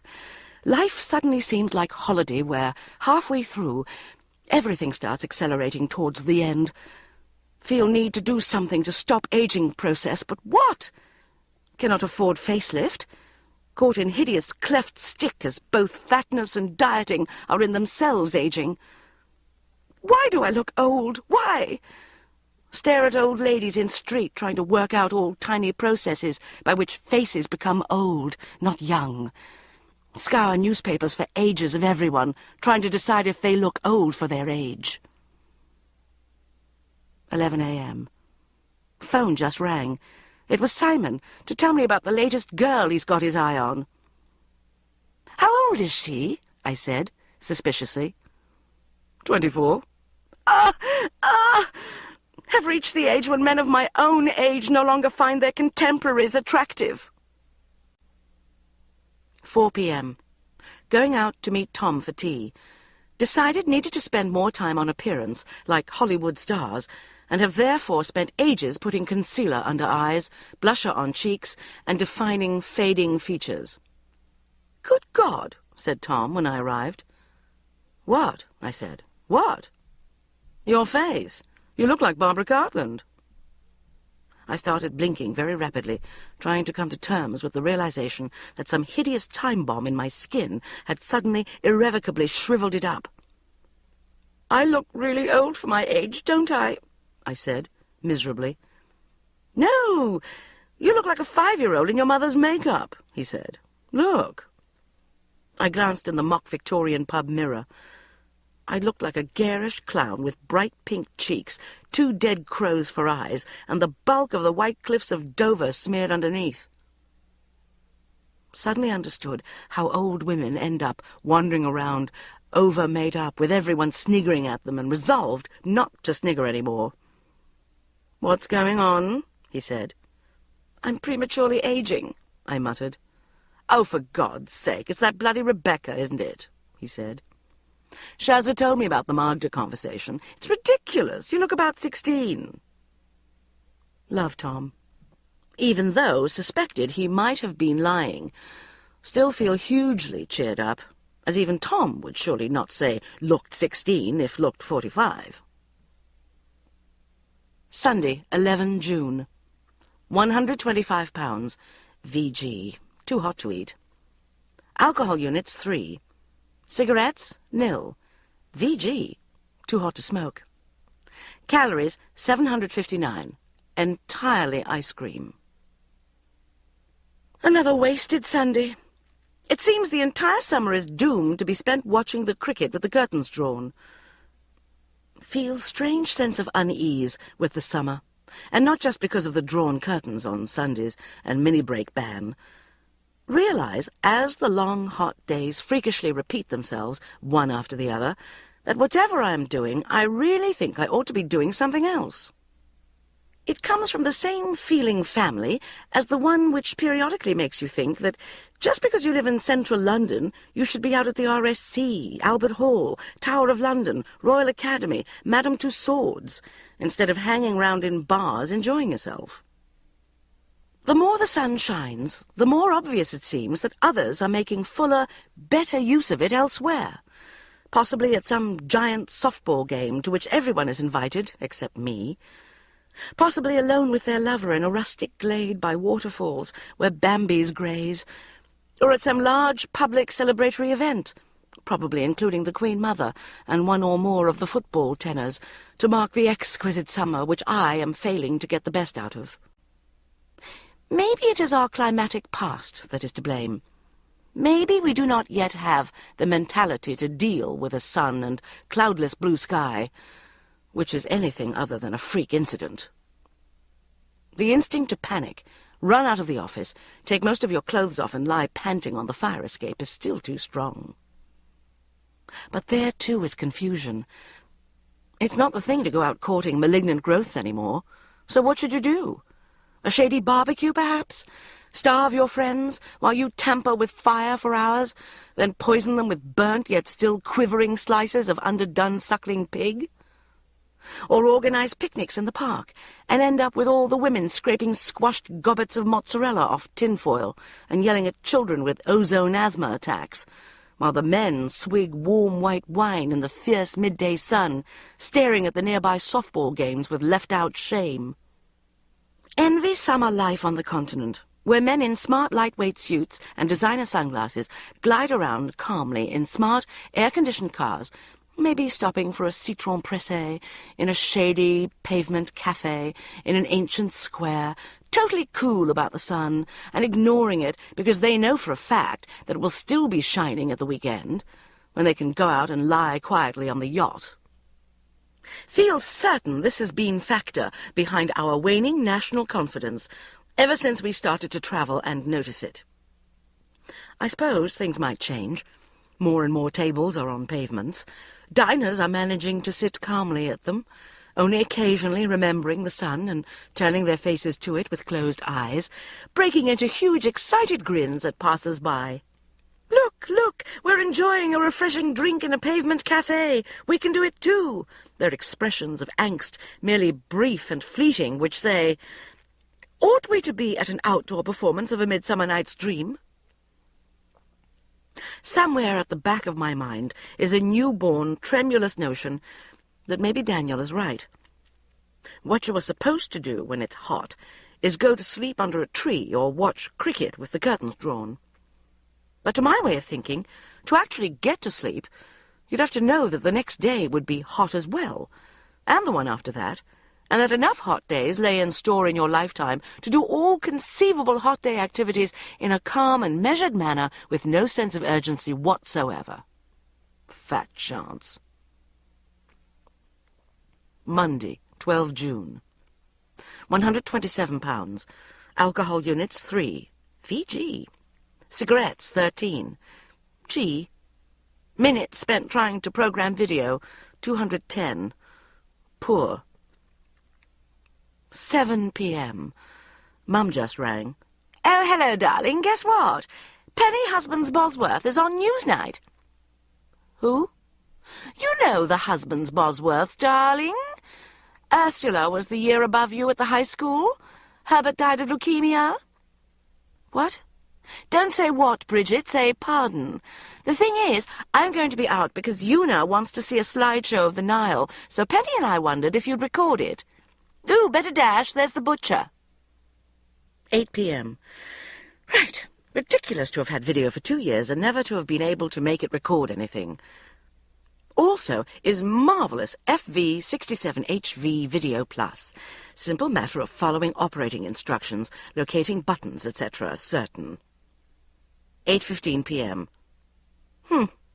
Cannot locate operating instructions.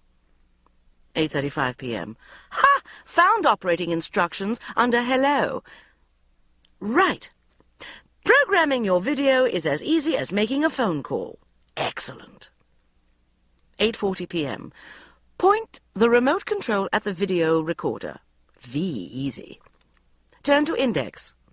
Horror list with timer-controlled simultaneous hi-fi sound recordings, the decoder needed for encoded programs, etc. Merely wish to record Penny Husbands Bosworth's rant, not spend all evening reading treatise on spying techniques. 8:50 p.m. Diagram. Buttons for IMC functions. But what are IMC functions?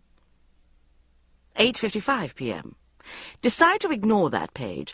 Turn to Timer-Controlled Recordings with Video Plus. 1. Meet the requirements for Video Plus. What requirements?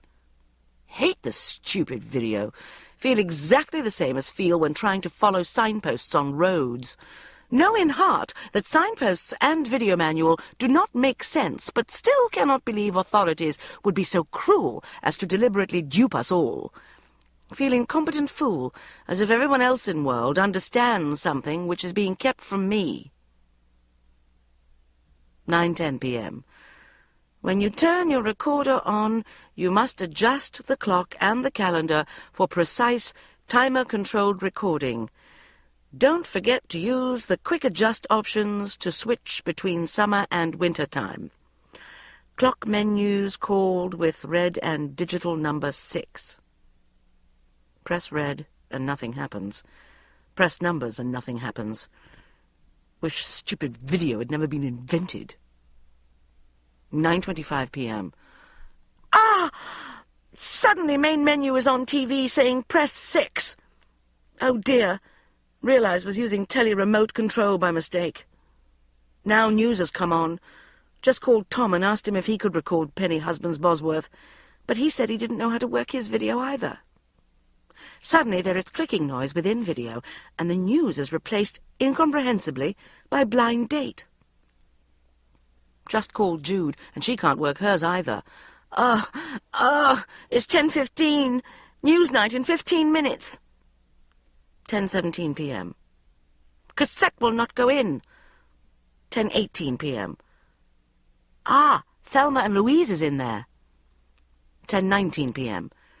Thelma and Louise will not come out. 10:21 p.m. Frenziedly press all buttons. Cassette comes out and goes back in again. 10:25 p.m.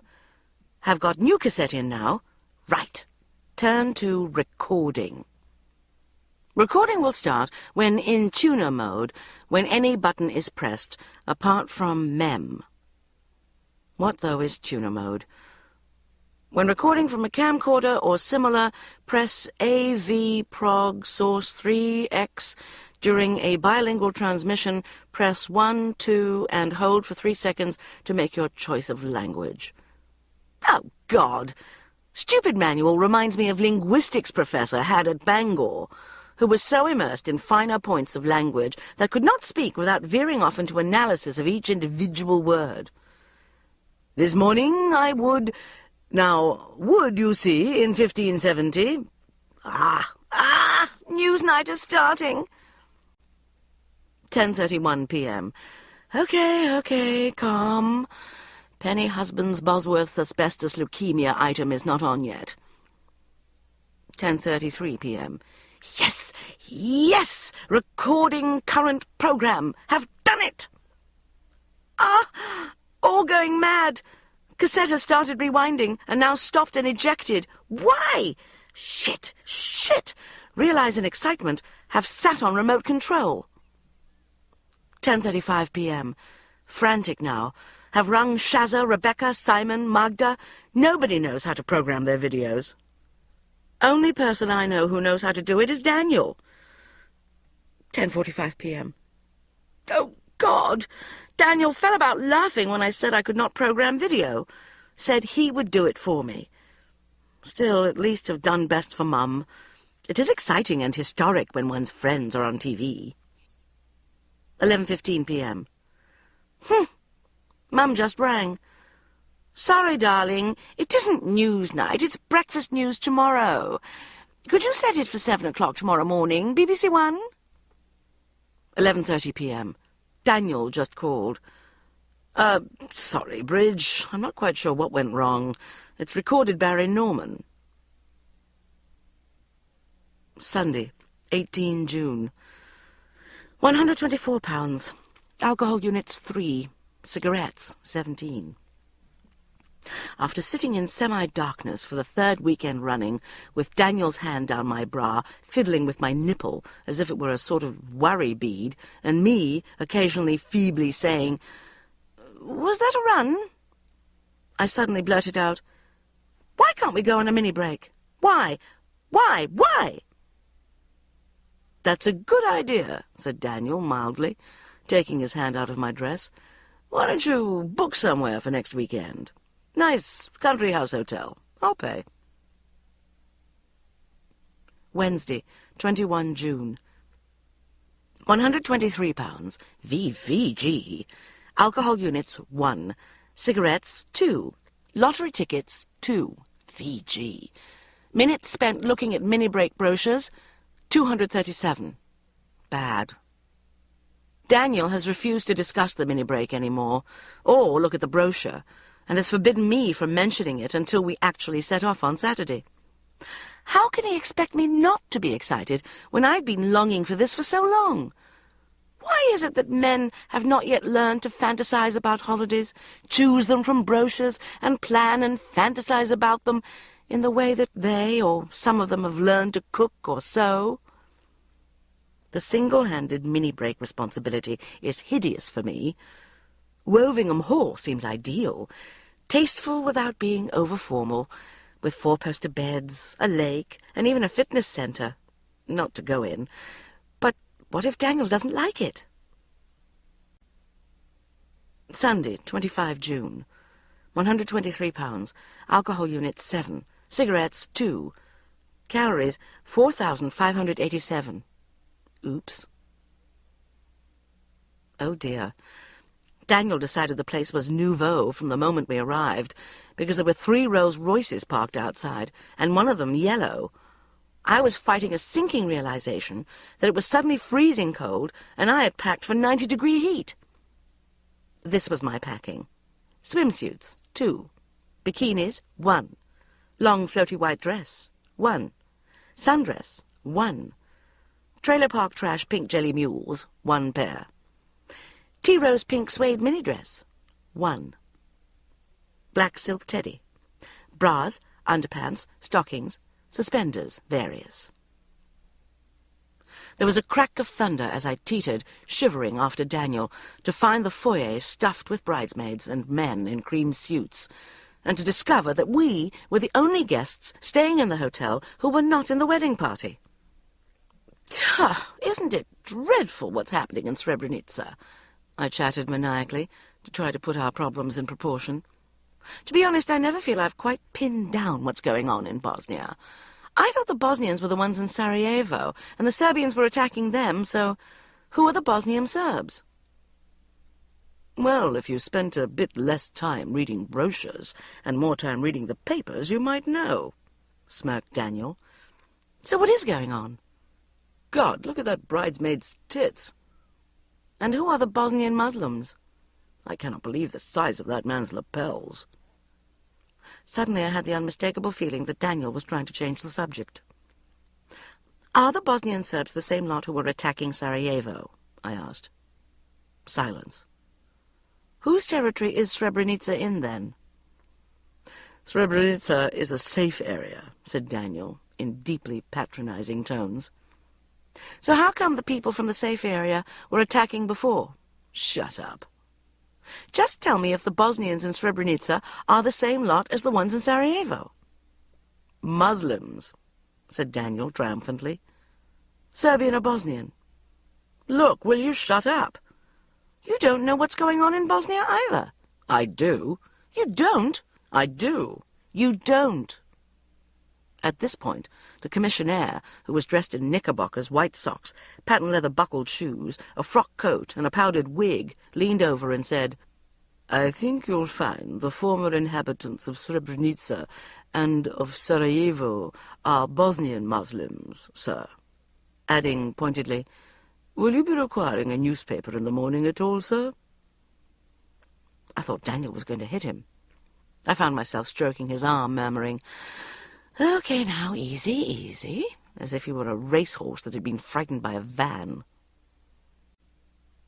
5:30 p.m. Brrr. Instead of lying side by side with Daniel in hot sun at the side of the lake, wearing a long floaty dress, I ended up blue with cold in a rowboat with one of the hotel bath towels wrapped round me. Eventually we gave up to retire to our room for a hot bath and aspirin, discovering en route that another couple were to be sharing the non-wedding party dining room with us that evening, the female half of which was a girl called Eileen, whom Daniel had slept with twice, inadvertently bitten dangerously hard on the breast and never spoken to since. As I emerged from my bath, Daniel was lying on the bed giggling. "I've got a new diet for you," he said. "So you do think I'm fat?" "Okay, this is it. It's very simple. All you do is not eat any food which you have to pay for. So, at the start of the diet, you're a bit porky and no one asks you out to dinner. Then you lose weight and get a bit leggy and shag-me hippie, and people start taking you out for meals. So then you put a few pounds on, the invitations trail off, and you start losing weight again." "Daniel!" I exploded.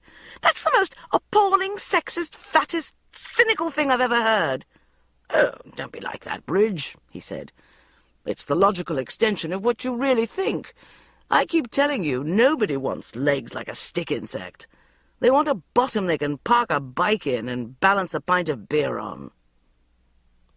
I was torn between a gross image of myself with a bicycle parked in my bottom and a pint of beer balanced on it, fury at Daniel for his blatantly provocative sexism, and suddenly wondering if he might be right about my concept of my body in relation to men, and, in which case, whether I should have something delicious to eat straight away, and what that might be. "I'll just pop the telly on," said Daniel, taking advantage of my temporary speechlessness to press the remote control button, and moving towards the curtains, which were those thick hotel ones with blackout lining. Seconds later the room was in complete darkness, apart from the flickering light of the cricket. Daniel had lit a fag and was calling down to room service for 6 cans of Foster's. "Do you want anything, Bridge?" he said, smirking. "Green tea, maybe? I'll pay." July. Sunday, 2 July. 122 pounds. Continuing good work. Alcohol units, nil. Cigarettes, nil. Calories, 995. Lottery tickets, nil. Perfect. 7:45 a.m. Mum just rang. "Oh, hello, darling. Guess what?" "I'll just take the phone in the other room. Hang on," I said, glancing over nervously at Daniel, unplugging the phone, creeping next door and plugging it in again, only to find my mother hadn't noticed my absence for the last 2.5 minutes and was still talking. "So what do you think, darling?" I don't know. I was bringing the phone into the other room like I said," I said. "Ah, so you didn't hear anything?" "No." There was a slight pause. "Oh, hello, darling. Guess what?" Sometimes I think my mother is part of the modern world, and sometimes she seems a million miles away, like when she leaves messages on my answer phone which just say very loudly and clearly, "Bridget Jones's mother." "Hello?" "Oh, hello, darling. Guess what?" she said again. "What?" I said resignedly. "Una and Geoffrey are having a Tarts and Vicars party in the garden on the 29th of July. Don't you think that's fun?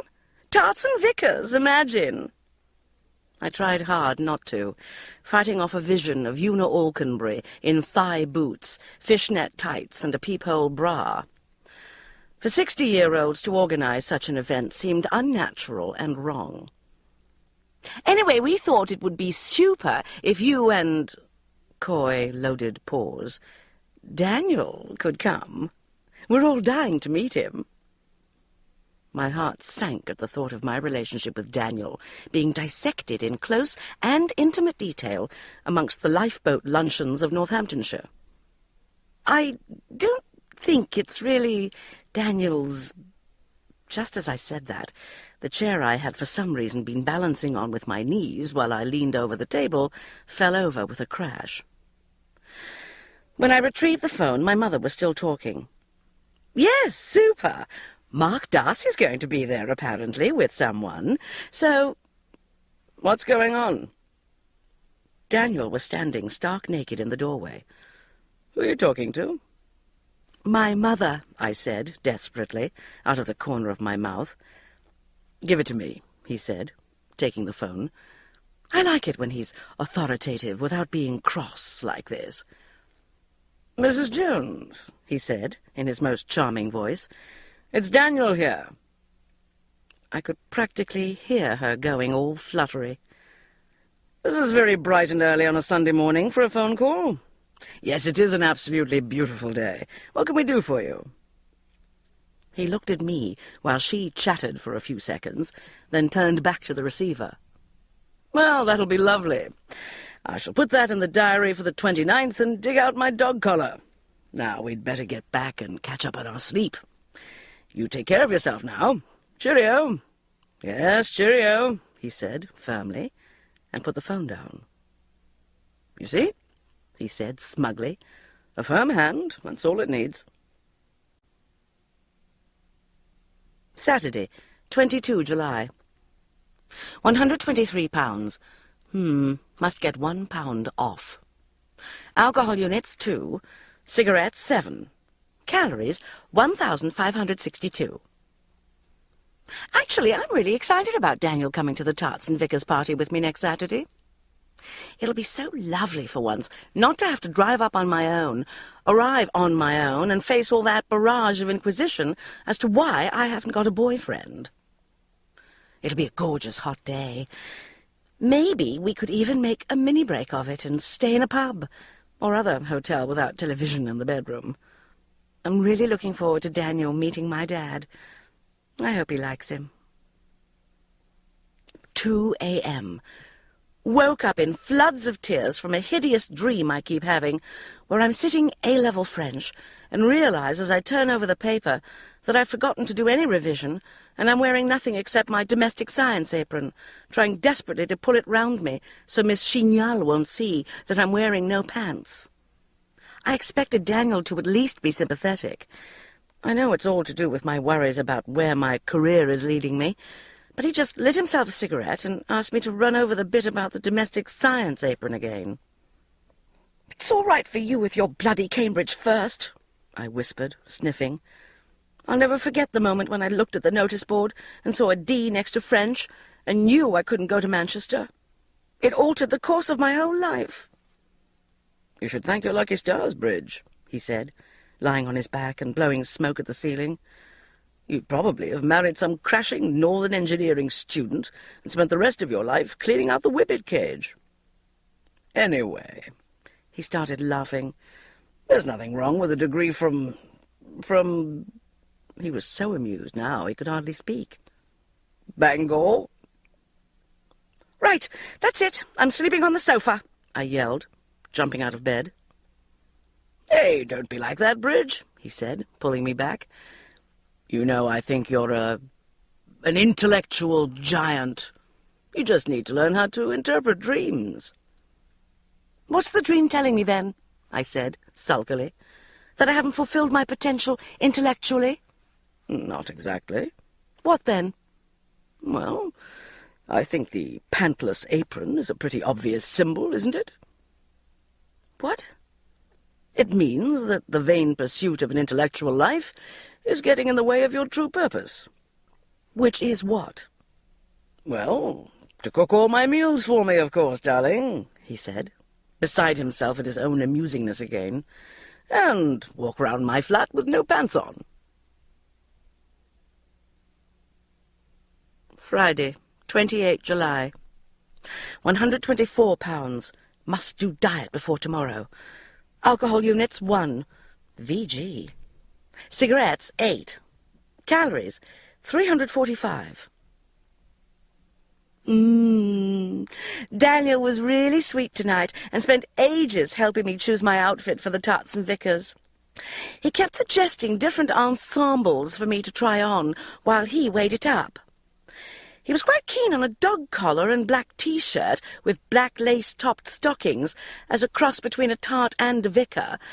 But in the end, after I'd walked about for quite a while in both of them, he decided the best one was a black lacy Marks and Spencer's body with stockings and suspenders, a French-made style apron, which we'd made out of 2 hankies and a piece of ribbon, a bow tie, and a cotton rabbit's tail. It was really good of him to give up the time. Sometimes I think he really is quite caring. He seemed particularly keen on sex tonight as well. Ooh, I am so looking forward to tomorrow. Saturday, 29 July.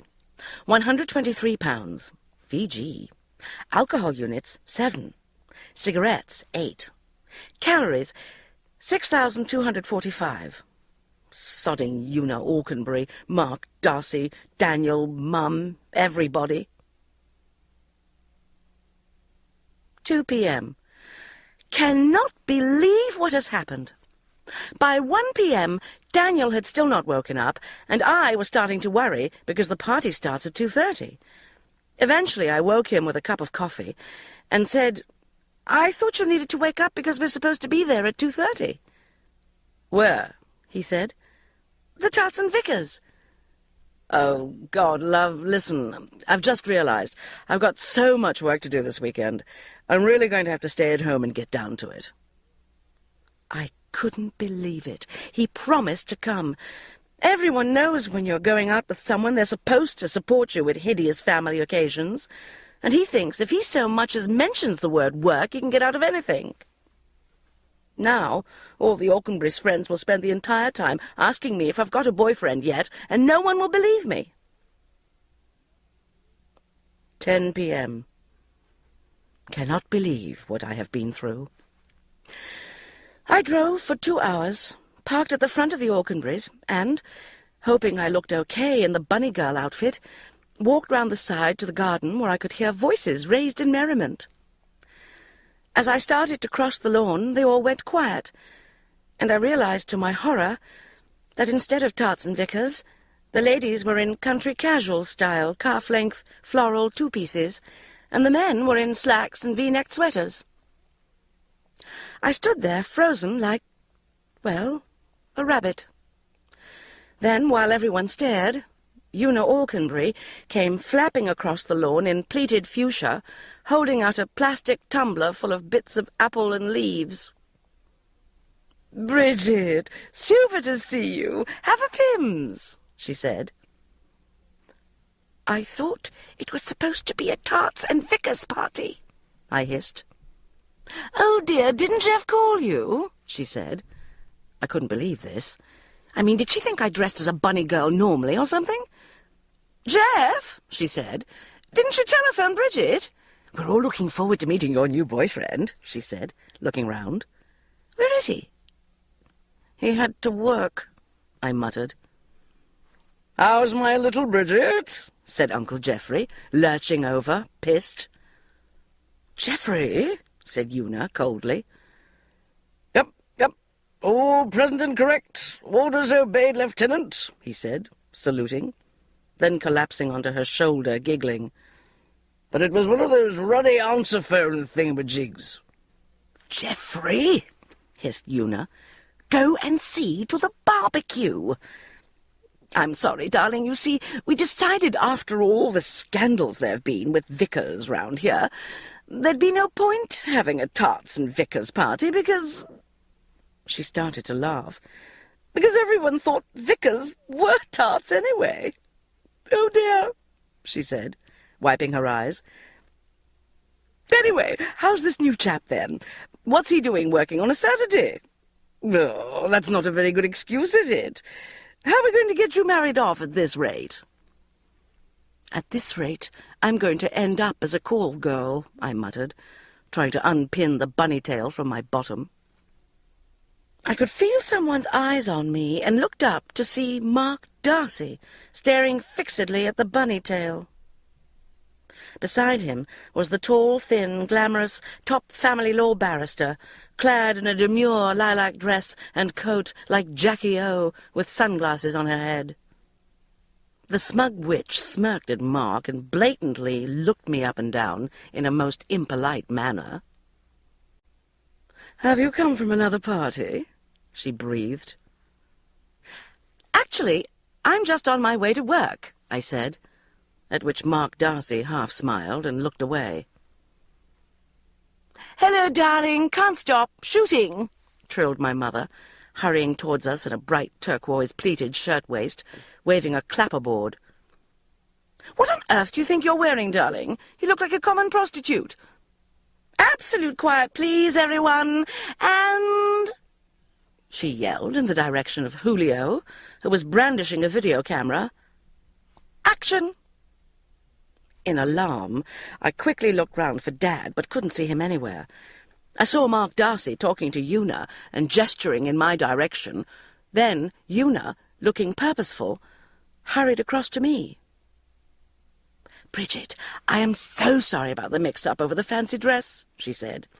"Mark was just saying you must feel dreadfully uncomfortable with all these older chaps round. Would you like to borrow something?" I spent the rest of the party wearing, over my bunny girl outfit, a puff-sleeved, floral sprig Laura Ashley bridesmaid dress of Janine's, with Mark Darcy's Natasha smirking, and my mother periodically rushing past, going, "That's a pretty dress, darling. Cut." "I don't think much of the girlfriend, do you?" said Una Aukenbury loudly, nodding in Natasha's direction as soon as she got me alone. "Very much the little madam.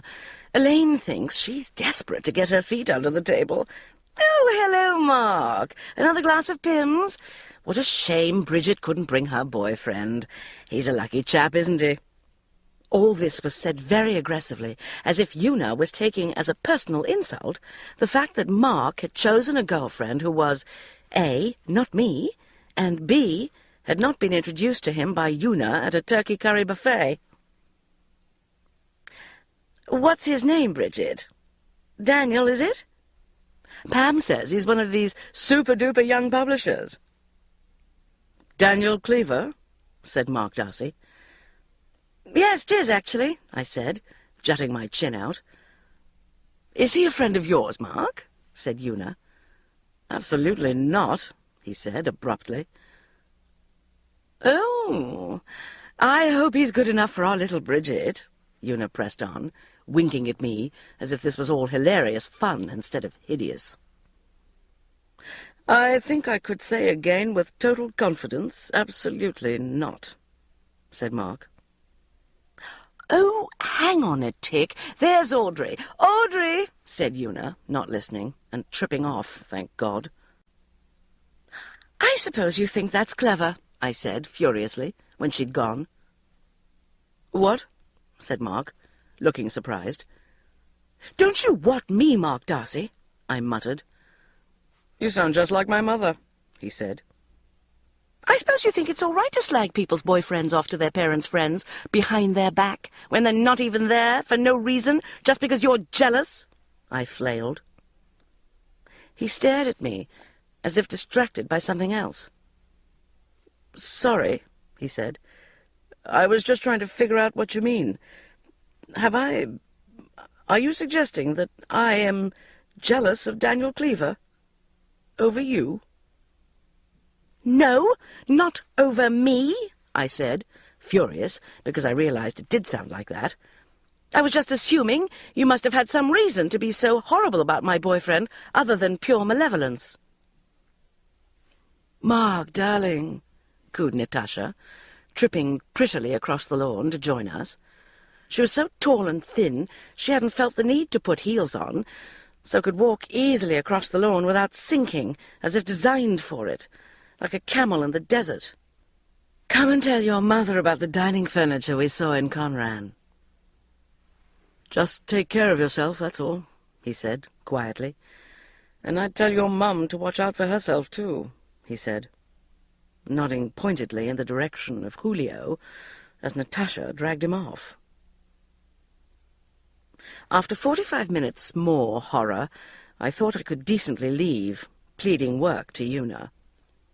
"You career girls can't put it off forever, you know. Tick-tock, tick-tock," she said. I had to have a cigarette in the car for 5 minutes before I was calm enough to set off. Then, just as I got back to the main road, my dad's car drove past. Sitting next to him in the front seat was Penny Husbands Bosworth, wearing a red lace underwired uplift basque and 2 bunny ears. By the time I got back to London and off the motorway, I was feeling pretty shaky and back much earlier than I expected. So I thought, instead of going straight home, I'd go round to Daniel's for a bit of reassurance. I parked nose to nose with Daniel's car. There was no answer when I rang, so I left it a while and rang again in case he was just in the middle of a really good wicket or something. Still no answer. I knew he must be around because his car was there, and he'd said he was going to be working and watching the cricket. I looked up at his window, and there was Daniel. I beamed at him, waved and pointed at the door. He disappeared. I assumed to press the buzzer, so I rang the bell again. He took a bit of time to answer. "Hi, Bridge.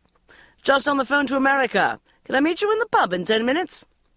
"Okay," I said cheerfully, without thinking, and set off towards the corner. But when I looked round, there he was again, not on the phone, but watching me out of the window. Cunning as a fox, I pretended not to see and kept walking. But inside I was in turmoil. Why was he watching? Why hadn't he answered the door first time? Why didn't he just press the buzzer and let me come up straight away? Suddenly, it hit me like a thunderbolt. He was with a woman. My heart pounding, I rounded the corner. Then, keeping flat against the wall, I peered round to check he'd gone from the window. No sign of him. I hurried back and assumed a crouching position in the porch next to his, observing his doorway between the pillars in case a woman came out. I waited, crouched in the position for some time. But then I started to think, if a woman did come out, how would I know it was Daniel's flat she'd come out of, and not one of the other flats in the building? What would I do? Challenge her? Make a citizen's arrest? Also, what was to stop him from leaving the woman in the flat with instructions to stay there until he'd had time to get to the pub? I looked at my watch. 6:30. Ha! The pub wasn't open yet. Perfect excuse. Emboldened, I hurried back towards the door and pushed the buzzer. "Bridget, is that you again?" he snapped. "The pub isn't open yet." There was silence. Did I hear a voice in the background? In denial, I told myself he was just laundering money or dealing in drugs. He was probably trying to hide polythene bags full of cocaine under the floorboards, helped by some smooth South American men with ponytails. "Let me in," I said. "I told you I'm on the phone." "Let me in." "What?" He was playing for time, I could tell. "Press the buzzer, Daniel," I said. Isn't it funny how you can detect someone's presence, even though you can't see, hear, or otherwise discern them? Oh, of course, I checked the cupboards on the way up the stairs, and there was no one in any of them. But I knew there was a woman in Daniel's house. Maybe it was a slight smell, something about the way Daniel was behaving. Whatever it was, I just knew. We stood there, warily, at opposite sides of the sitting room. I was just desperate to start running round, opening and closing all the cupboards like my mother, and ringing 1471 to see if there was a number stored from America. "What have you got on?" he said. I'd forgotten about Janine's outfit in the excitement. "A bridesmaid's dress," I said, haughtily. "Would you like a drink?" said Daniel. I thought fast. I needed to get him into the kitchen so I could go through all the cupboards. "A cup of tea, please." "Are you all right?" he said. "Yes, fine," I trilled. "Marvellous time at the party. Only one dressed as a tart. Had to put on a bridesmaid dress. Mark Darcy was there with Natasha. That's a nice shirt you're wearing." I stopped, out of breath, realizing I had turned, there was no was turning about it, into my mother. He looked at me for a moment, then set off into the kitchen, at which I quickly leaped across the room to look behind the sofa and the curtains. "What are you doing?" Daniel was standing in the doorway. "Nothing, nothing." "Just thought I might have left a skirt of mine behind the sofa," I said, wildly plumping up the cushions, as if I were in a French farce. He looked suspicious and headed off to the kitchen again. Deciding there was no time to dial 1471, I quickly checked the cupboard where he keeps the duvet for the sofa bed. No human habitation. Then followed him to the kitchen, pulling open the door of the whole cupboard as I passed, at which the ironing board fell out, followed by a cardboard box full of old 45s, which slithered out all over the floor. "What are you doing?" said Daniel mildly again, coming out of the kitchen. "Sorry, just caught the door with my sleeve," I said. "Just on my way to the loo." Daniel was staring at me as if I was mad, so I couldn't go and check the bedroom. Instead, I locked the loo door and started frantically looking around for things. I wasn't sure what, but long blonde hairs, tissues with lipstick marks on them, alien hair brushes, any of these would have been a sign. Nothing.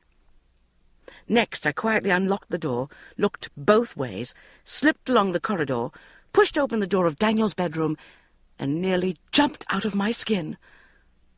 There was someone in the room. "Bridge." It was Daniel, defensively holding a pair of jeans in front of him. "What are you doing in here?" "I heard you come in here, so I thought it was a secret assignation," I said, approaching him in what would have been a sexy way, were it not for the floral sprig dress. I leaned my head on his chest and put my arms around him, trying to smell his shirt for perfume traces, and get a good look at the bed, which was unmade as usual. You've still got the bunny girl outfit on underneath, haven't you?" he said, starting to unzip the bridesmaid dress and pressing against me in a way which made his intentions very clear.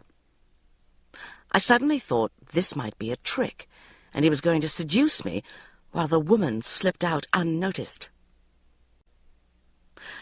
"Ooh, the kettle must be boiling," said Daniel suddenly, zipping my dress up again and patting me reassuringly in a way that was most unlike him. Usually, once he gets going, he will see things through to their logical conclusion, come earthquake, tidal wave, or naked pictures of Princess Anne on the television. "Ooh, yes, better make that cuppa," I said, thinking it would give me a chance to get a good look round the bedroom and scout the study. "After you," said Daniel, pushing me out and shutting the door, so I had to walk ahead of him back into the kitchen. As I did so, I suddenly caught sight of the door that led up to the roof terrace. "Shall we go and sit down?" said Daniel. That was where she was. She was on the bloody roof. "What's the matter with you?" he said, as I stared at the door suspiciously. "Nothing," I sing-songed gaily, flopping into the sitting room. "Just a little tired from the party." I flung myself insouciantly onto the sofa, wondering whether to streak faster than the speed of light down to the study as the final place she might be, or just go hell for leather for the roof. I figured if she wasn't on the roof, it meant she must be in the study, in the bedroom wardrobe, or under the bed. If we then went up on the roof, she would be able to escape. But if that was the case, surely Daniel would have suggested going up on the roof much sooner. He brought me a cup of tea and sat down at his laptop, which was open and turned on. Only then did I start to think that maybe there was no woman. There was a document up on the screen. Maybe he really had been working, and on the phone to America. And I was making a complete prat of myself, behaving like a madwoman. Are you sure everything's all right, Bridge? Fine, yes. Why? Well, coming round unannounced like this, dressed as a rabbit, disguised as a bridesmaid, and burrowing into all the rooms in a strange way. Not meaning to pry or anything, I just wondered if there was an explanation, that's all. I felt a complete fool. It was bloody Mark Darcy trying to wreck my relationship by sowing suspicions in my mind. Poor Daniel. It was so unfair to doubt him in this way, because of the word of some arrogant, ill-tempered, top-flight human rights lawyer. Then I heard a scraping noise on the roof above us. "I think maybe I'm just a bit hot," I said, watching Daniel carefully. "I think maybe I'll go and sit on the roof for a while." "For God's sake, will you sit still for 2 minutes?" he yelled, moving to bar my path, but I was too quick for him. I dodged past, opened the door, ran up the stairs, and opened the hatch out into the sunlight. There, spread out on a sunbed, was a bronzed, long-limbed, blonde-haired, stark-naked woman. I stood there, frozen to the spot, feeling like an enormous pudding in the bridesmaid dress. The woman raised her head, lifted her sunglasses, and looked at me with one eye closed. I heard Daniel coming up the stairs behind me. "Honey," said the woman, in an American accent, looking over my head at him. "I thought you said she was thin."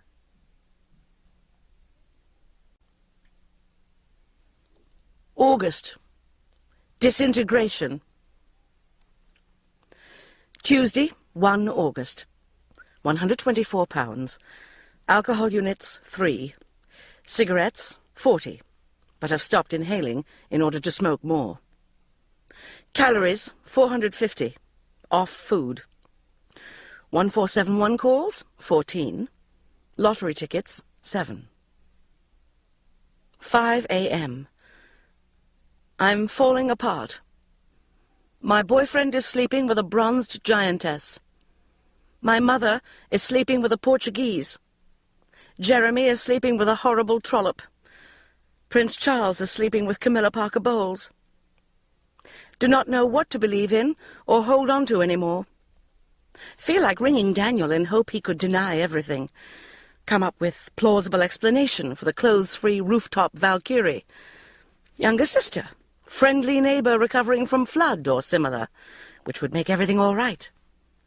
But Tom has taped a piece of paper to the telephone saying, "Do not ring, Daniel, or you will regret it." Should have gone to stay with Tom, as suggested. Hate being alone in middle of night, smoking and snivelling like mad psychopath. Fear Dan downstairs might hear and ring loony bin. Oh, God, what's wrong with me? Why does nothing ever work out? It is because I am too fat. Toy with ringing Tom again, but only called him 45 minutes ago. Cannot face going into work. After rooftop encounter, I didn't say a single word to Daniel, just put my nose in the air, slithered past him, marched down to the street, into car, and drove away. Went immediately to Tom's, who poured vodka straight down my throat from the bottle, adding the tomato juice and Worcester sauce afterwards. Daniel had left 3 messages when I got back, asking me to call him. Did not, following advice of Tom, who reminded me that the only way to succeed with men is to be really horrible to them. Used to think he was cynical and wrong, but I think I was nice to Daniel, and look what happened. Oh, God, birds have started singing. Have to go to work in 3.5 hours. Can't do it. Help. Help. Have suddenly had brainwave. Ring Mum. 10 a.m. Mum was brilliant. "Darling," she said, "of course you haven't woken me. I'm just leaving for the studio. I can't believe you've got in a state like this over a stupid man. They're all completely self-centered, sexually incontinent, and no use to man nor beast. Yes, that does include you, Julio. Now, come along, darling. Brace up. Back to sleep. Go into work looking drop-dead gorgeous. Leave no one, especially Daniel, in any doubt that you've thrown him over and suddenly discovered how marvellous life is without that pompous, dissolute old fart bossing you around, and you'll be fine. "Are you all right, Mum?" I said, thinking about Dad arriving at Una's party with asbestos widow Penny Husbands Bosworth. "Darling, you are sweet.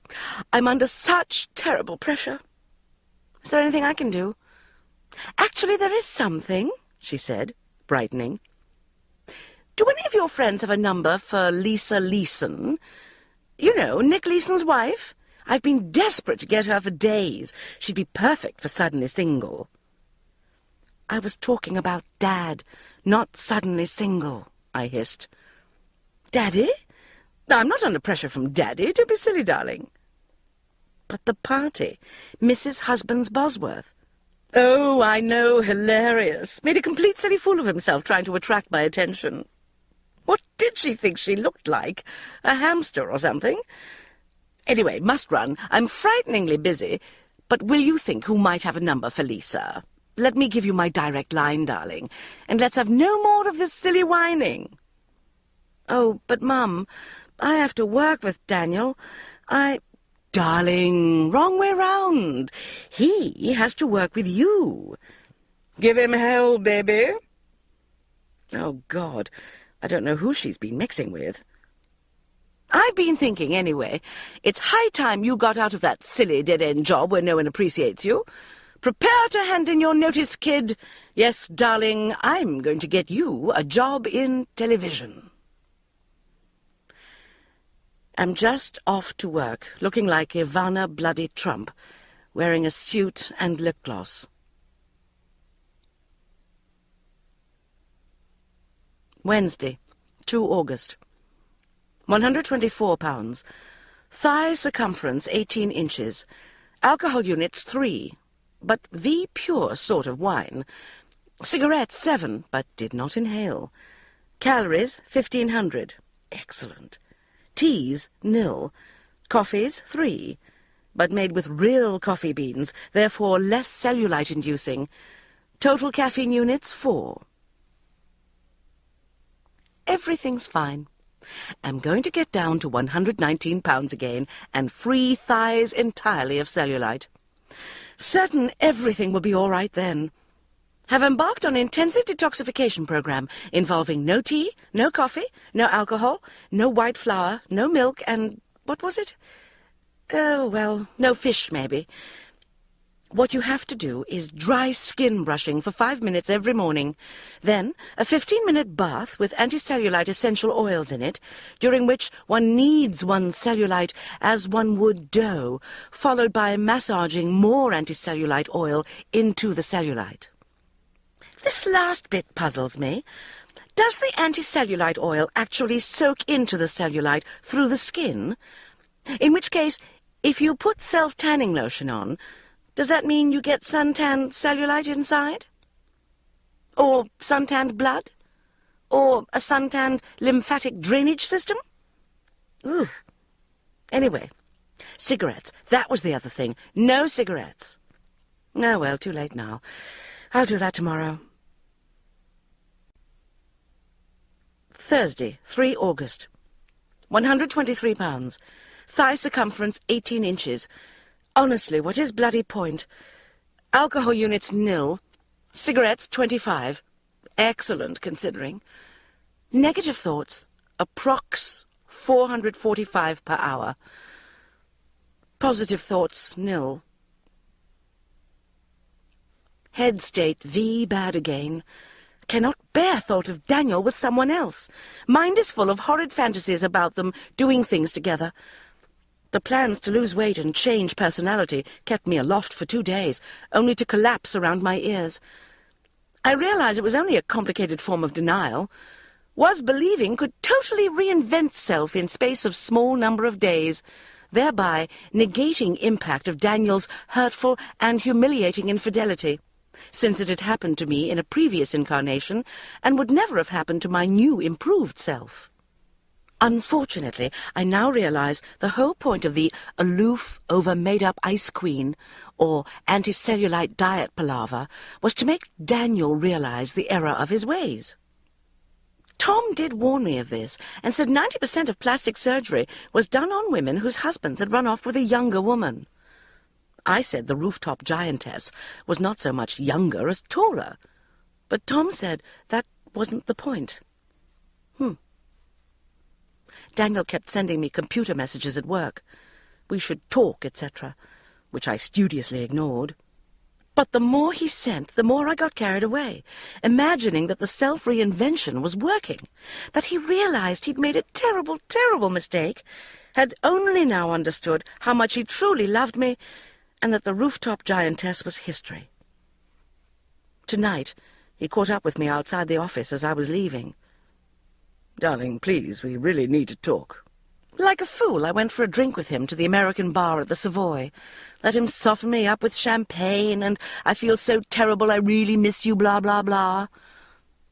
Then, the very second he got me to admit, "Oh, Daniel, I miss you too," he suddenly went all patronizing and businesslike and said, "The thing is, Suki and I—" "Suki?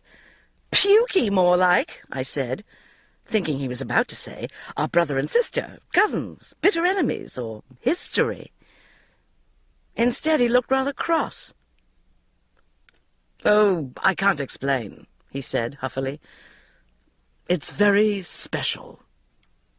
I stared at him, astonished at the audacity of his volte-face. "I'm sorry, love," he said, taking out his credit card and starting to lean back to get the attention of the waiter.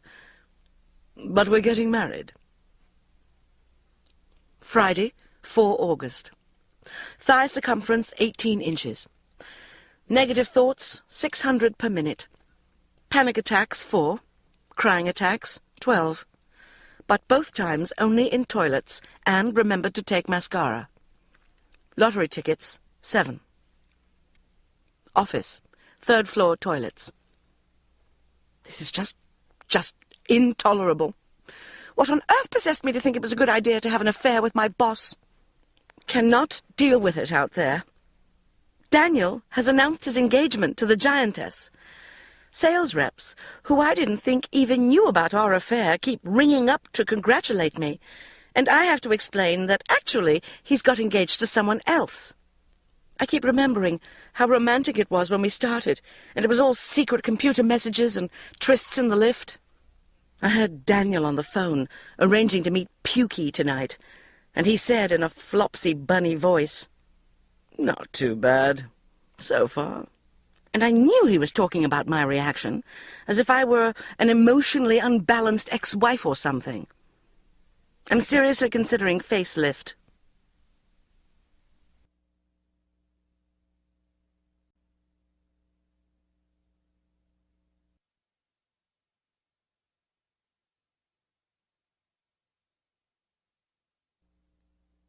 Tuesday, 8 August.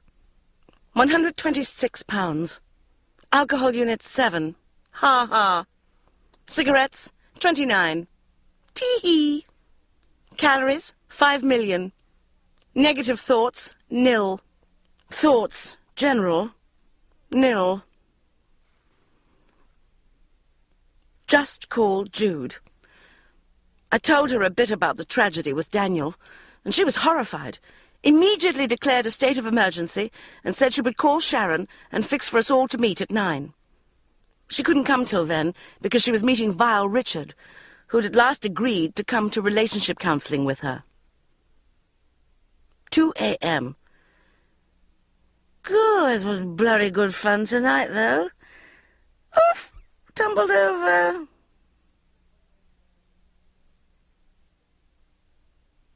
Wednesday, 9 August. 128 pounds, but in good cause. Thigh circumference 16 inches. Either miracle or hangover error. Alcohol units 0, but body still drinking units from last night. Cigarettes 0.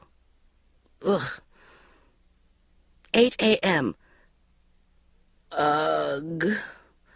in physically disastrous state, but emotionally much cheered up by night out. Jude arrived in Vixen from Hell fury, because vile Richard had stood her up for the relationship counselling. The therapist woman obviously just thought he was an imaginary boyfriend, and I was a very, very sad person. "So what did you do?" I said sympathetically, banishing a rogue, disloyal thought from Satan that said she was right. She said I had to talk about the problems I had that were unrelated to Richard. "But you don't have any problems that are unrelated to Richard," said Sharon. "I know, I told her that. Then she said I had a problem with boundaries and charged me 55 quid. "Why didn't he turn up? I hope the sadistic worm had a decent excuse," said Sharon. "He said he got tied up at work," said Jude. "I said to him, 'Listen, you don't have a monopoly on commitment problems. Actually, I have a commitment problem.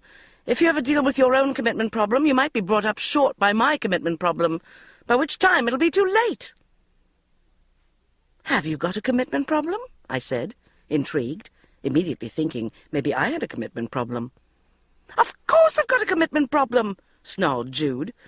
"It's just that nobody ever sees it because it's so submerged by Richard's commitment problem. Actually, my commitment problem goes much deeper than his." "Well, exactly," said Sharon. "But you don't go round wearing your commitment problem on your sleeve like every bloody man over the age of 20 does these days." "Exactly my point," spat Jude, trying to light up another silk cut, but having trouble with the lighter. "The whole bloody world's got a commitment problem," growled Sharon, in a guttural, almost Clint Eastwood voice. "It's the 3-minute culture. It's a global attention span deficit. It's typical of men to annex a global trend and turn it into a male device to reject women, to make themselves feel clever and us feel stupid. It's nothing but fuckwittage." "Bastards!" I shouted happily. "Shall we have another bottle of wine?" 9 a.m. Blimey, Mum just rang. "Darling," she said, "guess what? Good afternoon. Are looking for researchers. Current affairs. Terribly good. I've spoken to Richard Finch, the editor, and told him all about you. I said you had a degree in politics, darling. Don't worry, he'll be far too busy to check. He wants you to come in on Monday for a chat." Monday? Oh, my God, that only gives me 5 days to learn current affairs. Saturday, 12 August. £129. Still in very good cause. Alcohol units 3. VG. Cigarettes 32. VV bad, particularly since first day of giving up. Calories 1800. Gee. Lottery tickets 4. Fair. Number of serious current affairs articles read 1.5. 1471 calls, 22. Okay. Minutes spent having cross-imaginary conversations with Daniel, 120. VG. Minutes spent imagining Daniel begging me to come back, 90. Excellent. Right. Determined to be V-positive about everything. Am going to change life, become well-informed re-current affairs, stop smoking entirely, and form functional relationship with adult man. 8:30 a.m. Still have not had fag. VG. 8:35 a.m. No fags all day. Excellent. 8:40 a.m. Wonder if anything nice has come in post. 8:45 a.m. Ugh! Hateful document from Social Security Agency, asking for £1,452. What? How can this be? Have not got £1,452. Oh, God, need fag to calm nerves. Mustn't. 8:47 a.m. Just had fag. But no smoking day does not start officially till have got dressed. Suddenly start thinking of former boyfriend Peter, with whom had functional relationship for 7 years, until finished with him for heartfelt, agonizing reasons can no longer remember. Every so often Usually, when he has no one to go on holiday with, he tries to get back together and says he wants us to get married. Before know where am carried away with idea of Peter being answer. Why be unhappy and lonely when Peter wants to be with me? Quickly find telephone, ring Peter and leave message on his answer phone, merely asking him to give me call, rather than whole plan of spending rest of life together, etc. 1:15 p.m. Peter has not rung back. I'm repulsive to all men now, even Peter. 4:45 p.m. No smoking policy in tatters. Peter finally rang. Hi, B. We always used to call each other Bee and Waspy. I was going to ring you anyway. I've got some good news. I'm getting married. Ugh! The bad feeling in pancreas area. Exes should never, never go out with or marry other people, but should remain celibate to the end of their days in order to provide you with a mental fallback position. B, said Waspy. Buzz? Sorry, I said, slumping dizzily against the wall. Just, saw a car accident out of the window. I was evidently superfluous to the conversation, however, as Waspy gushed on about the cost of wedding cakes for about 20 minutes, then said, Have to go. We're cooking Delia Smith venison sausages with juniper berries tonight and watching TV. Ugh. Have just smoked entire packet of silk cut as act of self-annihilating existential despair. Hope they both become obese and have to be lifted out of the window by crane. 5:45 p.m. Trying to concentrate hard on memorizing names of shadow cabinet to avoid spiral of self-doubt. I've never met Waspy's intended, of course, but imagine giant, thin, blonde, rooftop giantess type, who rises at 5 each morning, goes to gym, rubs herself down with salt, then runs International Merchant Bank all day without smudging mascara.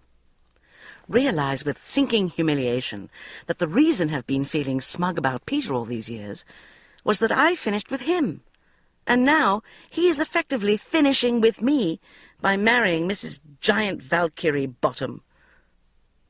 Sink into morbid, cynical reflection on how much romantic heartbreak is to do with ego and miffed pride, rather than actual loss. Also incorporating sub-thought that reason for Fergie's insane overconfidence may be that Andrew still wants her back, until he marries someone else. Ha ha. 6:45 p.m. Was just starting to watch the 6 o'clock news, notebook poised, when Mum burst in bearing carrier bags. "Now, darling," she said, sailing past me into the kitchen, "I've brought you some nice soup and some smart outfits of mine for Monday." She was wearing a lime-green suit, black tights and high-heeled court shoes. She looked like Cilla Black on Blind Date. "Where do you keep your soup ladles?" she said, banging cupboard doors. "Honestly, darling, what a mess! Now have a look through these bags while I heat up the soup." Deciding to overlook the fact that it was A, August, B, boiling hot, C, 6:15, and D, I didn't want any soup, I peered cautiously into the first carrier bag, where there was something pleated and synthetic in bright yellow with a terracotta leaf design. Mum," I began, but then her handbag started ringing. "Ah, that'll be Julio. Yep. She was balancing a portable phone under her chin now and scribbling. Yep, put it on, darling," she hissed. Yep. Now I've missed the news, and she's gone off to a cheese and wine party, leaving me looking like a door-to-door cosmetics saleswoman in a bright blue suit with slithery green blouse underneath and blue eyeshadow right up to my eyebrows. "Don't be silly, darling," was her parting shot. "If you don't do something about your appearance, you'll never get a new job, never mind another boyfriend." Midnight. After she'd gone, called Tom, who took me to a party a friend of his from art school was having at the Saatchi Gallery to stop me obsessing. "Bridget," he muttered nervously as we walked into the white hole and sea of grunge youths, "you know it's unhip to laugh at installation, don't you?" Okay, I said, sulkily. "I won't make any dead fish jokes." Someone called Gav said, "Hi." 22 maybe, sexy, in a shrunken T-shirt, revealing a chopping board-like midriff. "It's really, really, really, really amazing," Gav was saying. "It's like a sullied utopia with these really, really, really good echoes of, like, lost national identities." He led us excitedly across the big white space to a toilet paper roll, inside out, with the cardboard outside the paper. They looked at me expectantly. Suddenly I knew I was going to cry. Tom was now drooling over a giant bar of soap, bearing the imprint of a penis. Gav was staring at me. "Wow, that is like a really, really, really wild," he whispered reverently, as I blinked back tears, "response." "Just going to the loo," I blurted, rushing away past a configuration of sanitary napkin bags. There was a queue outside a portaloo, and I joined it, shaking. Suddenly, just when it was almost my turn, I felt a hand on my arm. It was Daniel. "Bridge, what are you doing here?" "What's it look like?" I snapped. "Excuse me, I'm in a hurry." I burst into the cubicle and was just about to get on with it when I realized the toilet was actually a moulding of the inside of a toilet, vacuum-packed in plastic. Then Daniel put his head round the door. "Bridge, don't wee on the installation, will you?" he said, and closed the door again. When I came out, he'd vanished. I couldn't see Gav, Tom, or anyone I knew. Eventually I found the real toilets, sat down and burst into tears, thinking I wasn't fit to be in society anymore, and just needed to get away till I stopped feeling like this. Tom was waiting outside. "Come and talk to Gav," he said. "He's really, like, into you." Then he took one look at my face and said, "Oh, shit, I'll take you home." It's no good. When someone leaves you, apart from missing them, apart from the fact that the whole little world you've created together collapses, and that everything you see or do reminds you of them, the worst is the thought that they tried you out, and in the end, the whole sum of parts adds up to you got stamped reject by the one you love. How can you not be left with the personal confidence of a passed-over British rail sandwich? "Gav likes you," said Tom. "Gav is 10. Anyway, he only liked me because he thought I was crying about a toilet roll." "Well, you were, in a way," said Tom. "Bloody git, Daniel. If that man turns out to be single-handedly responsible for all the fighting in Bosnia, I wouldn't be the least surprised." Sunday, 13 August. The bad night. On top of everything else, tried to read myself to sleep with new issue of Tatler, only to find Mark bloody Darcy's face smouldering out from feature on London's 50 most eligible bachelors, going on about how rich and marvellous he was. Ugh. Made me even more depressed in way can't quite fathom. Anyway, I'm going to stop feeling sorry for myself and spend morning learning newspapers by heart. Noon. Rebecca just rang, asking if I was all right. Thinking she meant all right about Daniel, I said, "Well, it's very depressing." "Oh, poor you. Yes, I saw Peter last night." "Where? What? Why wasn't I invited?" "And he was telling everyone how upset you were about the wedding. As he said, it is difficult. Single women do tend to get desperate as they get older." By lunchtime, could no longer go on with Sunday, trying to pretend everything was okay. rang up Jude and told her about Waspy, Rebecca, job interview, Mum, Daniel, and general misery, and arranged to meet at Jimmy B's at 2 for a Bloody Mary. 6 p.m. As luck would have it, Jude had just been reading a brilliant book called Goddesses in Every Woman. Apparently, the book says that at certain times in your life, everything goes wrong, and you don't know which way to turn, and it's as if everywhere around you, stainless steel doors are clamping shut like in Star Trek. What you have to do is be a heroine and stay brave without sinking into drink or self-pity, and everything will be okay. And that all the Greek myths and many successful movies are all about human beings facing difficult trials and not being wimps, but holding hard and thus coming out on top. The book also says that coping with difficult times is like being in a conical, shell-shaped spiral, and there is a point at each turn that is very painful and difficult. That is your particular problem or sore spot. When you are at the narrow, pointy end of the spiral, you come back to that situation very often as the rotations are quite small. As you go round, you will go through the troubled time less and less frequently, but still you must come back to it, so you shouldn't feel when it happens that you are back to square one. Trouble is, now I've sobered up, not sure I'm 100% sure what she was talking about. Mum rang up, and I tried to talk to her about how difficult it is being a woman and having a sell-by date for reproduction, unlike men. But she just said, "Oh, honestly, darling, you girls are just so picky and romantic these days. You've simply got too much choice.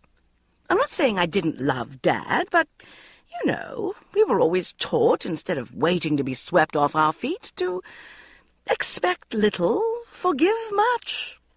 And to be honest, darling, having children isn't all it's built up to be. I mean, no offence, I don't mean this personally, but given my chance again, I'm not sure I'd have... Oh, God! Even my own mother wishes I'd never been born."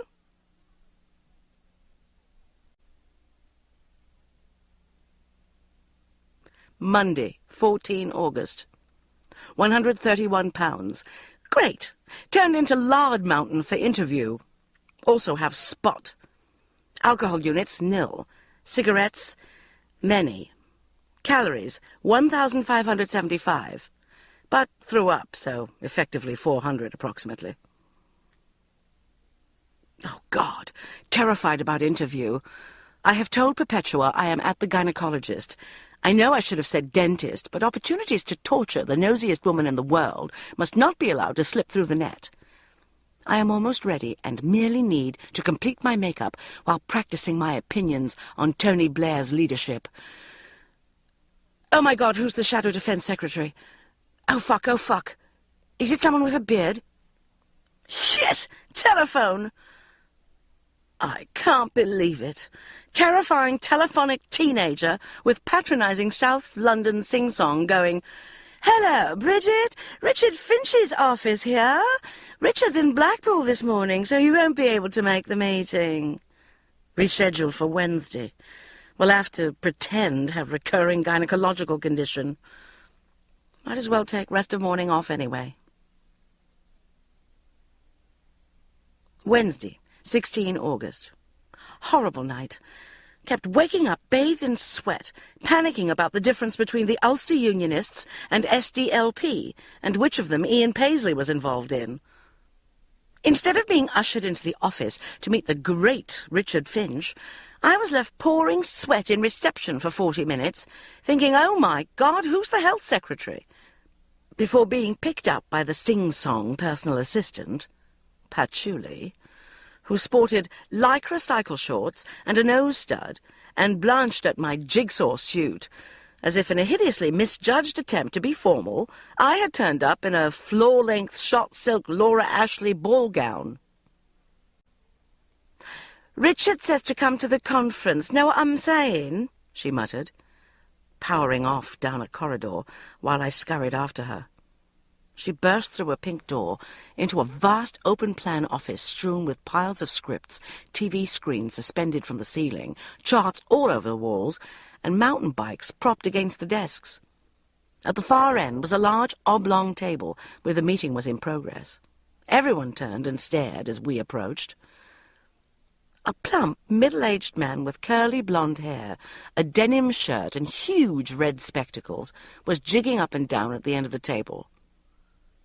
"Come on," he was saying, holding up his fists like a boxer.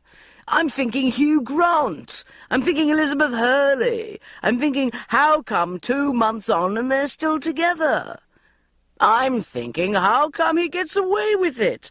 That's it. How does a man with a girlfriend with looks like Elizabeth Hurley have a blowjob from a prostitute on a public highway and get away with it? What happened to Hell Hath No Fury?" I couldn't believe this. What about the shadow cabinet? What about the peace process? He was obviously trying to work out how he could get away with sleeping with a prostitute himself. Suddenly he was looking straight at me. "Do you know?" The entire table of grunge youths stared. You must be Bridget," he shouted impatiently. "How does a man with a beautiful girlfriend manage to sleep with a prostitute, get found out, and get away with it?" I panicked. My mind went blank. "Well," he said. "Well, come on, say something." "Well, maybe," I said, because it was the only thing I could think of, "it was because somebody swallowed the evidence." There was a deathly hush. Then Richard Finch started to laugh. It was the most repulsive laugh I've ever heard in my life. Then all the grunge youths started to laugh as well. "Bridget Jones," said Richard Finch eventually, wiping his eyes. "Welcome to Good Afternoon. Take a seat, my darling." And then he winked. Tuesday, 22 August. 128 pounds. Alcohol units 4. Cigarettes 25. Lottery tickets 5. Still haven't heard anything from the interview. Don't know what to do for bank holiday, as cannot face remaining alone in London. Shaz is going to the Edinburgh Festival, as is Tom, I think.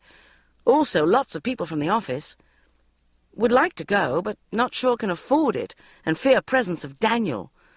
Also, everyone will be more successful and having a better time than me. Wednesday, 23 August. Definitely going to Edinburgh. Daniel is working in London, so no danger of bumping into him on the Royal Mile. It will be good for me to get away instead of obsessing and waiting for good afternoon letter. Thursday, 24 August. I'm staying in London. I always think I'm going to enjoy going to Edinburgh, and then end up only being able to get into the mime acts. Also, you dress for summer. Then it's freezing cold, and you have to teeter shivering for miles up cobblestone precipices, thinking everyone else is at a big party. Friday, 25 August, 7 p.m. I am going to Edinburgh. Today, Perpetua said, "Bridget, this is absurdly short notice, but it's just occurred to me. I've taken a flat up in Edinburgh. I'd adore it if you wanted to stay." So generous and hospitable of her. 10 p.m. Just called Perpetua and told her I'm not coming. It's all stupid. I can't afford it. Saturday, 26 August, 8:30 a.m. Right, I'm going to have a quiet, healthy time at home. Lovely. I might finish The Famished Road. 9 a.m. Oh, God, I'm so depressed. Everybody's gone to Edinburgh except me. 9:15 a.m. I wonder if Perpetua's left yet. Midnight, Edinburgh. Oh, God, I must go to see something tomorrow. Perpetua thinks I'm mad. She spent the entire train journey with the portable phone pressed to her ear, bellowing at the rest of us. Arthur Smith's Hamlet is completely booked up, So we could go to the Coen brothers instead at 5, but that means we'll be too late for Richard Herring. So shall we not go to Jenny Eclair? I frankly don't know why she still bothers. And do Lanark? And then try to get into Harry Hill, or Bondages and Julian Clary? Hang on. I'll try the Gilded Balloon. No, Harry Hill's booked up. So shall we skip the Coen brothers? I said I'd meet them at the Pleasance at 6, because I wanted to go to the George Hotel and leave a message for Tom, and I bumped into Tina in the bar. I didn't realize how far it was to the Pleasance, and when I got there, it had started, and there were no seats left. Secretly relieved, I walked, or rather mountaineered, back to the flat, picked up a lovely baked potato with a chicken curry, and watched Casualty. I was supposed to meet Perpetua at the Assembly Rooms at 9. By the time I was ready, it was 8:45, but I didn't realize you couldn't ring out on the phone, so I couldn't book a taxi, and by the time I got there, it was too late. I went back to the George bar to look for Tina and find out where Shazza was. I'd just got myself a Bloody Mary and was trying to pretend I didn't mind not having any friends when I noticed a flurry of lights and cameras in one corner and nearly screamed. It was my mother, done up like Marianne Faithfull, and about to interview Alan Yentob. "Absolutely quiet, everyone," she trilled, in a Una Alconbury flower-arranging voice. "And action!" "Tell me, Alan," she said, looking traumatized, "have you ever had suicidal thoughts?" The telly's been quite good tonight, actually. Sunday, 27 August, Edinburgh. Number of shows seen, 0. 2 a.m. Can't get to sleep. I bet they're all at a really nice party. 3 a.m. Just heard Perpetua come in, giving her verdict on the alternative comedians. Puerile, completely childish, just silly. I think she might have misunderstood something somewhere along the line. 5 a.m. There is a man in the house. I can just tell. 6 a.m. He's in Debbie from Marketing's room. Blimey. 9:30 a.m. Woken by Perpetua bellowing, "Anyone coming to the poetry reading?" Then it all went quiet, and I heard Debbie and the man whispering and him going into the kitchen. Then Perpetua's voice boomed out, "What are you doing here? I said no overnight guests." 2 p.m. Oh, my God, I've overslept. 7 p.m. King's Cross train. Oh, dear. Met Jude and the George at 3. We were going to go to a question-and-answer session, but we had a few Bloody Marys, and remember that question-and-answer sessions have a bad effect on us. You get hyper-tense trying to think up a question, putting your hand up and down.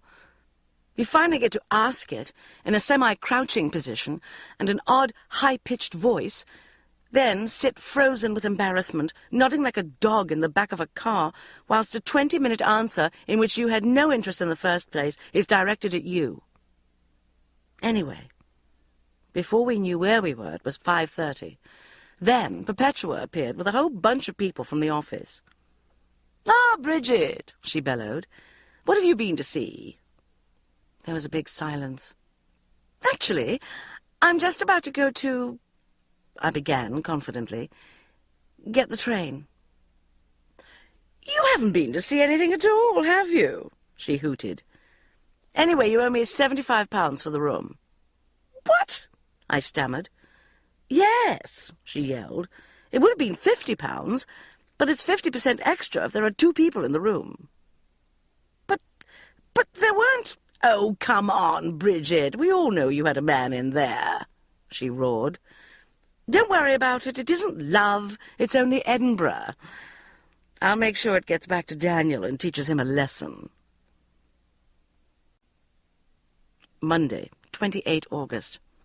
£132, full of beer and baked potatoes. Alcohol units, 6. Cigarettes, 20. Calories, 2,846.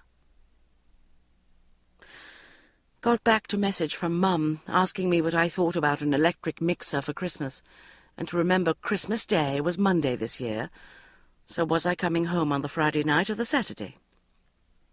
Considerably less annoyingly, there was a letter from Richard Finch, the editor of Good Afternoon, offering me a job, I think. This is all it said. "Okay, my darling, you're on."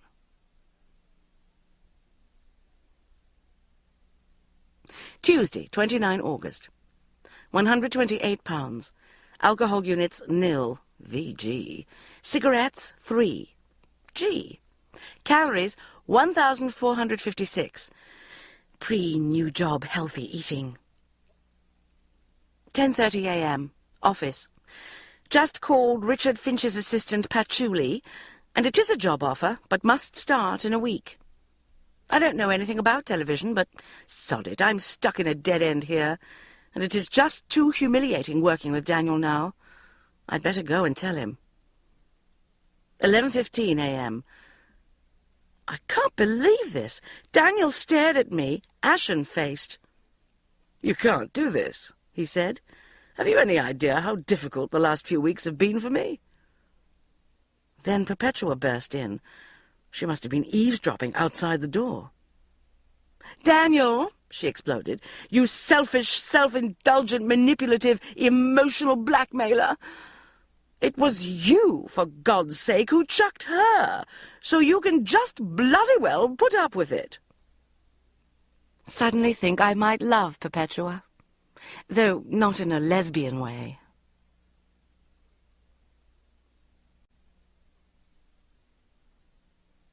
September. Up the fireman's pole. Monday, 4 September. 126 pounds. Alcohol units, nil. Cigarettes, 27. Calories, 15. Minutes spent having imaginary conversations with Daniel, telling him what I think of him, 145. Good. Better. 8 a.m. First day at new job. Must begin as mean to go on, with new calm, authoritative image, and no smoking. Smoking is a sign of weakness and undermines one's personal authority. 8:30 a.m. Mum just rang. I assumed to wish me luck for the new job. "Guess what, darling?" she began. "What?" "Elaine has invited you to their ruby wedding," she said, pausing breathlessly and expectantly. My mind went blank. Elaine? Brian and Elaine? Colin and Elaine? Elaine married to Gordon, who used to be head of Tom Academy in Kettering, Elaine? She thought it might be nice to have one or two young uns there to keep Mark company. Ah, Malcolm and Elaine, begetters of the over-perfect Mark Darcy. Apparently he told Elaine he thought you were very attractive. "Oh, don't lie," I muttered. Pleased, though. "Well, I'm sure that's what he meant anyway, darling." "What did he say?" I hissed, suddenly suspicious. "He said you were very... Mother." "Well, the word he actually used, darling, was bizarre. But that's lovely, isn't it? Bizarre? Anyway, you can ask him all about it at the ruby wedding." I'm not going all the way to Huntingdon to celebrate the ruby wedding of two people I have spoken to once for 8 seconds since I was 3, just to throw myself in the path of a rich divorcee who describes me as bizarre. Now, don't be silly, darling. Anyway, I've got to go, I said, foolishly, since she then, as always, began to gabble as if I were on death row, and this was our last phone call before I was given a lethal injection. He was earning thousands of pounds an hour, had a clock on his desk, tick-tock, tick-tock. Did I tell you I saw Mavis Enderby in the post office? Mum, it's my first day at work today. I'm really nervous. I don't want to talk about Mavis Enderby. Oh, my godfathers, darling! What are you going to wear? My short black skirt and a T-shirt. Oh, now you're not going to go looking like a sloppy tramp in dull colours. Put something smart and bright on. What about that lovely cerise two-piece you used to wear? Oh, by the way, did I tell you, Una's gone down the Nile? Gah. Felt so bad when she put the phone down that smoked 5 silk cut in row. Non-VG start to the day. 9 p.m. In bed, completely exhausted. I had forgotten how hideous it is starting a new job when nobody knows you, so your entire character becomes defined by every chance remark or slightly peculiar thing you say. And you can't even so much as go put some makeup on without asking where the ladies is. I was late through no fault of my own. It was impossible to get into the TV studios as I had no pass, and the door was run by the sort of security guards who think their job is to prevent the staff from entering the building. When I finally reached reception, I wasn't allowed upstairs till someone came to get me. By this time, it was 9:25, and the conference was at 9:30. Patchouli eventually appeared, with 2 huge barking dogs, one of which started jumping up and licking my face, while the other put its head straight up my skirt. "They're Richards, aren't they like brilliants?" she said. "I'll just take them to the car." "Won't I be late for the meeting?" I said desperately, holding on to the dog's head between my knees and trying to push it away. She looked me up and down as if to say, "So?" and then disappeared, dragging the dogs. By the time I got into the office, therefore, the meeting had started, and everyone stared, except Richard, whose portly form was clad in a strange green woolen boiler suit. Come on," he was saying, jigging and beckoning the table towards him with both hands. "I'm thinking 9 o'clock service. I'm thinking dirty vicars. I'm thinking sexual acts in church. I'm thinking, why do women fall for vicars? Come on, I'm not paying you for nothing. Have an idea." "Why don't you interview Joanna Trollope?" I said. "A Trollope?" he said, staring at me blankly. "What Trollope?" "Joanna Trollope, the woman who wrote The Rector's Wife that was on the telly. The Rector's Wife? She should know." A leery smile spread across his face. "Brilliant," he said to my breasts. "Absolutely fucking brilliant. Anyone got a number for Joanna Trollope?" There was a long pause. Actually, I have," I said eventually, feeling walls of hate vibes coming from the grunge youths. When the meeting was over, I rushed to the loo to recover my composure, where Patchouli was making herself up next to her friend, who was wearing a sprayed-on dress that showed her underpants and midriff. "This isn't too tarty, is it?" the girl was saying to Patchouli. "You should have seen those bitch 30-somethings' faces when I walked in. Ah!" Both girls looked at me, horrified, with their hands over their mouths. "We didn't mean you," they said. I'm not sure if I'm going to be able to stand this. Saturday, 9 September. £124. VG. Advantage of new job with attendant nervous tension. Alcohol units, 4. Cigarettes, 10. Calories, 1,876. Minutes spent having imaginary conversations with Daniel, 24. Excellent. Minutes spent imagining rerun of conversations with Mother in which I come out on top, 94. 11:30 a.m. Why, oh why, did I give my mother a key to my flat? I was just, for the first time in 5 weeks, starting a weekend without wanting to stare at the wall and burst into tears. I'd got through a week at work.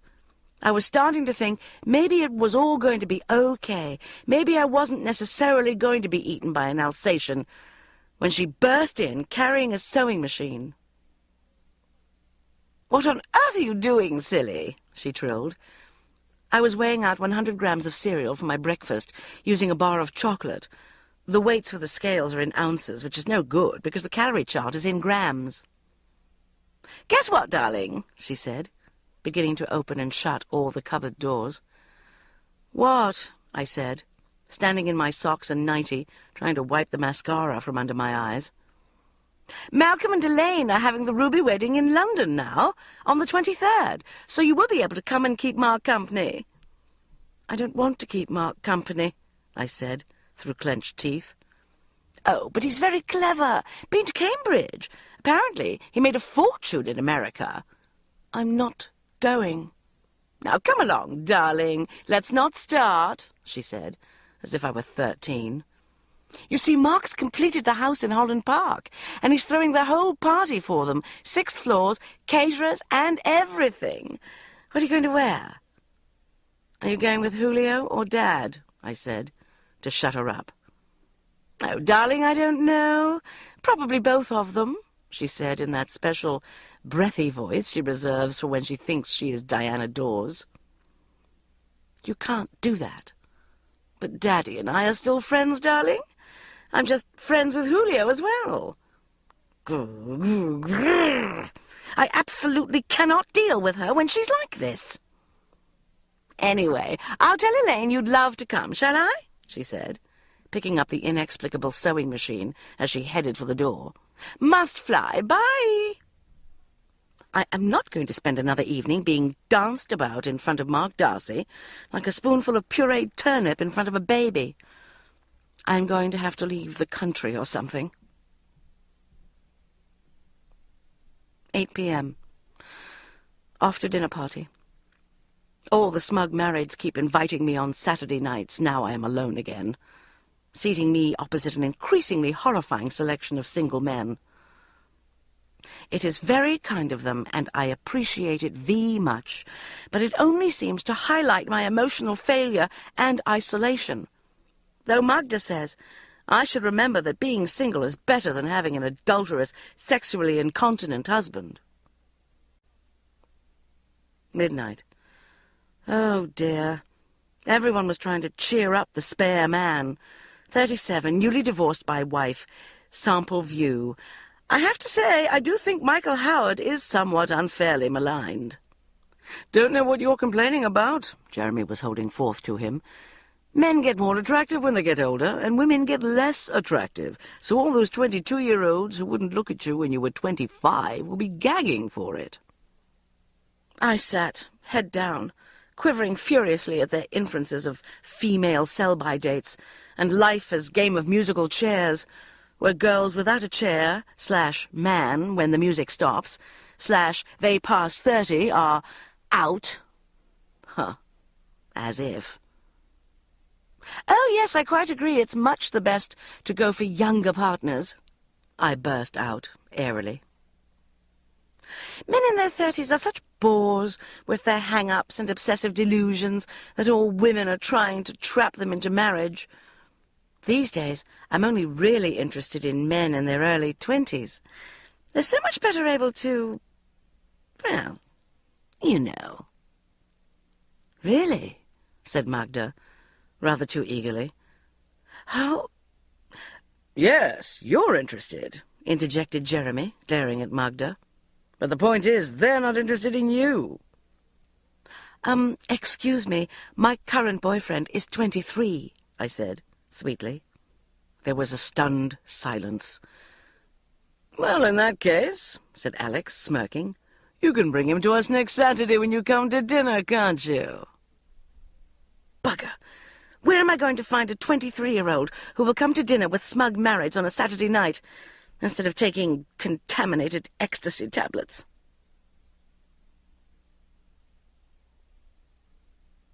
Friday, 15 September.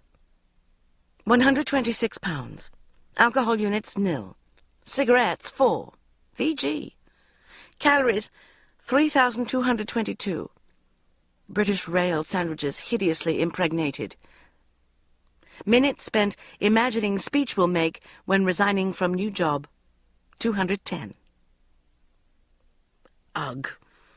Hateful conference with bully boss Richard Finch, going, "Right, Harrods 1 pound a p toilets. I'm thinking fantasy toilets. I'm thinking studio, Frank Skinner and Sir Richard Rogers on furry seats, armrests with TV screens, quilted loo paper. Bridget, your dole youths clamp down. I'm thinking the North. I'm thinking dole youths loafing about, live down the line. But, I stammered. "Patchouli!" he shouted, at which point the dogs under his desk woke up and started jumping about and barking. "What?" yelled Patchouli above the din. She was wearing a crocheted mini-dress with a floppy straw hat and an orange bry nylon saddle-stitched blouse on top. As if the things I used to wear in my teens were a hilarious joke. "Where's the dole youths O.B.? Liverpool?" "Liverpool. Okay, Bridget. O.B. crew outside Boots in the shopping centre, live at 5:30. Get me 6 dole youths." Later, as I was leaving to get the train, Patchouli yelled casually, "Oh, yeah, like, Bridget, it's not Liverpool, it's like Manchester, right?" 4:15 p.m. Manchester. Number of dole youths approached, 44. Number of dole youths agreed to be interviewed, 0. Manchester-London train, 7 p.m. Ugh! By 4:45 I was running hysterically between the concrete flower tubs, gabbling. "Excuse me, are you employed? Never mind, thanks." "What are we doing then?" asked the cameraman with no attempt to feign interest. "Dole youths," I said gaily. "Back in a mo." Then rushed round the corner and hit myself on the forehead. I could hear Richard over my earpiece going, "Bridget, where the fuck? Dole youths." Then I spotted a cash machine on the wall. By 5:20, 6 youths claiming to be unemployed were neatly lined up in front of the camera, a crisp £20 note in each of their pockets, while I flapped round, trying to make oblique amends for being middle class. At 5:30, I heard the signature tune bonging and crashing, then Richard yelling, "Sorry, Manchester, we're dropping you." I began, to the expectant faces. The youths clearly thought I had a syndrome that made me want to pretend I worked in TV. Worse, with working like a mad thing all week and coming up to Manchester, I'd been unable to do anything about the no-date trauma tomorrow. Then, suddenly, as I glanced across at the divine young whippersnappers, with the cash machine in the background, the germ of an extremely morally suspect idea began to form itself in my mind. Think was right decision not to attempt to lure dole youth to Cosmo's dinner party. Would have been exploitative and wrong. Doesn't answer question of what to do about it, though. Think we'll go have a fag in the smoking carriage. 7:30 p.m. Ugh! Smoking carriage turned out to be monstrous pigsty, where smokers were huddled, miserable and defiant. Realize it is no longer possible for smokers to live in dignity, instead being forced to sulk in the slimy underbelly of existence. Would not have been in least surprised if carriage had mysteriously been shunted off onto siding, never to be seen again. Maybe privatized rail firms will start running smoking trains, and villagers will shake their fists and throw stones at them as they pass, terrifying children with tales of fire-breathing freaks within. Anyway, rang Tom from Miracle on Train phone. How does it work? How? No wires. Weird. Maybe somehow connected through electric contact between wheels and tracks. To moan about the no 23-year-old date crisis. "What about Gav?" he said. "Gav?" "You know, the guy you met at the Saatchi Gallery." "Do you think he'd mind?" "No, he was really into you." "He wasn't." "Shut up." "He was. Stop obsessing. Leave it to me." Sometimes feel without Tom I would sink without trace and disappear. Tuesday, 19 September. £124, VG. Alcohol units, 3, VG. Cigarettes, nil. Too shameful to smoke in presence of healthy young whippersnappers. Blimey, must hurry. About to go on date with Diet Coke-esque young whippersnapper. Gav turned out to be completely divine and behaved exquisitely at Alex's dinner party on Saturday, flirting with all the wives, fawning over me and fending all their trick questions over our relationship with the intellectual dexterity of a fellow of all souls. Unfortunately, I was so overcome with gratitude, that is, lust, in the taxi on the way back, I was powerless to resist his advances, that is, put my hand on his knee. I did, however, manage to get a grip on myself, that is, my panic, and not accept his invitation to go in for coffee. Subsequently, however, I felt guilty about being a prick-teaser, that is, could not stop self-thinking, damn, damn, damn. So when Gav rang and asked me round to his house for dinner tonight, I accepted graciously. That is, could barely contain my excitement. Midnight. Feel like old woman of the hills. Was so long since I'd been on a date that was completely full of myself and could not resist boasting to taxi driver about my boyfriend and going round to my boyfriend's who was cooking me supper. Unfortunately, however, when I got there, number 4 Malden Road was a fruit and vegetable shop. "Do you want to use my phone, love?" said the taxi driver wearily.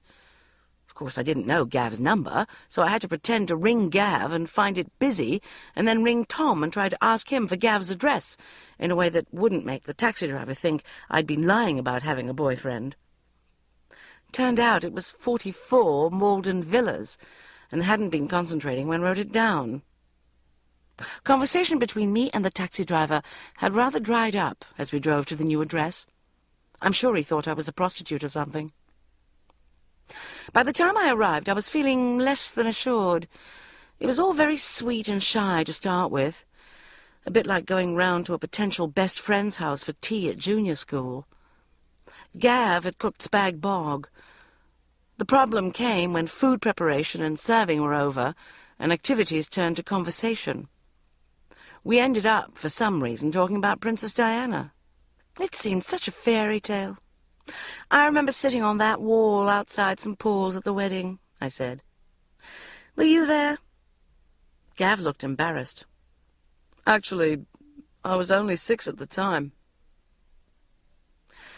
Eventually we gave up on conversation, and Gav, with tremendous excitement, this, I recall, the fabulous thing about 22-year-olds, began to kiss me and simultaneously try to find entrances to my clothes. Eventually he managed to slide his hand over my stomach, at which point he said, "It was so humiliating." You're all squashy." I couldn't go on with it after that. "Oh, God, it's no good. I am too old, and will have to give up, teach religious knowledge in a girls' school, and move in with the hockey teacher." Saturday, 23 September. £126, alcohol units, nil, cigarettes, nil, VVG. Draft replies written to Mark Darcy's invitation, 14. But at least has replaced imaginary conversations with Daniel. 10 a.m.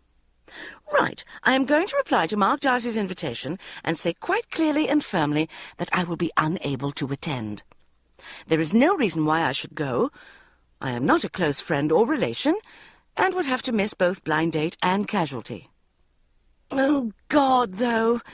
It is one of those mad invitations written in the third person, as if everyone is so posh that to acknowledge directly in person that they were having a party and wondered if you would like to come would be like calling the ladies' powder room the toilet. Seem to remember from childhood am supposed to reply in same oblique style, as if I am imaginary person employed by self to reply to invitations from imaginary people employed by friends to issue invitations. What to put? Bridget Jones regrets that she will be unable... Miss Bridget Jones is distraught that she will be unable... Devastated does not do justice to the feelings of Miss Bridget Jones. It is with great regret that we must announce that so great was Miss Bridget Jones' distress at not being able to accept the kind invitation of Mr. Mark Darcy, that she has offed herself, and will therefore, more certainly than ever now, be unable to accept Mr. Mark Darcy's kind... Oh, telephone. It was Dad. Bridget, my dear, you are coming to the horror event next Saturday, aren't you? The Darcy's ruby wedding, you mean? What else? It's been the only thing that has distracted your mother from the question of who's getting the mahogany ornament cabinet and nesting coffee tables since she got the Lisa Leeson interview at the beginning of August. I was kind of hoping to get out of it. The line went quiet at the other end. Dad? There was a muffled sob. Dad was crying. I think Dad's having a nervous breakdown. Mind you, if I'd been married to Mum for 39 years, I'd have had a nervous breakdown, even without her running off with a Portuguese tour operator. What's wrong, Dad?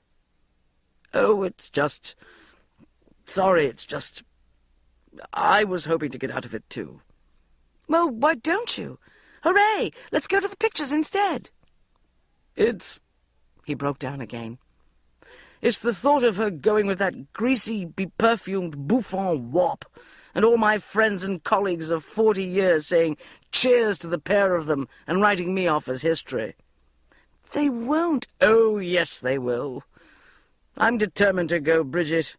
I'm going to get on my glad rags and hold my head up high and... But... Sobs again.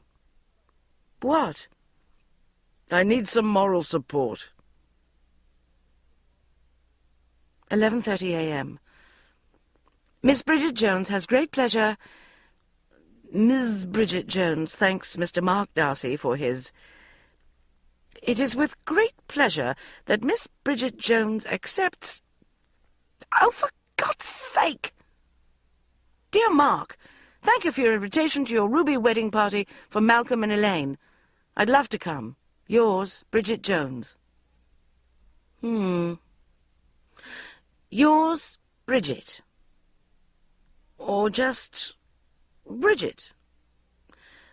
Bridget, parentheses, Jones. Right. We'll just copy it out neatly and check spellings, then send it. Tuesday, 26 September. £125. Alcohol units, nil. Cigarettes, nil. Calories, 1,256. Lottery tickets, nil. Obsessive thoughts about Daniel, nil. Negative thoughts, nil. Am perfect saint-style person. It is great when you start thinking about your career instead of worrying about trivial things, men and relationships. It's going really well on Good Afternoon. I think I might have a gift for popular television. The really exciting news is that I'm going to be given a tryout in front of the camera. Richard Finch got this idea into his head at the end of last week, that he wanted to do a live-action special with reporters attached to emergency services all over the capital. He didn't have much luck to start with. In fact, people were going round the office saying he'd been turned down by every accident and emergency unit, police and ambulance force in the home counties. But this morning, when I arrived, he grabbed me by the shoulders, yelling, "Bridget, we're on. Fire. I want you on camera. I'm thinking miniskirt. I'm thinking fireman's helmet. I'm thinking pointing the hose." Everything has been total mayhem ever since, with the everyday business of the day's news utterly forgotten, and everyone gibbering down the phones about links, towers, and OBs. Anyway, it is all happening tomorrow, and I have to report to Lewisham Fire Station at 11 o'clock. I'm going to ring round everybody tonight and tell them to watch. Cannot wait to tell Mum. Wednesday, 27 September. £123. Shrunk with embarrassment. Alcohol units, 3. Cigarettes, nil. No smoking in fire station. Then 12 in 1 hour. Calories, 1,584 VG. 9 p.m. Have never been so humiliated in my life. Spent all day rehearsing and getting everything organized. The idea was that when they cut to Lewisham, I was going to slide down the pole into shot and start interviewing a fireman. At 5 o'clock, as we went on air, I was perched at the top of the pole, ready to slide down on my cue. Then suddenly, in my earpiece, I heard Richard shouting, "Go, go, go, go, go!" So I let go of the pole and started to slide. Then he continued, "Go, go, go, Newcastle! Bridget, stand by in Lewisham! Coming to you in 30 seconds!" I thought about dropping to the bottom of the pole and rushing back up the stairs, but I was only a few feet down, so I started to pull myself up again instead. Then suddenly there was a great bellow in my ear. "Bridget, we're on you! What the fuck are you doing? You're meant to be sliding down the pole, not climbing up it! Go, go, go!" Hysterically, I grinned at the camera and dropped myself down, landing as scheduled by the feet of the fireman I was supposed to interview. "Lewisham, we're out of time. Wind it up, Bridget," yelled Richard in my ear. "And now, back to the studio," I said. And that was it. Thursday, 28 September. 124 pounds. Alcohol units, 2. VG. Cigarettes, 11. G. Calories, 1,850. Job offers from fire service or rival TV stations, nil. Perhaps not altogether surprising.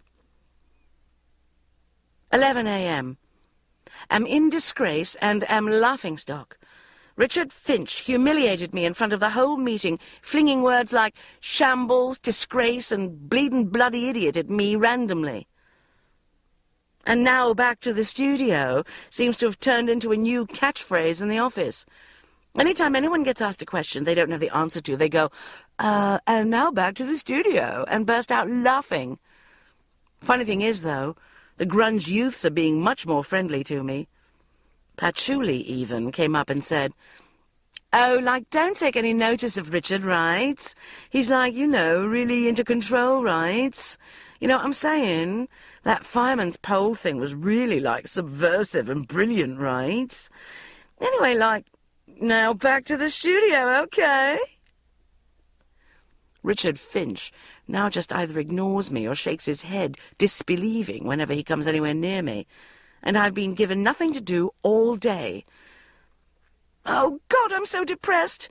I thought I'd found something I was good at for once, and now it's all ruined. And on top of everything else, it is the horrible Ruby wedding party on Saturday, and I've nothing to wear. I'm no good at anything. Not men, not social skills, not work. Nothing.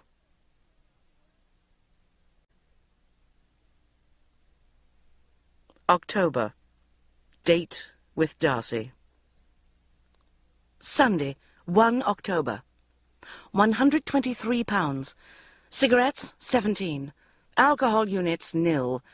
VG, especially for party. 4 a.m. Startling. One of the most startling evenings of life. After got depressed on Friday, Jude came round and talked to me about being more positive about things, bringing with her fantastic black dress for me to borrow for party. Was worried that might split or spill on the dress, but she said she had lots of money and dresses because of top job, and did not matter, so not to worry about it. Love Jude. Girls are so much nicer than men, apart from Tom, but homosexual. Decided to accessorize fantastic dress with black tights with lycra and light shimmer. £6.95, and pied-à-terre kitten-heel black suede shoes. Have got mashed potato off. Had shock on arrival at the party, as Mark Darcy's house was not a thin, white terraced house on Portland Road or similar, as had anticipated, but huge, detached, wedding-cake-style mansion on the other side of Holland Park Avenue, where Harold Pinter, they say, lives, surrounded by greenery. He'd certainly gone to town for his mum and dad. All the trees were dotted with red fairy lights and strings of shiny red hearts in a really quite endearing manner, and there was a red and white canopied walkway leading all the way up the front path. At the door, things began to look even more promising, as we were greeted by serving staff who gave us champagne and relieved us of our gifts. I had bought Malcolm and Elaine a copy of Perry Como love songs from the year they were married, plus a Body Shop terracotta essential oil burner, as an extra present for Elaine, as she'd been asking me about essential oils at the turkey curry buffet. Next, we were ushered down a dramatic, curved pale wood stairway, lit by red, heart-shaped candles on each step. Downstairs was one vast room, with a dark wood floor and a conservatory giving on to the garden. The whole room was lit by candles. Dad and I just stood and stared, completely speechless. Instead of the cocktail fancies you would expect at a parent-generational do, compartmentalized cut glass dishes full of gherkins, plates sporting savoury doilies, and half grapefruits bespined with cheese and pineapple chunk-laden toothpicks, there were large silver trays containing prawn wontons, tomato and mozzarella tartlets, and chicken satay. The guests looked as though they couldn't believe their luck, throwing their heads back and roaring with laughter. Una Aukenbury looked as though she'd just eaten a lemon. "Oh dear," said Dad, following my gaze, as Una bore down on us. "I'm not sure this is going to be Mummy and Una's cup of tea." "Bit showy, isn't it?" said Una, the second she was within earshot, pulling her stole huffily around her shoulders. "I think if you take these things too far, it gets a bit common." "Oh, don't be absurd, Una. It's a sensational party," said my father, helping himself to his 19th canopy. I agree," I said, through a mouthful of tartlet, as my champagne glass was filled as if from nowhere. "It's bloody fantastic." After psyching myself up for so long for Jaeger two-piece hell, I was euphoric. No one had even asked me why I wasn't married yet. Said Una. Mum, too, was now bearing down on us. "Bridget," she yelled, "have you said hello to Mark?" I suddenly realized, cringing, that both Una and Mum must be coming up to their Ruby weddings soon. Knowing Mum, it's highly unlikely she'll let a trifling detail like leaving her husband and going off with a tour operator stand in the way of the celebrations, and will be determined not to be outdone by Elaine Darcy at whatever price, even the sacrifice of a harmless daughter to an arranged marriage. "Hold on there, big fella," said my dad, squeezing my arm. "What a lovely house! Haven't you got a nice stole to put over your shoulders, Bridget?" "Dandruff," trilled Mum, brushing Dad's back. "Now, darling, why on earth aren't you talking to Mark?" Well," I mumbled. "What do you think, Pam?" hissed Una tensely, nodding at the room. "Showy," whispered Mum, exaggerating her lip movements like a northern fishwife. "Exactly what I said," mouthed Una triumphantly. "Didn't I say so, Colin? Showy." I glanced round nervously and jumped in fright. There, looking at us, not 3 feet away, was Mark Darcy. He must have heard everything. I opened my mouth to say something. I'm not quite sure what, to try to improve matters. But he walked away. Dinner was served in the drawing-room on the ground floor, and I found myself in the queue on the stairs, directly behind Mark Darcy. "Hi," I said, hoping to make amends for my mother's rudeness. He looked round, completely ignored me, and looked back again. "Hi," I said again, and poked him. "Oh, hi, I'm sorry. I didn't see you," he said. "It's a great party," I said. "Thanks for inviting me." He stared at me for a moment. "Oh, I didn't," he said. "My mother invited you. Anyway, must see to the placement. Very much enjoyed your Lewisham fire station report, by the way." And he turned and strode upstairs, dodging between the diners and excusing himself while I reeled. Humph. As he reached the top of the stairs, Natasha appeared in a stunning gold satin sheath, grabbing his arm possessively, and, in her haste, tripping over one of the candles, which spilled red wax on the bottom of her dress. "Fuck," she said. "Fuck." As they disappeared ahead, I could hear her telling him off. "I told you it was ridiculous spending all afternoon arranging candles in dangerous places for people to fall over. Your time would have been far better spent ensuring that the placement was—" Funnily enough, the placement turned out to be rather brilliant. Mum was sitting next to neither Dad nor Julio, but Brian Enderby, whom she always liked to flirt with. Julio had been put next to Mark Darcy's glamorous 55-year-old aunt, who was beside herself with delight. My Dad was pink with pleasure at sitting next to a stunning Faye Dunaway look-alike. I was really excited. Maybe I would be sandwiched between two of Mark Darcy's dishy friends, top barristers or Americans from Boston, perhaps. But as I looked for my name on the chart, a familiar voice piped up beside me. "So, how's my little Bridget? Aren't I the lucky one? Look, you're right next to me. Una tells me you've split up with your fella. I don't know. Duh. When are we going to get you married off?" "Well, I hope when we do, I shall be the one to do the deed," said a voice on my other side. "I could do with a new vimper. Apricot silk, or maybe a nice 39-button souterne from Gamarelli's." Mark had thoughtfully put me between Geoffrey Aukenbury and the gay vicar. Actually, though, once we'd all got a few drinks down us, conversation was by no means stilted. I was asking the vicar what he thought about the miracle of Indian statues of Ganesh, the elephant god, taking in milk. The vicar said the word in ecclesiastical circles was that the miracle was due to the effect on terracotta of a hot summer followed by cold weather. As the meal broke up and people started to make their way downstairs for the dancing, I was thinking about what he said. Overcome with curiosity, and keen also to avoid having to do the twist with Geoffrey Aukenbury, I excused myself, discreetly taking a teaspoon and milk jug from the table, and nipped into the room where the presents had, rather proving Una's point about the showy element of things, already been unwrapped and put on display. It took me a while to locate the terracotta oil burner, as it had been shoved near the back, but when I did, I simply poured a little milk onto the teaspoon, tilted it, and held it against the edge of the hole where you put the candle in. I couldn't believe it.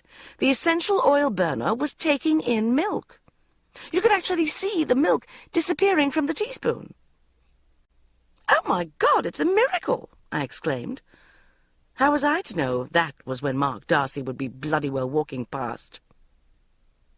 "What are you doing?" he said, standing in the doorway. I didn't know what to say.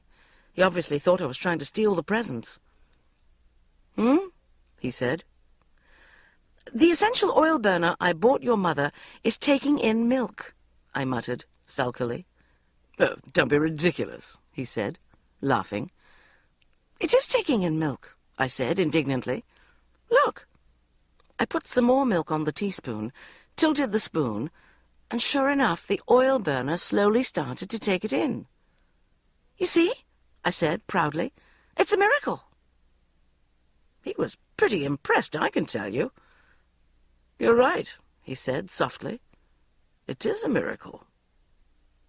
Just then Natasha appeared in the doorway. "Oh, hi," she said, seeing me. "Not in your bunny girl outfit today, then?" And then gave a little laugh to disguise her bitchy comment as an amusing joke. "Actually, we bunnies wear these in the winter for warmth," I said. "John Rosher," she said, staring at Jude's dress. "Last autumn I recognized the hem." I paused to think up something very witty and cutting to say, but unfortunately couldn't think of anything. So after a bit of a stupid pause, I said, "Anyway, I'm sure you're longing to circulate. Nice to see you again. Bye." I decided I needed to go outside for a little fresh air and a fag. It was a wonderful, warm, starry night, with the moon lighting up all the rhododendron bushes. Personally, I've never been keen on rhododendrons. They remind me of Victorian country houses up north from D.H. Lawrence, where people drown in lakes. I stepped down into the sunken garden. They were playing Viennese waltzes in a rather smart, fanned millennium sort of way. Then suddenly I heard a noise above. A figure was silhouetted against the French windows. It was a blonde adolescent, an attractive public schoolboy type. "Hi," said the youth. He lit a cigarette unsteadily and stared, heading down the stairs towards me. "Don't suppose you fancy a dance?" "Oh, sorry," he said, holding out his hand as if we were at the Eton Open Day and he was the former Home Secretary who'd forgotten his manners. "Simon Dalrymple." "Bridget Jones," I said, holding out my hand stiffly, feeling as if I were a member of the War Cabinet. "Hi, really nice to meet you. So, can we have a dance?"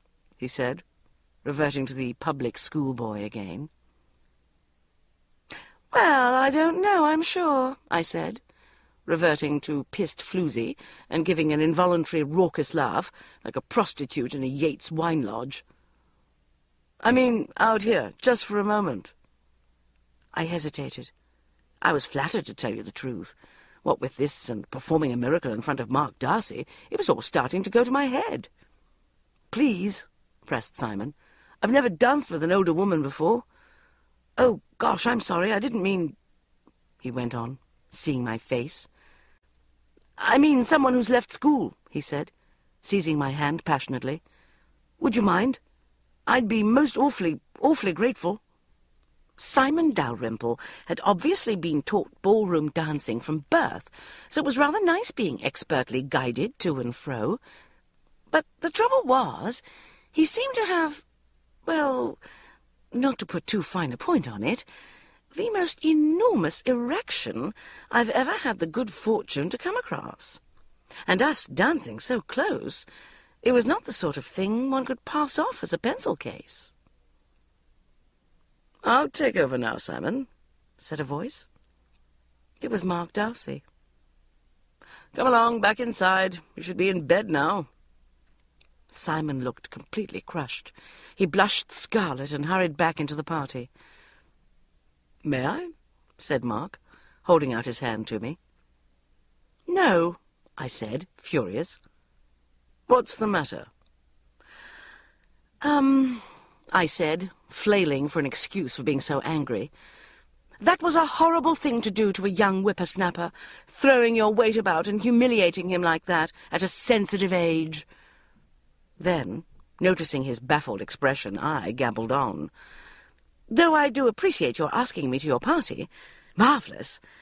Thank you very much. Fantastic party." "Yes, I think you've said that," he said, blinking fast.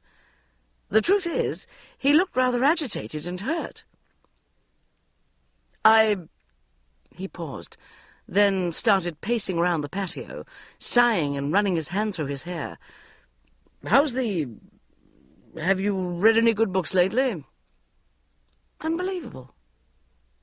"Mark," I said, "if you ask me once more if I've read any good books lately, I'm going to eat my head. Why don't you ask me something else? Ring the changes a bit. Ask me if I've got any hobbies, or a view on the single European currency, or if I've had any particularly disturbing experiences with rubber."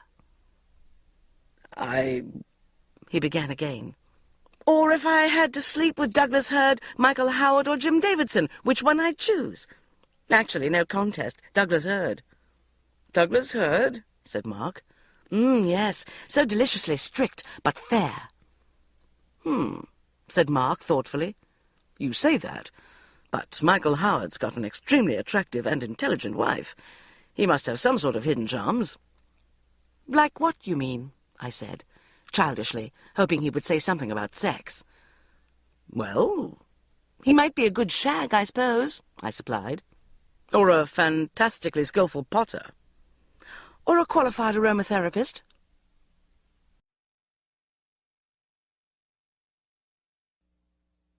Will you have dinner with me, Bridget?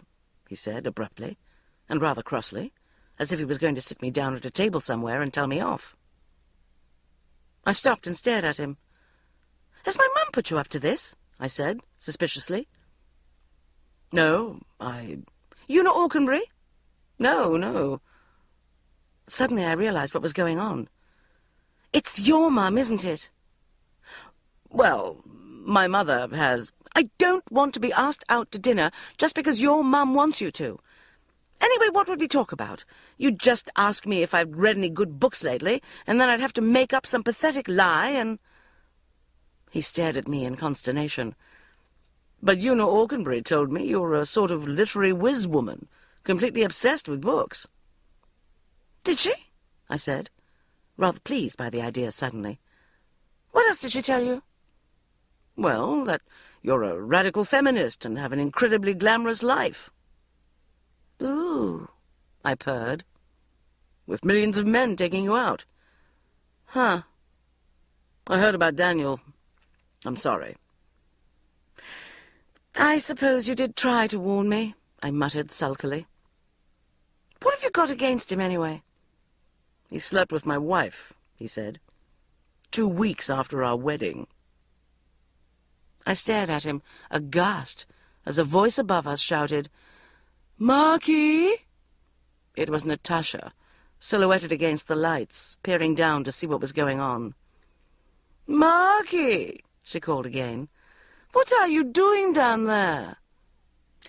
Last Christmas, Mark went on hurriedly, I thought if my mother said the words Bridget Jones just once more, I would go to the Sunday People and accuse her of abusing me as a child with a bicycle pump.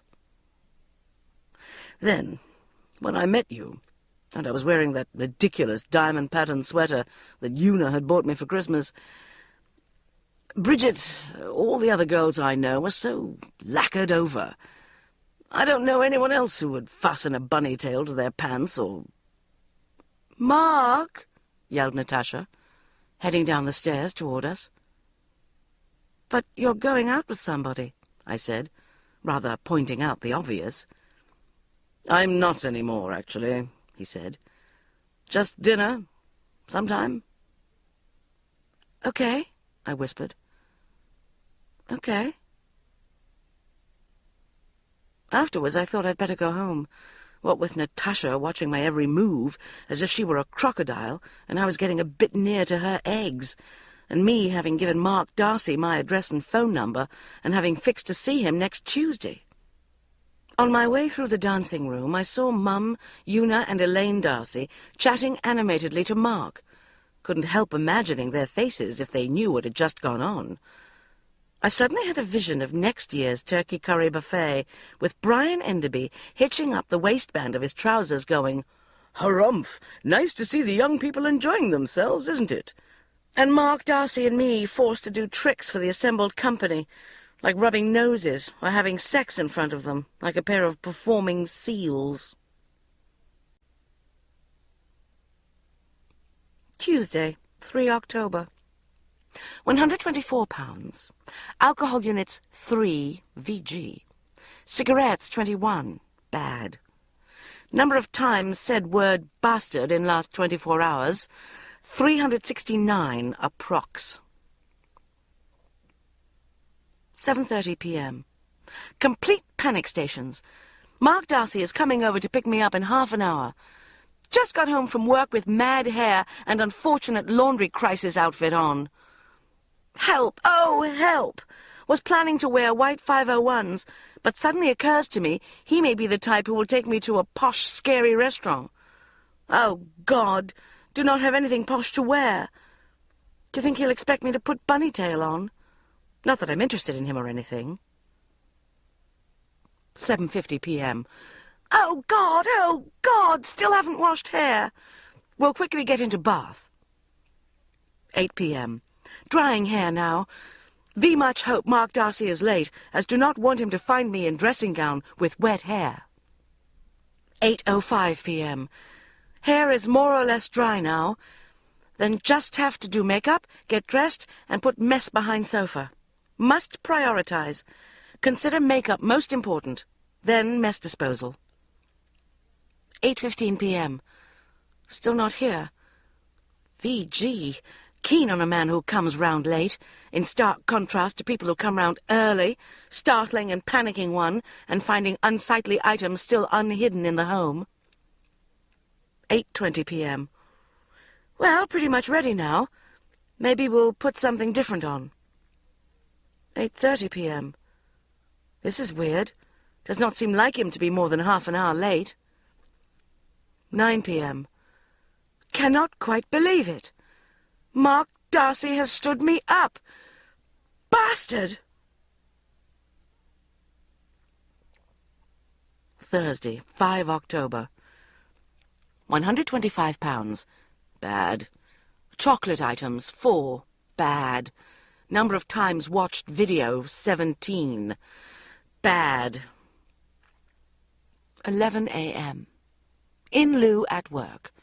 Oh, no, oh, no! On top of humiliating stand-up debacle, found self horrible centre of attention at morning meeting today. "Right, Bridget," said Richard Finch. "I'm going to give you another chance. The Isabella Rossellini trial. Verdict expected today. We think she's going to get off. Get yourself down to the High Court. I don't want to see you climbing up any poles or lampposts. I want a hard-headed interview. Ask her if this means it's okay for us all to murder people every time we don't fancy having sex with them. What are you waiting for, Bridget? Off you go." I had no idea, not even a glimmer of a clue as to what he was talking about. "You have noticed the Isabella Rossellini trial, haven't you?" said Richard. "You do read the papers occasionally?" The trouble with this job is that people keep flinging names and stories at you, and you have a split second to decide whether or not to admit you have no idea what they're talking about. And if you let the moment go, then you spend the next half hour desperately flailing for clues to what it is you are discussing in depth and at length with a confident air, which is precisely what happened with Isabella Rossellini. And now I must set off to meet scary camera crew at the law courts in 5 minutes to cover and report on a story on the television without having the faintest idea what it is about. 11:05 a.m. Thank God for Patchouli. Just came out of the toilet, and she was being pulled along by Richard's dogs straining at the leash. "Are you okay?" she said. "You look a bit freaked out." No, I'm fine," I said. "Sure?" She stared at me for a moment. "Listen, right, you realise he didn't mean Isabella Rossellini at the meeting, didn't you? He's thinking of Elena Rossini, right?" Oh, thank God and all his angels in heaven above. Elena Rossini is the children's nanny accused of murdering her employer after he allegedly subjected her to repeated rape and effective house arrest for 18 months. I grabbed a couple of newspapers to bone up and ran for a taxi. 3 p.m. Cannot believe what just happened. Was hanging around outside the High Court for ages with the camera crew and a whole gang of reporters all waiting for the trial to end. Was bloody good fun, actually. Even started to see the funny side of being stood up by Mr. Perfect Pants Mark Darcy. Suddenly realised I'd run out of cigarettes, so I whispered to the cameraman, who was really nice, if he thought it would be okay if I nipped to the shop for 5 minutes, and he said it would be fine, because you're always given warning when they're about to come out, and they'd come and get me if it was about to happen. When they heard I was going to the shop, a lot of reporters asked me if I'd bring them fags and sweets, so it took quite a while working it all out. I was just standing in the shop trying to keep all the change separate with the shopkeeper, when this bloke walked in, obviously in a real hurry, and said, "Could you let me have a box of Quality Street?" as if I wasn't there. The poor shopkeeper looked at me as if not sure what to do. "Excuse me, does the word Q mean anything to you?" I said. in a hoity-toity voice, turning around to look at him. I made a weird noise. It was Mark Darcy, all dressed up in his barrister outfit. He just stared at me, in that way he has. "Where in the name of arse were you last night?" I said. "I might ask the same question of you," he said, icily. At that moment, the camera assistant burst into the shop. "Bridget," he yelled, "we've missed the interview. Elena Rossini's come out and gone. Did you get my minstrels?" Speechless, I grabbed the edge of the sweet counter for support. "Missed it?" I said, as soon as I could steady my breathing. "Missed it? Oh, God! This is my last chance after the fireman's pole, and I was buying sweets. I'll be sacked. Did the others get interviews?" "Actually, nobody got any interviews with her," said Mark Darcy. "Didn't they?" I said, looking up at him desperately. "But how do you know?" "Because I was defending her, and I told her not to give any," he said casually. "Look, she's out there in my car." As I looked, Elena Rossini put her head out of the car window and shouted in a foreign accent, "Mark, sorry, you bring me dairy box, please, instead of Quality Street?" Just then our camera car drew up. "Derek," yelled the cameraman out of the window, "get us a Twix and a Lion Bar, will you?" "So, where were you last night?" asked Mark Darcy. "Waiting for bloody you," I said, between clenched teeth. "What, at 8:05, when I rang on your doorbell 12 times?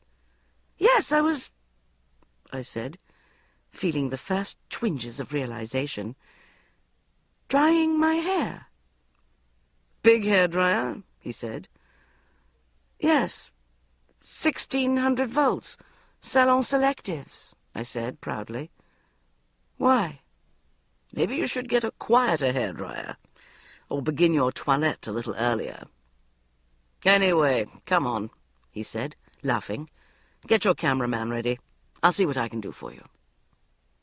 Oh, God, how embarrassing. I'm a complete jerk. 9 p.m. Cannot believe how marvellously everything has turned out. Have just played the Good Afternoon headlines back for the 5th time. And a Good Afternoon exclusive, it says.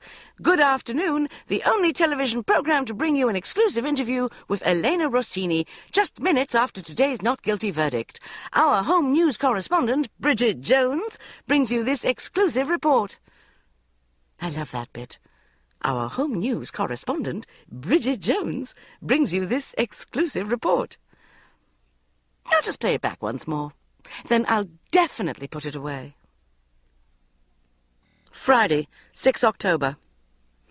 126 pounds. Comfort eating. Alcohol units, 6. Drink problem. Lottery ticket, 6. Comfort gambling. 1471 calls to see if Mark Darcy has rung. 21. Curiosity only, obviously. Number of times watched video, 9. Better. 9 p.m. Left a message for Mum yesterday to tell her all about my scoop, so when she rang tonight, I assumed it would be to congratulate me. But no, she was just going on about the party. It was Una and Geoffrey this, Brian and Mavis that, and how marvellous Mark was, and why didn't I talk to him, etc., etc. Temptation to tell her what happened, almost overwhelming, but managed to control myself by envisaging consequences. Screaming ecstasy at the making of the date, and brutal murder of only daughter when she heard the actual outcome. Keep hoping he might ring me up and ask me for another date after the hairdryer debacle. Maybe I should write him a note to say thank you for the interview and sorry about the hairdryer. It's not because I fancy him or anything. Simple good manners demands it. Thursday, 12 October. 127 pounds. Bad. Alcohol units, 3. Both healthy and normal. Cigarettes, 13. Fat units, 17. Wonder if it's possible to calculate fat unit content of entire body. Hope otherwise. Lottery tickets, 3. Fair. 1471 calls to see if Mark Darcy has rung. 12. Better. Incensed by patronising article in the paper by smug married journalist. It was headlined, with subtle as a Frankie Howard sexual innuendo-style irony, "The Joy of Single Life." They're young, ambitious, and rich, but their lives hide an aching loneliness. When they leave work, a gaping emotional hole opens up before them. Lonely, style-obsessed individuals seek consolation in packeted comfort food of the kind their mother might have made. Bloody nerve. How does Mrs. Smug, married at 22, think she knows, thank you very much? I'm going to write an article based on dozens of conversations with smug marrieds. When they leave work, they always burst into tears because, though exhausted, they have to peel potatoes and put all the washing in while their porky bloater husbands slump burping in front of the football, demanding plates of chips. On other nights, they plop, wearing unstylish pinnies, into big black holes after their husbands have rung to say they're working late again, with the sound of creaking leatherware and sexy singletons tittering in the background. Met Sharon, Jude, and Tom after work. Tom, too, was working on a furious imaginary article about the smug married's gaping emotional holes. Their influence affects everything from the kind of houses being built to the kind of food that stocks the supermarket shelves, Tom's appalled article was going to rant. Everywhere we see Ann Summers shops, catering to housewives trying pathetically to simulate the thrilling sex enjoyed by singletons and ever more exotic foodstuffs in Marks and Spencer for exhausted couples trying to pretend they're in a lovely restaurant like the Singletons and don't have to do the washing up. I'm bloody sick of this arrogant hand-wringing about single life, roared Sharon. Yes, yes, I said. You forgot the fuckwittage, burped Jude. We always have fuckwittage. Anyway, we're not lonely. We have extended families in the form of networks of friends, connected by telephone, said Tom. Yes, hurrah! Singletons should not have to explain themselves all the time, but should have an accepted status, like geisha girls do, I shouted happily, slurping on my tumbler of Chilean Chardonnay. Geisha girls, said Sharon, looking at me coldly. Shut up, Bridge, slurred Tom. You're drunk. You're just trying to escape from your yawning emotional hole into drunk. Well, so's bloody well Shazza, I said sulkily. As not, said Sharon. You bloody are, I said. Look, shut up, said Jude, burping again. Shall I get another bottle of Chardonnay? Friday, 13 October. 129 pounds. But have temporarily turned into wine bag. Alcohol units, nil. But feeding off wine bag. Calories, nil. VG. Actually, might as well be honest here, not really VG, as only nil because puked up 5,876 calories immediately after eating. Oh, God, I'm so lonely. An entire weekend stretching ahead with no one to love or have fun with. Anyway, I don't care. I've got a lovely steamed ginger pudding from M&S to put in the microwave. Sunday, 15 October. 126 pounds. Better. Alcohol units 5, but special occasion. Cigarettes 16. Calories 2,456. Minutes spent thinking about Mr. Darcy, 245. 8:55 a.m. Just nipped out for fags prior to getting changed, ready for BBC Pride and Prejudice. Hard to believe there are so many cars out on the roads. Shouldn't they be home getting ready? Love the nation being so addicted. The basis of my own addiction, I know, is my simple human need for Darcy to get off with Elizabeth. Tom says football guru Nick Hornby says, in his book, that men's obsession with football is not vicarious. The testosterone-crazed fans do not wish themselves on the pitch, claims Hornby, instead seeing their team as their chosen representatives, rather like Parliament. That is precisely my feeling about Darcy and Elizabeth. They are my chosen representatives in the field of shagging, or rather courtship. I do not, however, wish to see any actual goals. I'd hate to see Darcy and Elizabeth in bed, smoking a cigarette afterwards. That would be unnatural and wrong, and I would quickly lose interest. 10:30 a.m. Jude just called, and we spent 20 minutes growling, "For that Mr. Darcy." I love the way he talks, sort of as if he can't be bothered. Ding-dong.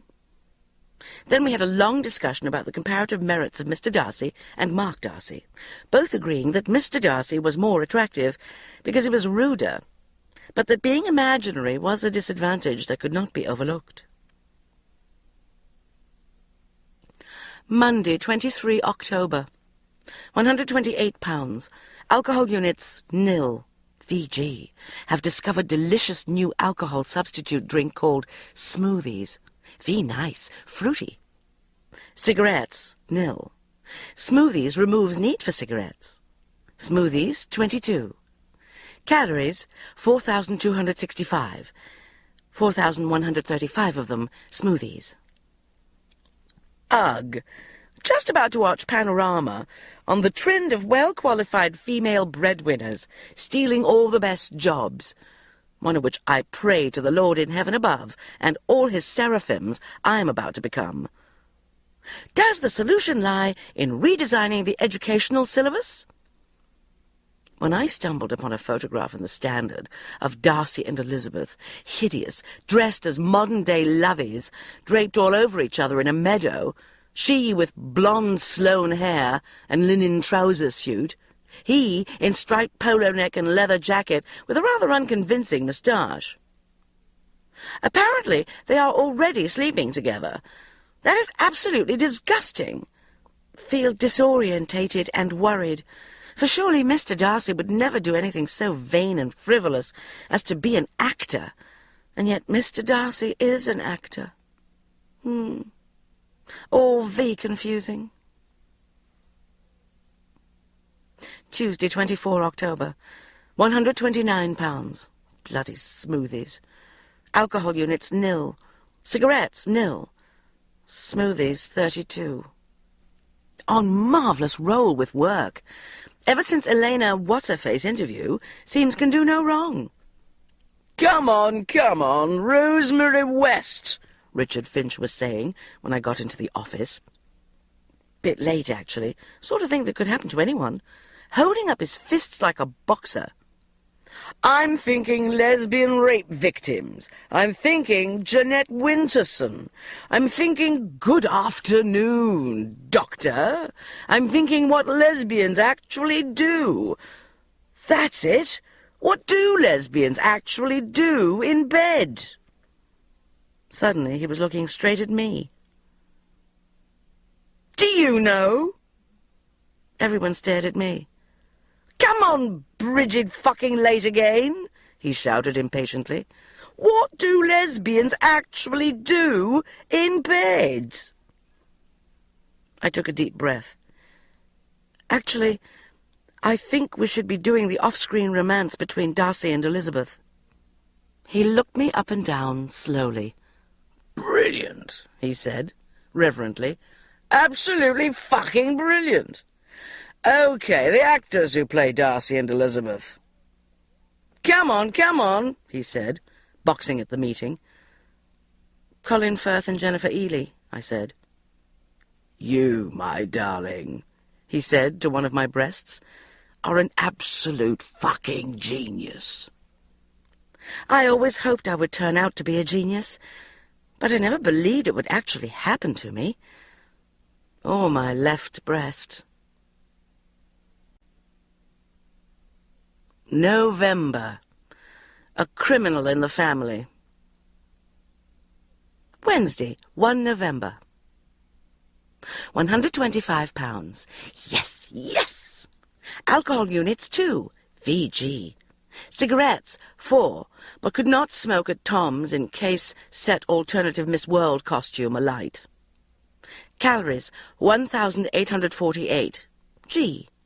Smoothies, 12. Excellent progress. Just went round to Tom's for top-level summit to discuss the Mark Darcy scenario. Found Tom, however, in a complete lather about the forthcoming alternative Miss World contest. Having decided ages ago to go as Miss Global Warming, he was having a crisis of confidence.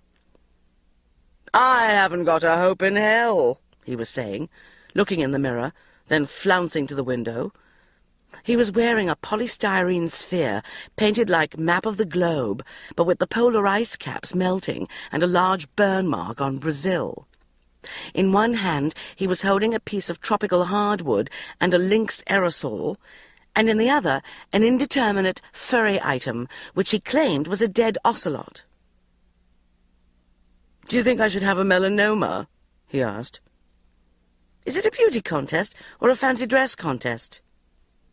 "That's just it, I don't know. No one knows," said Tom, throwing down his headdress, a miniature tree which he was intending to set alight during the contest. "It's both, it's everything. Beauty, originality, artistry. It's all ridiculously unclear."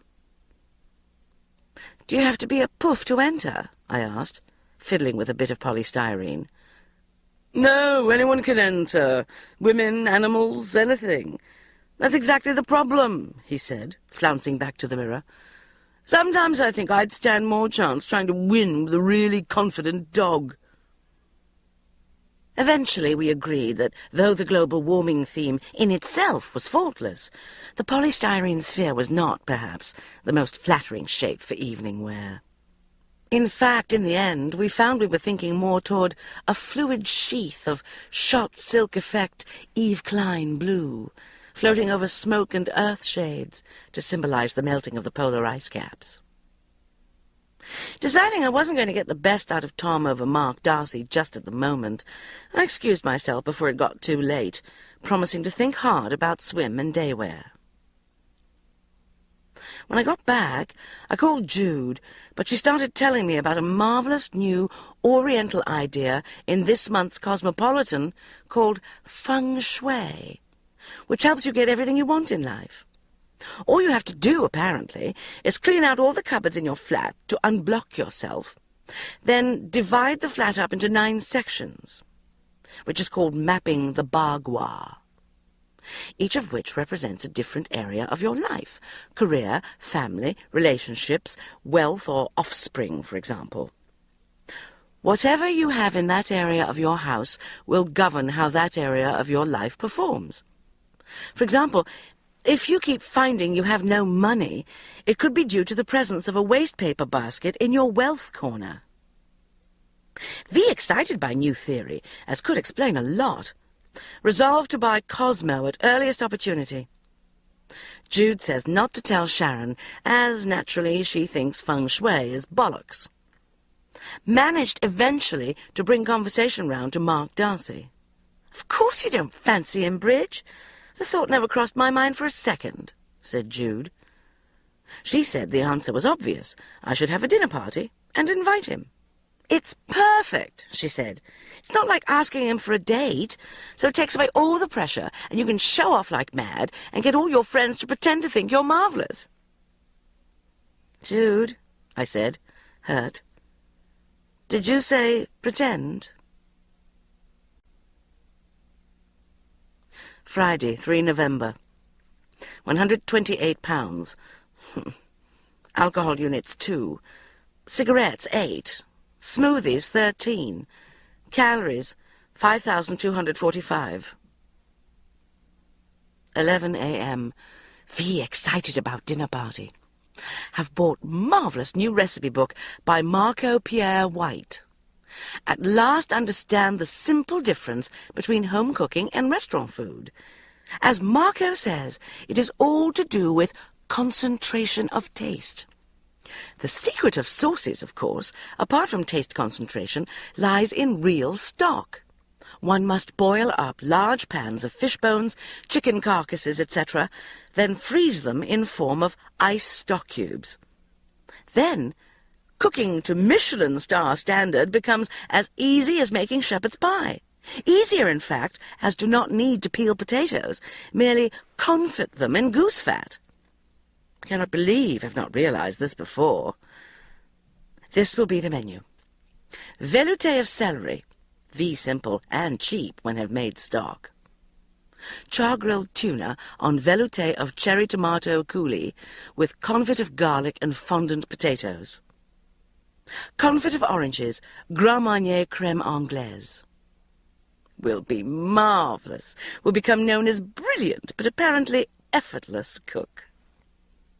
People will flock to my dinner parties, enthusing, "It's really great going to Bridget's for dinner. One gets Michelin star-style food in a bohemian setting." Mark Darcy will be impressed, and will realize I am not common or incompetent. Sunday, 5 November. 126 pounds. Disaster. Cigarettes, 32. Alcohol unit, 6. Shop has run out of smoothies. Careless bastards. Calories, 2,266. Lottery tickets, 4. 7 p.m. Bonfire night, and not invited to any bonfires. Rockets going off tauntingly, left, right, and centre. Going round to Tom's. 11 p.m. Bloody good evening at Tom's, who was trying to deal with the fact that the alternative Miss World title had gone to Joan of Bloody Arc. The thing that makes me really angry is that they say it isn't a beauty contest, but really it is. I mean, I'm sure if it wasn't for this nose, said Tom, staring at himself furiously in the mirror. What? My nose. What's wrong with it? What's wrong with it? Tch, look at it. It turned out there was a very, very tiny bump where someone had shoved a glass in his face when he was 17. Do you see what I mean? My feeling was, as I explained, that the bump in itself couldn't be blamed for Joan of Arc snatching the title from directly beneath it, as it were, unless the judges were using a Hubble telescope. But then Tom started saying he was too fat as well, and was going on a diet. "How many calories are you supposed to eat if you're on a diet?" he said. "About 1,000. "Well, I usually aim for 1,000 and come in at about 1,500, I said, realizing as I said it that the last bit wasn't strictly true. 1,000, said Tom, incredulously. "But I thought you needed 2,000 just to survive." I looked at him nonplussed. I realized that I have spent so many years being on a diet that the idea that you might actually need calories to survive has been completely wiped out of my consciousness. Have reached point where believe nutritional ideal is to eat nothing at all, and that the only reason people eat is because they are so greedy they cannot stop themselves from breaking out and ruining their diets.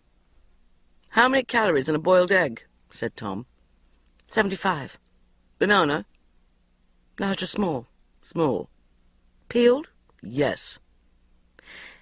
80, I said, confidently. "Olive?" "Black or green?" "Black." 9. "Chocolate biscuit?" 121. "Box of milk tray?" 10,896. "How do you know all this?" I thought about it. I just do, as one knows one's alphabet or times tables. "Okay, 9 times 8, said Tom. 64. No, 56. 72. "What letter comes before J? Quick." "P. L, I mean." Tom says I am sick, but I happen to know for a fact that I am normal and no different from everyone else, i.e. Sharon and Jude. Frankly, I am quite worried about Tom. I think taking part in a beauty contest has started to make him crack under the pressures we women have long been subjected to, and he's becoming insecure, appearance-obsessed, and borderline anorexic. Evening climaxed with Tom cheering himself up, letting off rockets from the roof terrace into the garden of the people below, who Tom says are homophobic.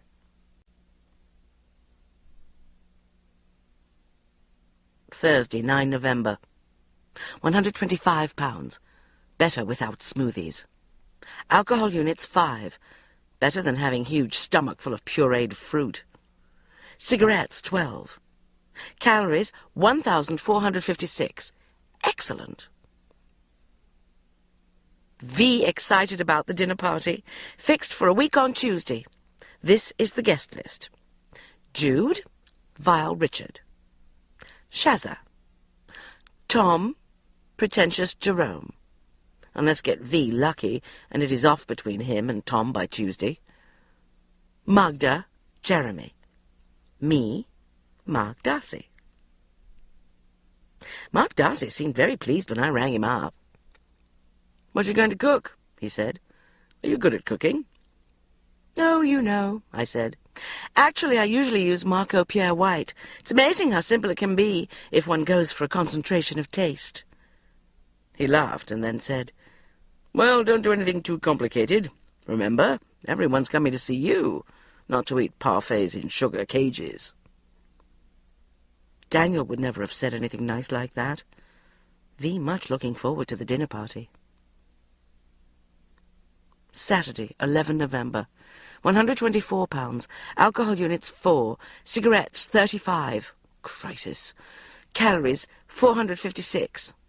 Off food. Tom's disappeared.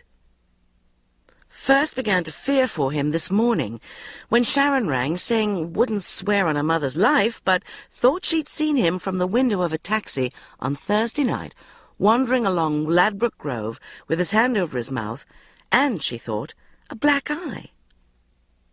By the time she'd got the taxi to go back, he'd disappeared. She'd left 2 messages for him yesterday, asking if he was okay, but had had no reply. I suddenly realized as she spoke that I had left a message for Tom myself on Wednesday, asking if he was round at the weekend, and he hadn't replied, which isn't like him at all. Frantic phoning ensued. Tom's phone just rang and rang. So I called Jude, who said she hadn't heard from him either. I tried Tom's pretentious Jerome. Nothing.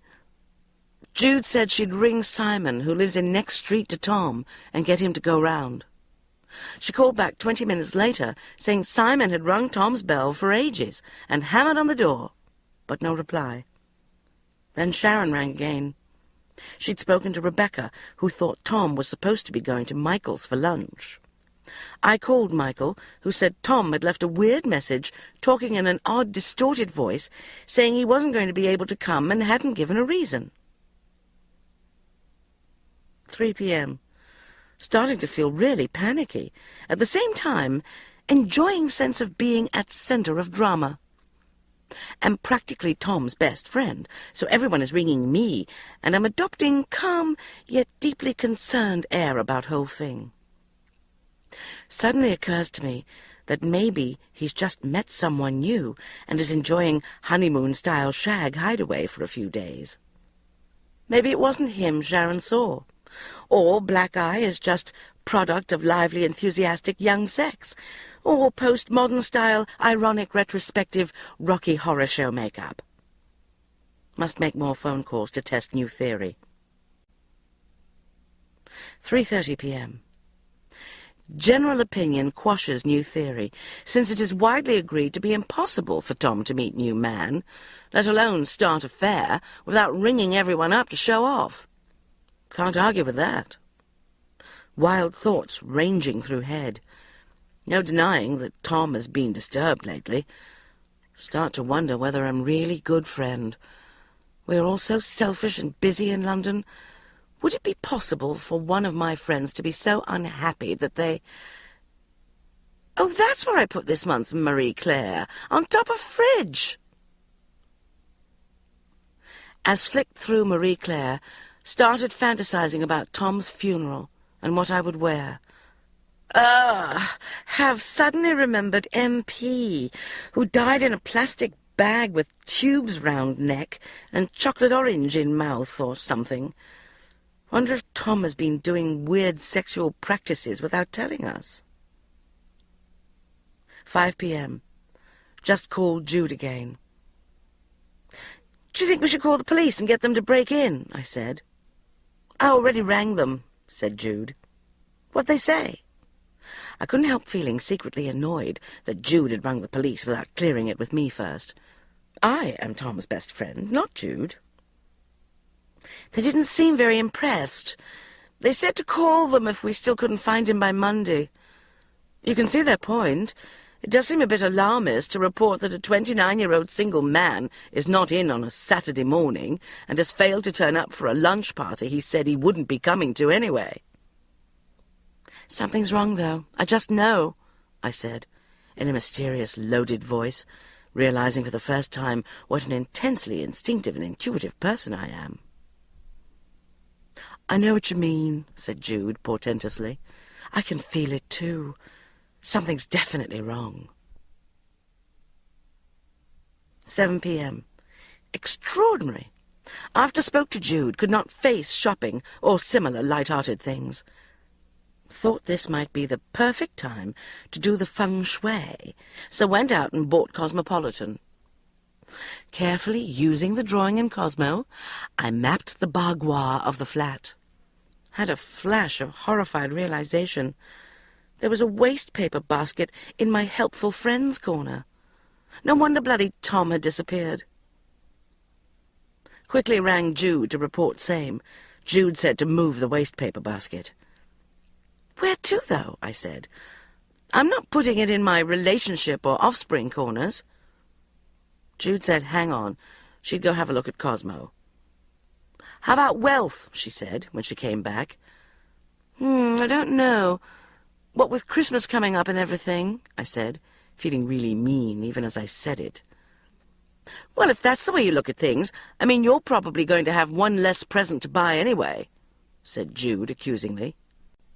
In the end, I decided to put the waste paper basket in my knowledge corner and went out to the greengrocer to get some plants with round leaves to put in the family and helpful friends corners. Spiky-leaved plants, particularly cacti, are counterproductive. Was just getting plant pot out of the cupboard under sink when heard a jangling sound. I suddenly hit myself hard on the forehead. They were Tom's spare keys from when he went to Ibiza. For a moment, I thought about going round there without Jude. I mean, she rang the police without telling me, didn't she? But in the end, it seemed too mean, so I rang her and we'd decided we'd get Shazza to come as well, because she'd raised the alert in the first place. As we turned into Tom's street, though, I came out of my fantasy about how dignified, tragic, and articulate I would be when interviewed by the newspapers, along with a parallel paranoid fear that the police would decide it was me who'd murdered Tom. Suddenly it stopped being a game. Maybe something terrible and tragic actually had happened. None of us spoke or looked at each other as we walked up the front steps. "Should you ring first?" whispered Sharon, as I lifted the key to the lock. "I'll do it," said Jude. She looked at us quickly, then pressed the buzzer. We stood in silence. Nothing. She pressed again. I was just about to slip the key in the lock when a voice on the intercom said, "Hello?" "Who's that?" I said tremulously. "Who d'you think it is, you daft cow?" "Tom!" I bellowed joyfully. "Let us in!" "Who's us?" he said suspiciously. "Me, Jude, and Shazza." "I'd rather you didn't come up, hun, to be honest." "Oh, bloody hell," said Sharon, pushing past me. "Tom, you silly bloody queen, you've only had half London up in arms ringing the police, combing the metropolis for you, because no one knows where you are. Bloody well let us in." "I don't want anyone except Bridget," said Tom, petulantly. I beamed beatifically at the others. "Don't be such a prima bloody donna," said Shazza. Silence. "Come on, you silly sod, let us in." There was a pause. Then the buzzer went. Bzzz. "Are you ready for this?" came his voice as we reached the top floor and he opened the door. All three of us cried out. Tom's whole face was distorted, hideous yellow and black, and encased in plaster. "Tom, what's happened to you?" I cried, clumsily trying to embrace him and ending up kissing his ear. Jude burst into tears, and Shazza kicked the wall. "Don't worry, Tom," she growled. "We'll find the bastards who did this." "What happened?" I said again, tears beginning to plop down my cheeks. Well," said Tom, extracting himself awkwardly from my embrace. "Actually, I had a nose job." Turned out Tom had secretly had the operation on Wednesday, but was too embarrassed to tell us because we'd all been so dismissive about his minuscule nasal bump.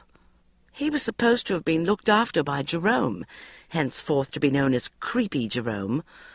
It was going to be Heartless Jerome, but we all agreed that sounded too interesting. When, however, Creepy Jerome saw him after the operation, he was so repulsed he said he was going away for a few days, buggered off, and hasn't been seen or heard of since. Poor Tom was so depressed and traumatized, and so weird from the anesthetic, that he just unplugged the phone, hid under the blankets, and slept. "Was it you I saw in Ladbroke Grove on Thursday night, then?" said Shazza. "It was. Apparently he'd waited till dead of night to go out and forage for food under cover of darkness.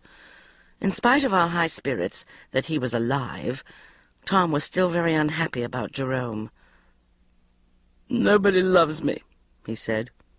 I told him to ring my answer phone, which held 22 frantic messages from his friends, all distraught because he had disappeared for 24 hours, which put paid to all our fears about dying alone and being eaten by an Alsatian. "Or not being found for 3 months, and bursting all over the carpet," said Tom. Anyway, we told him, how could one moody geek with a stupid name make him think nobody loves him? 2 Bloody Marys later, he was laughing at Jerome's obsessive use of the term self-aware and his skin-tight calf-length Calvin Klein underpants. Meanwhile, Simon, Michael, Rebecca, Magda, Jeremy, and a boy claiming to be called Elsie had all rung to see how he was. "I know we're all psychotic, single and completely dysfunctional, and it's all done over the phone," Tom slurred sentimentally. "But it's a bit like a family, isn't it?" I knew the feng shui would work. Now, its task completed, I'm going to quickly move the round-leaved plant to my relationship corner. Wish there was a cookery corner, too. Only 9 days to go. Monday, 20 November. £124. VG. Cigarettes, nil. V bad to smoke when performing culinary miracles. Alcohol units, 3. Calories, 200. Effort of going to supermarket must have burnt off more calories than purchased, let alone 8. 7 p.m. Just returned from a hideous middle-class singleton guilt experience at supermarket, standing at checkout next to functional adults with children, buying beans, fish fingers, alphabeti spaghetti, etc., when had the following in my shopping cart: 20 heads of garlic, tin of goose fat, bottle of Grand Marnier, 8 tuna steaks, 36 oranges, 4 pints of double cream, 4 vanilla beans at £1.39 each. Have to start preparations tonight, as working tomorrow. 8 p.m. Ugh, do not feel like cooking, especially dealing with grotesque bag of chicken carcasses, completely disgusting. 10 p.m. Have got chicken carcasses in pan now. Trouble is, Marco says I'm supposed to tie flavour-enhancing leek and celery together with string, but only string I've got is blue. Oh well, expect it will be okay. 11 p.m. God, stock took bloody ages to do, but worth it, as we'll end up with over 2 gallons, frozen in ice cube form, and only cost £1.70. Confit of oranges will be delicious also. Now all I've got to do is finely slice 36 oranges and grate zest. Shouldn't take too long.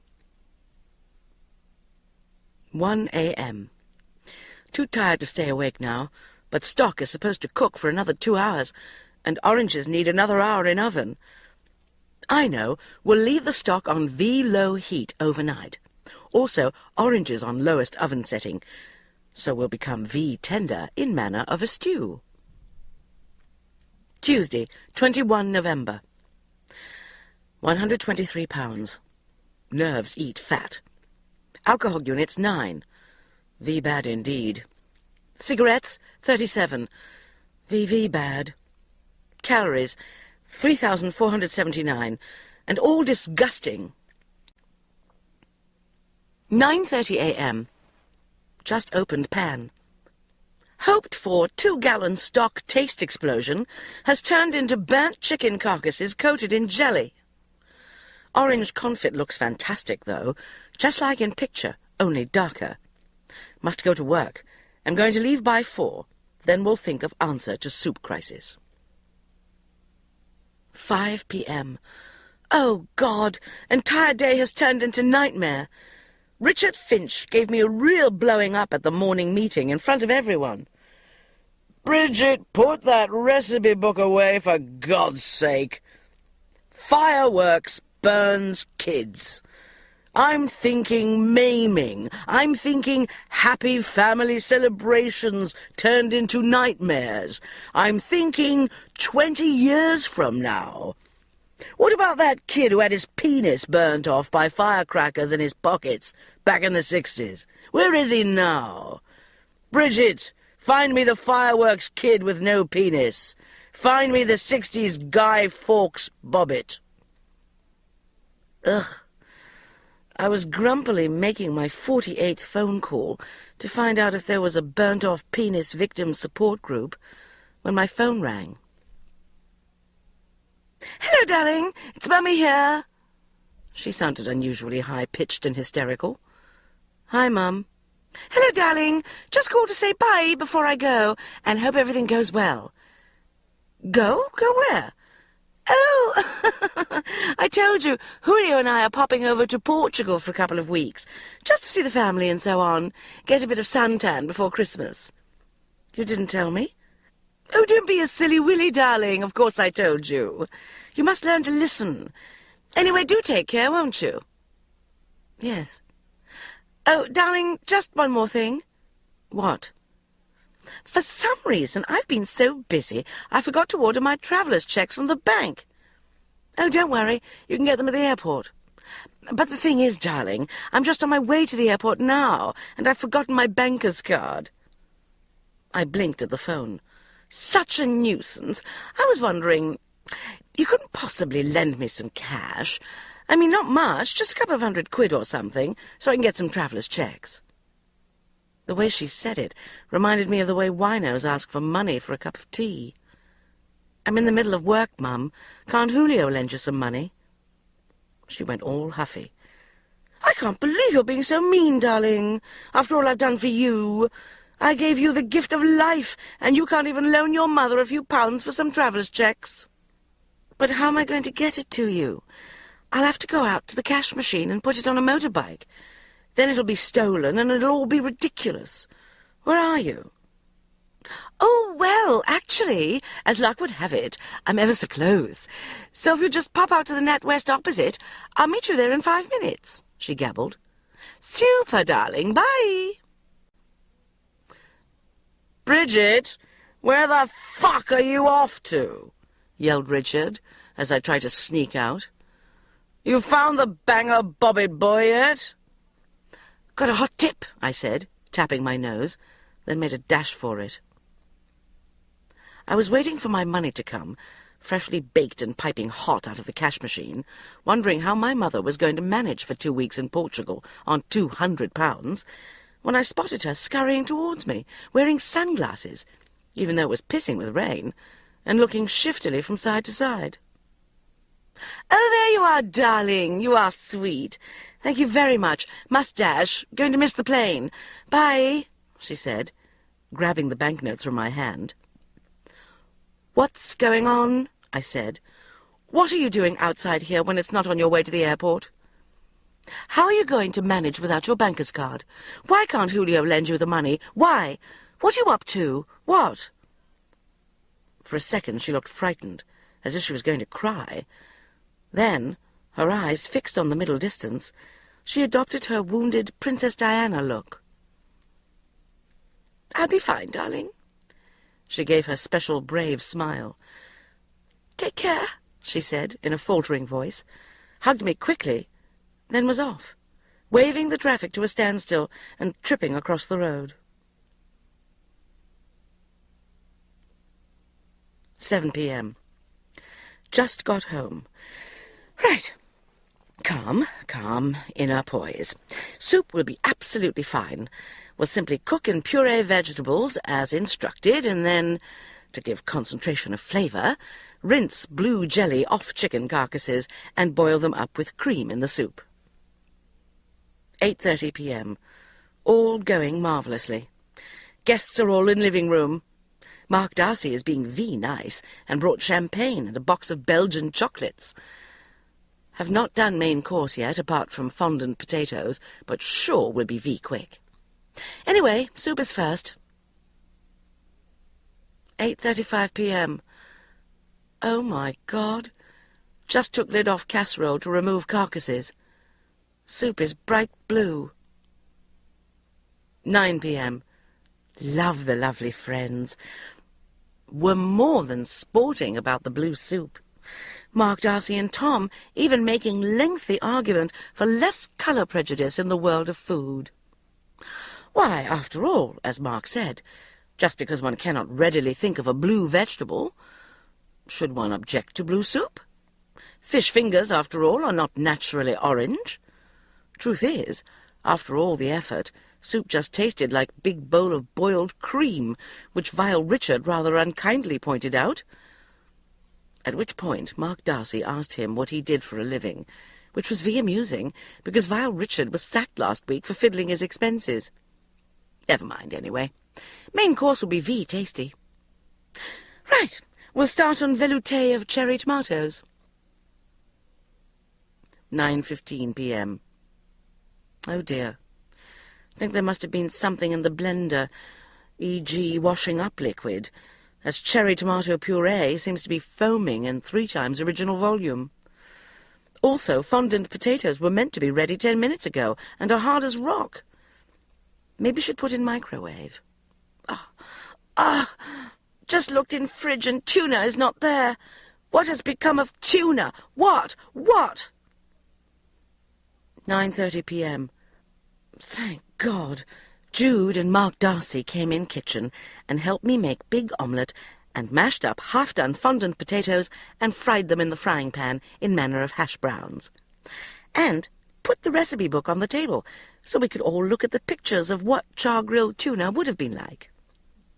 At least orange confit will be good. Looks fantastic. Tom said not to bother with Grand Marnier crème anglaise, but merely drink Grand Marnier. 10 p.m. Sad. Looked expectantly round table as everyone took first mouthful of confit. There was an embarrassed silence. "What's this, hun?" said Tom eventually. "Is it marmalade?" Horror-struck, took mouthful myself. It was, as he said, marmalade. Realize, after all effort and expense, have served my guests blue soup, omelette, marmalade. Am disastrous failure. Michelin star cookery? Quick fit, more like. Did not think things could get any worse after the marmalade. But no sooner was the horrible meal cleared away than the phone went. Fortunately, I took it in the bedroom. It was Dad. "Are you on your own?" he said. "No, everyone's round here. Jude and everyone. Why?" I wanted you to be with someone when... I'm sorry, Bridget. I'm afraid there's been some rather bad news." "What? What?" "Your mother and Julio are wanted by the police." 2 a.m., Northamptonshire, in single bed in the Alconburys' spare room. "Ugh! Had to sit down and get my breath back while Dad said, "Bridget, Bridget, Bridget," over and over again in manner of a parrot. "What's happened?" I managed to get out eventually. "I'm afraid they possibly, and I pray without your mother's knowledge, have defrauded a large number of people, including myself and some of our very closest friends, out of a great deal of money. We don't know the scale of the fraud at the moment, but I'm afraid, from what the police are saying, it's possible that your mother may have to go to prison for a considerable period of time." "Oh, my God! So that's why she's gone off to Portugal with my 200 quid? She may well be further afield by now." I saw the future unfolding before me like a horrible nightmare. Richard Finch dubbing me Good Afternoon's Suddenly Singles Jailbird's daughter, and forcing me to do a live interview down the line from the Holloway visitors' room before being suddenly sacked on air. What did they do? Apparently, Julio, using your mother as it were, frontman, has relieved Una and Geoffrey, Nigel and Elizabeth, and Malcolm and Elaine, oh my God, Mark Darcy's parents, of quite considerable sums of money, many, many thousands of pounds, as down payments on timeshare apartments. Didn't you know? No. Presumably because they were unable to overcome some slight vestigial embarrassment about doing business with the greasy, beperfumed wop who has cuckolded one of their oldest friends. They omitted to mention the whole business to me. So what happened? The timeshare apartments never existed. Not a penny of your mother's and my savings or pension fund remains. I also was unwise enough to leave the house in her name, and she has remortgaged it.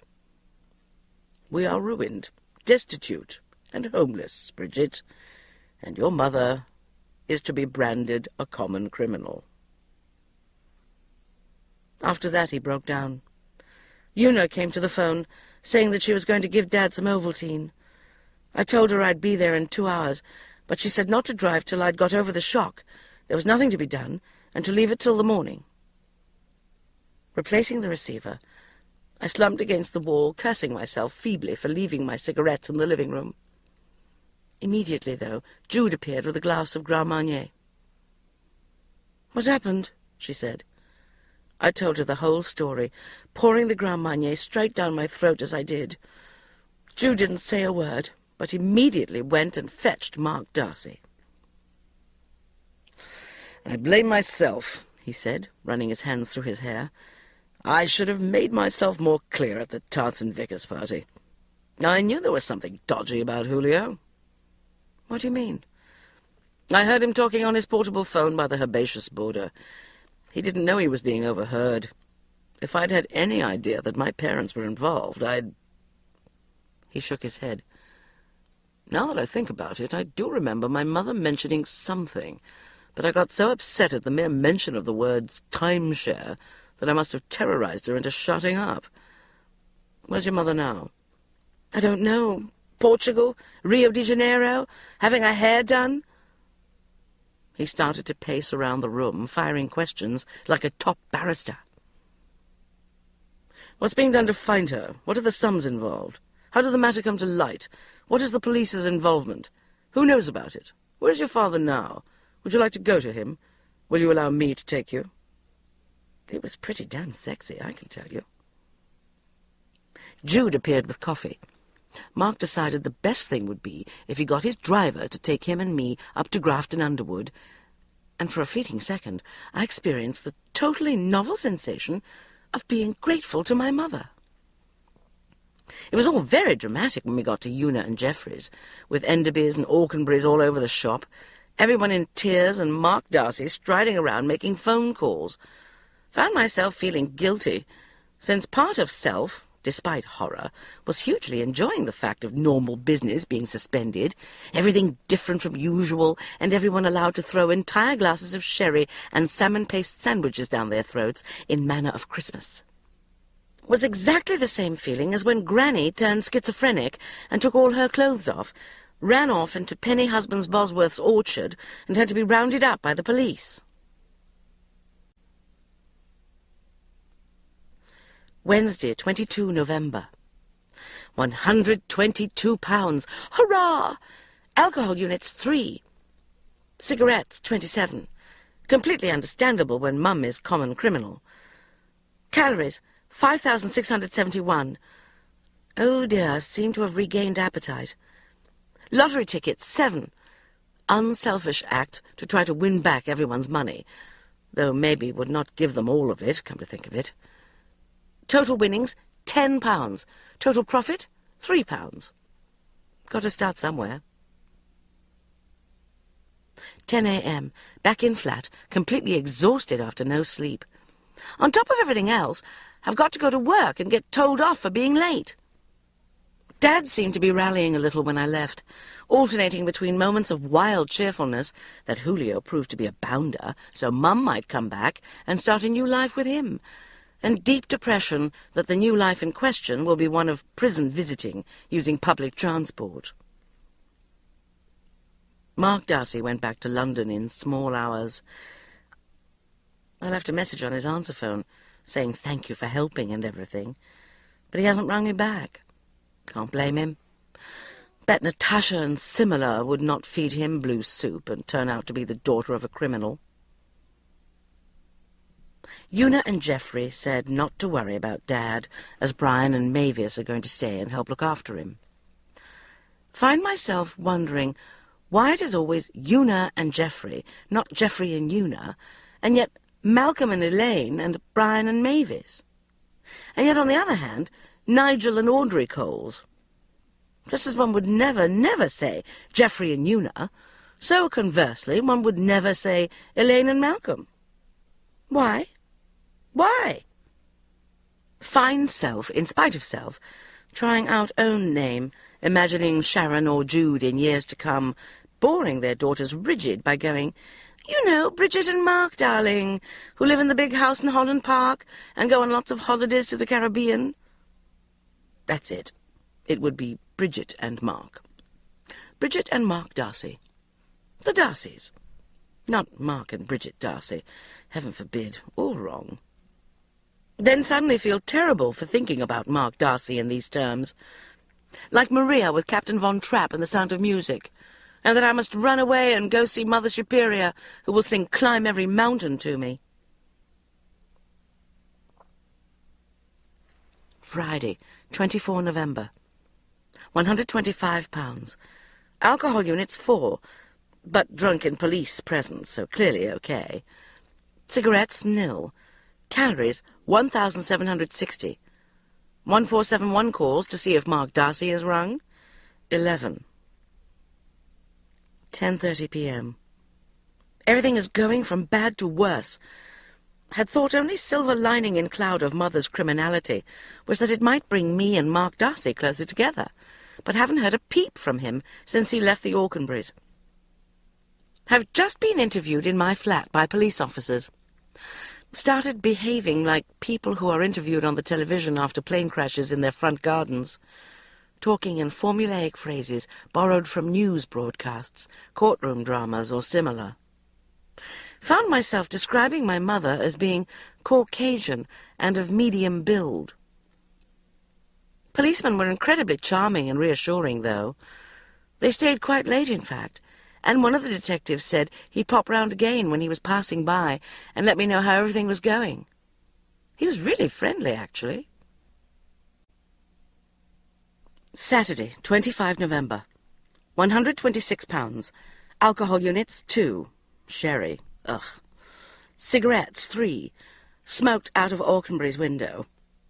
Calories 4,567.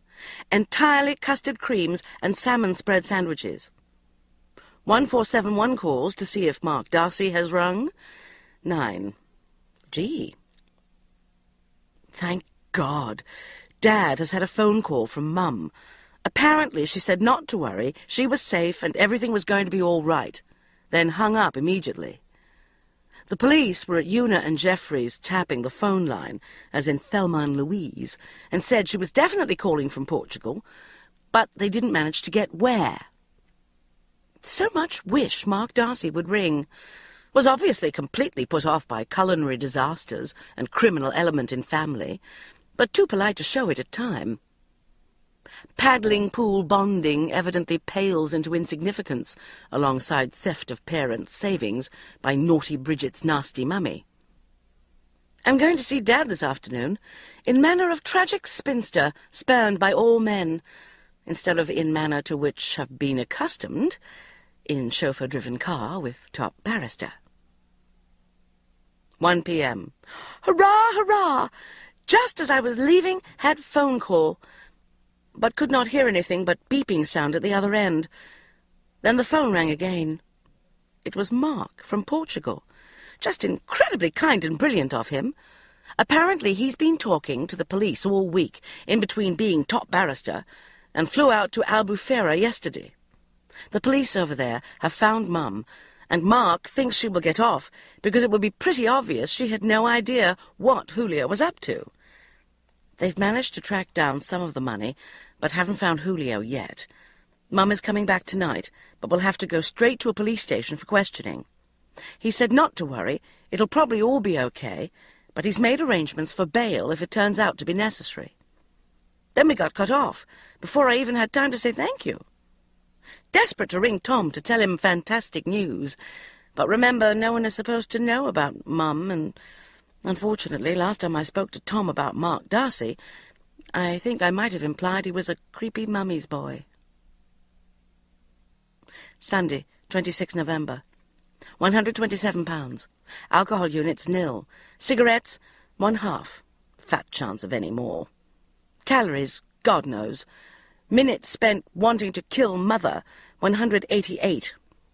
Conservative estimate. Nightmare day. Having first expected Mum back last night, then this morning, then this afternoon, and having almost set off to Gatwick a total of 3 times, it turned out she was arriving this evening at Luton, under police escort. Dad and I were preparing ourselves to comfort a very different person from the one we'd last been told off by, naively assuming that Mum would be chastened by what she'd gone through. "Let go of me, you silly Billy!" a voice rang out through the arrival lounge. "Now we're on British soil, and I'm certain to be recognised, and I don't want everyone seeing me being manhandled by a policeman. Oh, do you know, I think I've left my sun hat on the airplane under the seat." The 2 policemen rolled their eyes as Mum, dressed in a 60s-style black-and-white checked coat, presumably carefully planned to coordinate with the policeman, headscarf and dark glasses, zoomed back towards the baggage hall with the officers of the law wearily tagging after her. 45 minutes later they were back. One of the policemen was carrying the sun hat. There was nearly a stand-up fight when they tried to get her into the police car. Dad was sitting in the front of his Sierra in tears, and I was trying to explain to her that she had to go to the station to see whether she was going to be charged with anything. But she just kept going, "Oh, don't be silly, darling. Come here. What have you got on your face? Haven't you got a tissue?" "Mum," I remonstrated, as she took a handkerchief out of her pocket and spat on it. "You might be charged with a criminal offence," I protested, as she started to dab at my face. "I think you should go quietly to the station with the policeman." "We'll see, darling. Maybe tomorrow, when I've cleaned out the vegetable basket. I left 2 pounds of King Edwards in there, and I bet they've sprouted. Nobody's touched the plants, apparently, the entire time I've been away. And I bet you anything Una's left the heating on." It was only when Dad came over and curtly told her the house was about to be repossessed, vegetable basket included, that she shut up and huffily allowed herself to be put in the back of the car next to the policeman. Monday, 27 November. £127. Alcohol units nil. Cigarettes 50. Yes, yes. 1471 calls to see if Mark Darcy has rung. 12. Hours of sleep nil. 9 a.m. Just having last fag before going to work. Completely shattered. Dad and I were made to wait on a bench in the police station for 2 hours last night. Eventually we heard a voice approaching along the corridor. "Yes, that's right, it's me, suddenly single every morning. Of course you can. Have you got a pen? On here? Who shall I put it to?" "Oh, you naughty man. Do you know I've been dying to try one of those on?" "Oh, there you are, Daddy," said Mum, appearing round the corner wearing a policeman's helmet. "Is the car outside?"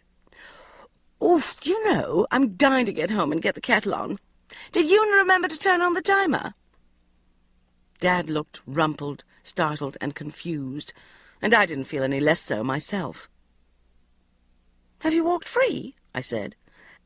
"Oh, don't be silly, darling. Walked free, I don't know," said Mum, rolling her eyes at the senior detective and bustling me out of the door ahead of her. The way the detective was blushing and fussing round her, I wouldn't have been in the least surprised if she'd got herself off by giving him sexual favours in the interview room. "So what happened?" I said, when Dad had finished putting all her suitcases, hats, straw donkey, "Isn't it super?" and castanets in the trunk of the Sierra, and had started the engine. I was determined she wasn't going to brazen this one out, sweep the whole thing under the carpet and start patronising us again. "All sorted out now, darling. Just a silly misunderstanding. Has someone been smoking in this car?" "What happened, Mother?" I said dangerously.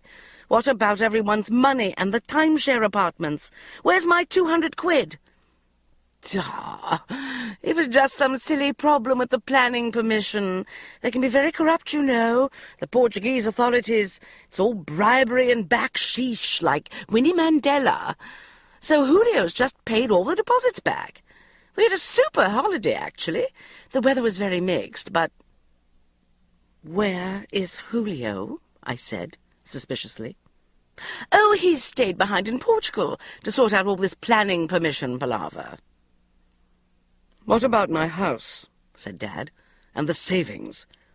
"I don't know what you're talking about, Daddy. There's nothing wrong with the house." Unfortunately for Mum, however, when we got back to the Gables, all the locks had been changed, so we had to go back to Una and Jeffrey's. "Oh, do you know, Una, I'm so exhausted, I think I'm going to have to go straight to bed," said Mum, after one look at the resentful faces, wilting cold cuts and tired beetroot slices. The phone rang for Dad. "That was Mark Darcy," said Dad when he came back.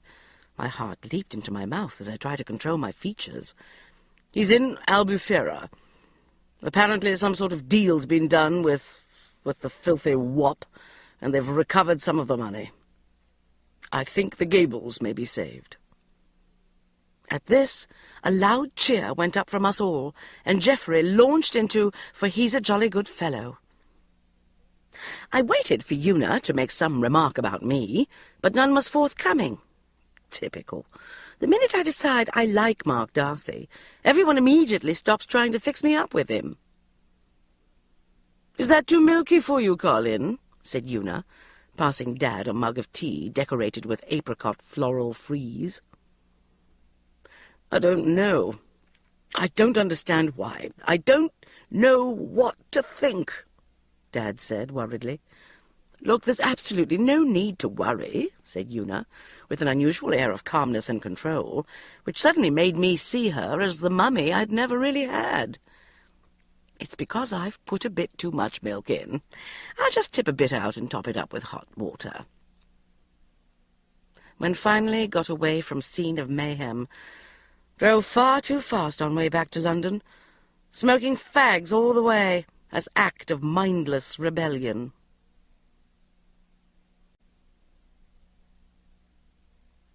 December. Oh, Christ. Monday, 4 December. £128. Must get weight off before Christmas gorging. Alcohol units, a modest 3. Cigarettes, a saintly 7. Calories, 3,876. Oh, dear. 1471 calls to see if Mark Darcy has called. 6. G. Just went to supermarket and found self unaccountably thinking of Christmas trees, firesides, carols, mince pies, etc. Then I realized why. The air vents by the entrance, which usually pump out baking bread smells, were pumping out baking mince pie smells instead. Cannot believe cynicism of such behaviour. Reminded a favourite poem by Wendy Cope, which goes, "At Christmas little children sing, and merry bells jingle. The cold winter air makes our hands and faces tingle, and happy families go to church, and cheerily they mingle. And the whole business is unbelievably dreadful if you're single." Still no word from Mark Darcy. Tuesday, 5 December. 128 pounds. Right, I'm really going to start dieting today. Alcohol units, 4. Start of festive season. Cigarettes, 10. Calories, 3,245. Better. 1471 calls, 6. Steady progress. Repeatedly distracted by stocking filler catalogues tumbling out of the newspapers. Particularly keen on the shield-shaped, burnished metal, fun fur-lined spectacles holder stand.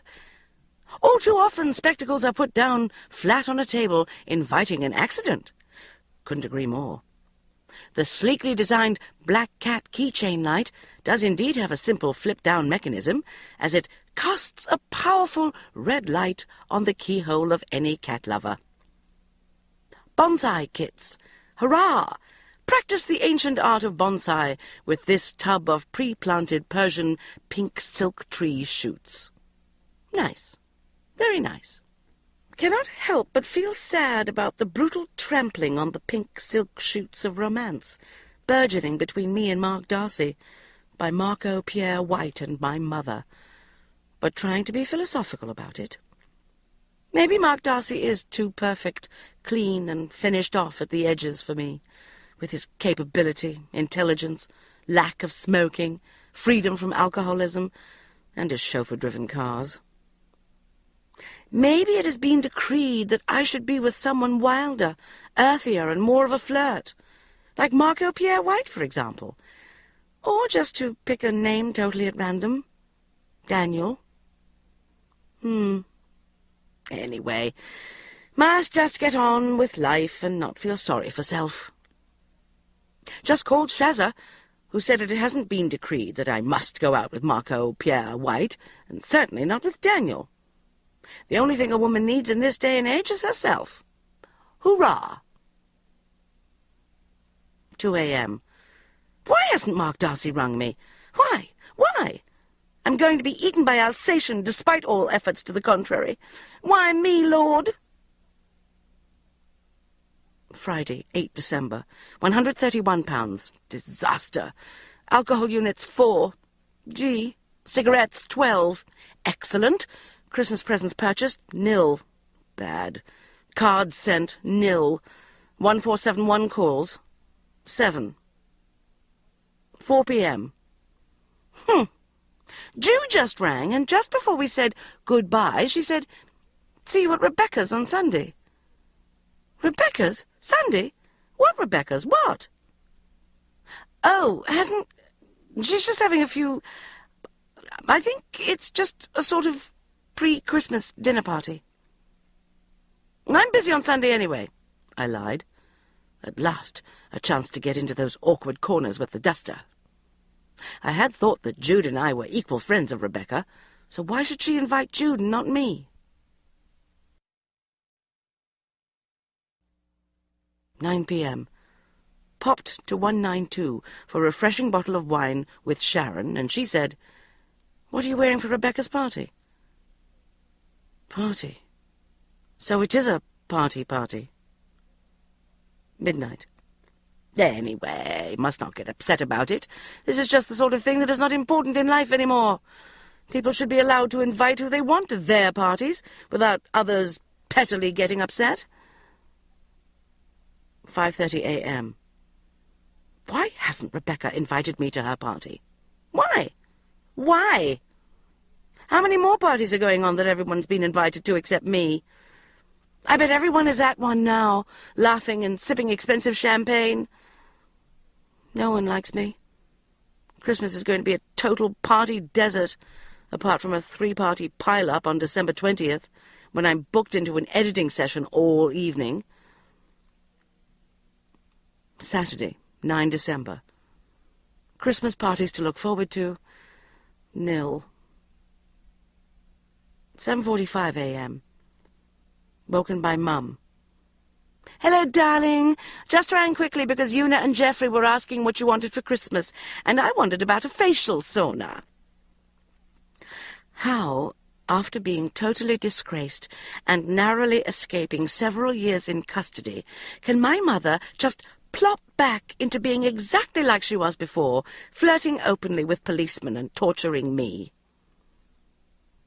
"By the way, are you coming to—" For a moment my heart leaped with the thought that she was going to say turkey curry buffet and bring up, in a manner of speaking, Mark Darcy. But no. "The Vibrant TV party on Tuesday," she continued brightly. I shuddered with humiliation. I work for Vibrant TV, for God's sake.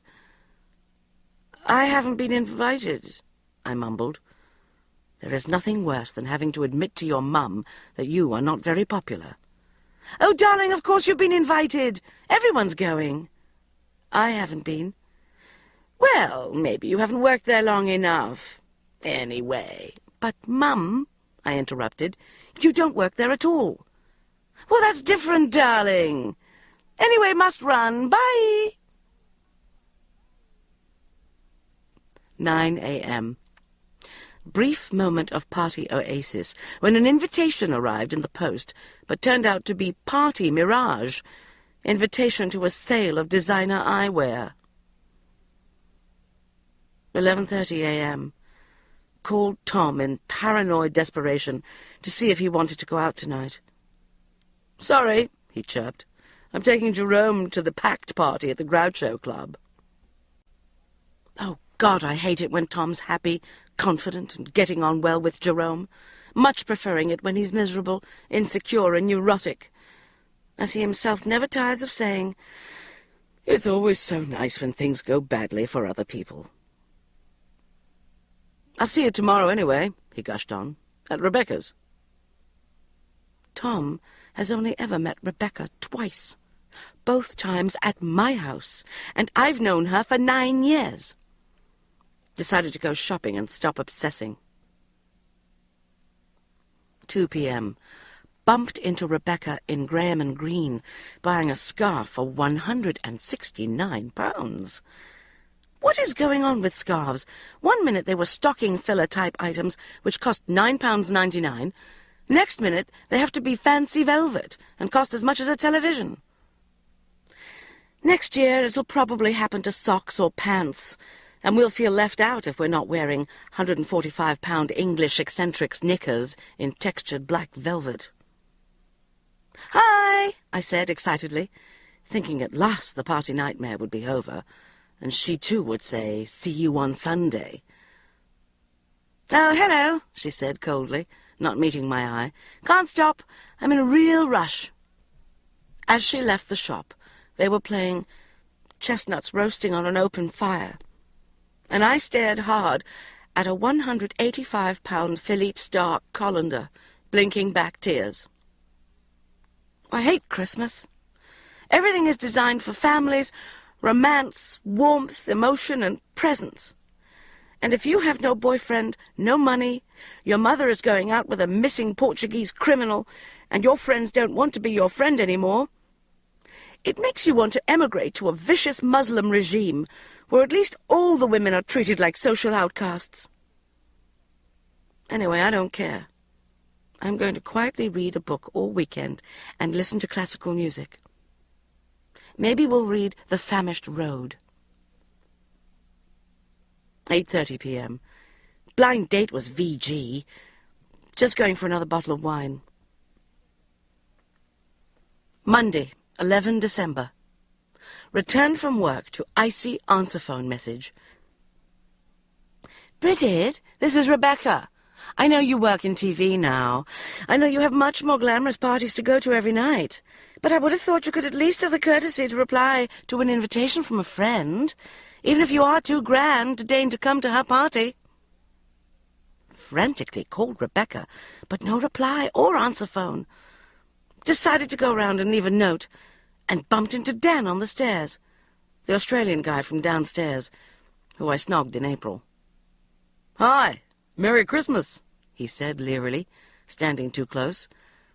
"Did you catch your mail?" I looked at him blankly. "I've been putting it under your door so you don't have to get cold in your nightie in the mornings."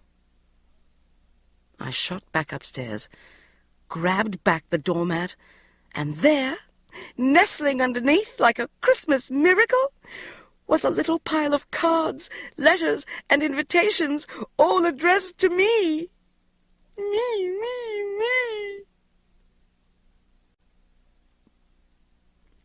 Thursday, 14 December.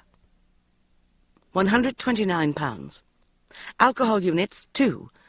Bad, as did not drink any units yesterday. Must make up extra tomorrow to avoid heart attack. Cigarettes, 14. Bad, or maybe good? Yes. A sensible level of nicotine units is probably good for you, as long as do not binge smoke. Calories, 1,500. Excellent. Lottery tickets, 4. Bad, but would have been good if Richard Branson had won non-profit-making lottery bid. Cards sent, 0. Presents purchased, 0. 1471 calls, 5. Excellent. Parties. Plus, Matt from the office just rang, asking if I'm going to the Christmas lunch on Tuesday. He can't fancy me. I'm old enough to be his great-aunt. But then why did he ring me in the evening? And why did he ask me what I was wearing? Must not get overexcited and allow party Casbah and phone call from fella me lad to go to self's head. Should remember old saying, once bitten, twice shy, as regards dipping pen in office ink. Also must remember what happened last time snogged whippersnapper. Ghastly, "Ooh, you're all squashy," humiliation with Gav. Sexually tantalizing Christmas lunch, followed bizarrely by disco dancing in the afternoon. Such being editor's idea of a good time. Involves severe outfit choice complexity. Best ring Jude, I think. Tuesday, 19 December. £133. But still nearly 1 week to lose £7 before Christmas. Alcohol units, 9. Poor. Cigarettes, 30. Calories, 4,240. Lottery tickets, 1. Excellent. Cards sent, 0. Cards received, 11. But include 2 from Paperboy, 1 from Dustman, 1 from Peugeot Garage, and 1 from hotel spent night in for work 4 years ago. Am unpopular. Or maybe everyone's sending cards later this year. 9 a.m. Oh, God, feel awful. Horrible, sick, acidic hangover. And today is office disco lunch. Cannot go on. I'm going to burst with pressure of unperformed Christmas tasks, like revision for finals. Have failed to do cards or Christmas shopping, apart from doomed panic buy yesterday lunchtime, as realized was going to see girls for last time before Christmas at Magda and Jeremy's last night. Dread the exchange of presents with friends, as, unlike with the family, there is no way of knowing who is and isn't going to give, and whether gifts should be tokens of affection or proper presents. So all becomes like hideous exchange of sealed bids. 2 years ago, I bought Magda lovely Dinny Hall earrings, rendering her embarrassed and miserable because she hadn't bought me anything. Last year, therefore, I didn't get her anything, and she bought me an expensive bottle of Coco Chanel. This year I bought her a big bottle of saffron oil with champagne and a distressed wire soap dish, and she went into a complete grump, muttering obvious lies about not having done her Christmas shopping yet. Last year, Sharon gave me bubble baths shaped like Santa, so last night I gave her Body Shop algae and polyp oil shower gel, at which point she presented me with a handbag. I had wrapped up a spare bottle of posh olive oil as a generalized emergency gift, which fell out of my coat and broke on Magda's Conran shop rug. Would that Christmas could just be, without presents. It is just so stupid, everyone exhausting themselves, miserably hemorrhaging money on pointless items nobody wants. No longer tokens of love, but angst-ridden solutions to problems. Though, must admit, pretty bloody pleased to have new handbag. What is the point of entire nation rushing round for 6 weeks in a bad mood, preparing for utterly pointless Taste of Others exam, which entire nation then fails, and gets stuck with hideous unwanted merchandise as fallout? If gifts and cards were completely eradicated, then Christmas as pagan-style, twinkly festival to distract from lengthy winter gloom would be lovely. But if government, religious bodies, parents, tradition, etc. insist on Christmas gift tax to ruin everything, why not make it that everyone must go out and spend £500 on themselves, then distribute the items among their relatives and friends to wrap up and give to them, instead of this psychic failure torment? 9:45 a.m. Just had Mum on the phone. "Darling, I've just rung to say I've decided I'm not doing presents this year. You and Jamie know there isn't a Santa now, and we're all far too busy. We can just appreciate each other's company." But we always get presents from Santa, in sacks at the bottom of our beds. World seems bleak and grey. Won't seem like Christmas anymore. Oh, God, better go to work. But we'll not have anything to drink at disco lunch. Just be friendly and professional to Matt. Stay till about 3:30, then leave and do my Christmas cards. 2 a.m. Course is okay. Everyone drunks offers Christmas parties. It is good fun. Must get sleep. Don't matter about clothes off. Wednesday, 20 December. 5:30 a.m. Oh, my God! Oh, my God! Where am I? Thursday, 21 December. £129. Actually, in funny sort of way, there is no reason why I should not actually lose weight over Christmas, since I'm so full that, certainly any time after Christmas dinner, it is perfectly acceptable to refuse all food on grounds of being too full. In fact, it is probably the one time of year when it is okay not to eat.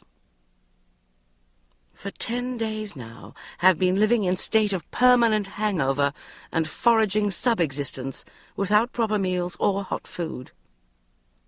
Christmas is like war. Going down to Oxford Street is hanging over me like going over the top. Would that the Red Cross or Germans would come and find me.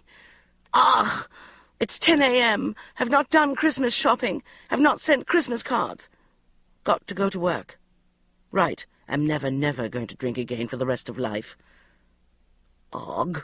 Field telephone. It was Mum, but might as well have been Goebbels trying to rush me into invading Poland.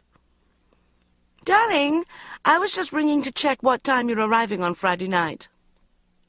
Mum, with dazzling bravado, has planned schmaltzy family Christmas with her and Dad, pretending the whole of last year never happened, for the sake of the children, i.e. me and Jamie, who was 37. Mum, as I think we've discussed, I'm not coming home on Friday. I'm coming home on Christmas Eve.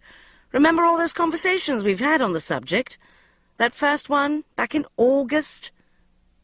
Oh, don't be silly, darling. You can't sit in the flat on your own all weekend when it's Christmas. What are you going to eat?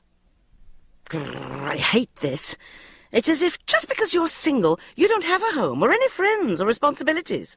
And the only possible reason you might have for not being at everyone else's beck and call for the entire Christmas period, and happy to sleep bent at odd angles in sleeping bags on teenagers' bedroom floors, peel sprouts all day for 50, and talk nicely to perverts with the word uncle before their name, while they stare freely at your breasts, is complete selfishness.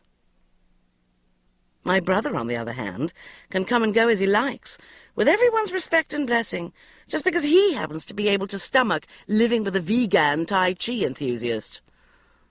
Frankly, I would rather set fire to my flat all on my own than sit in it with Becca.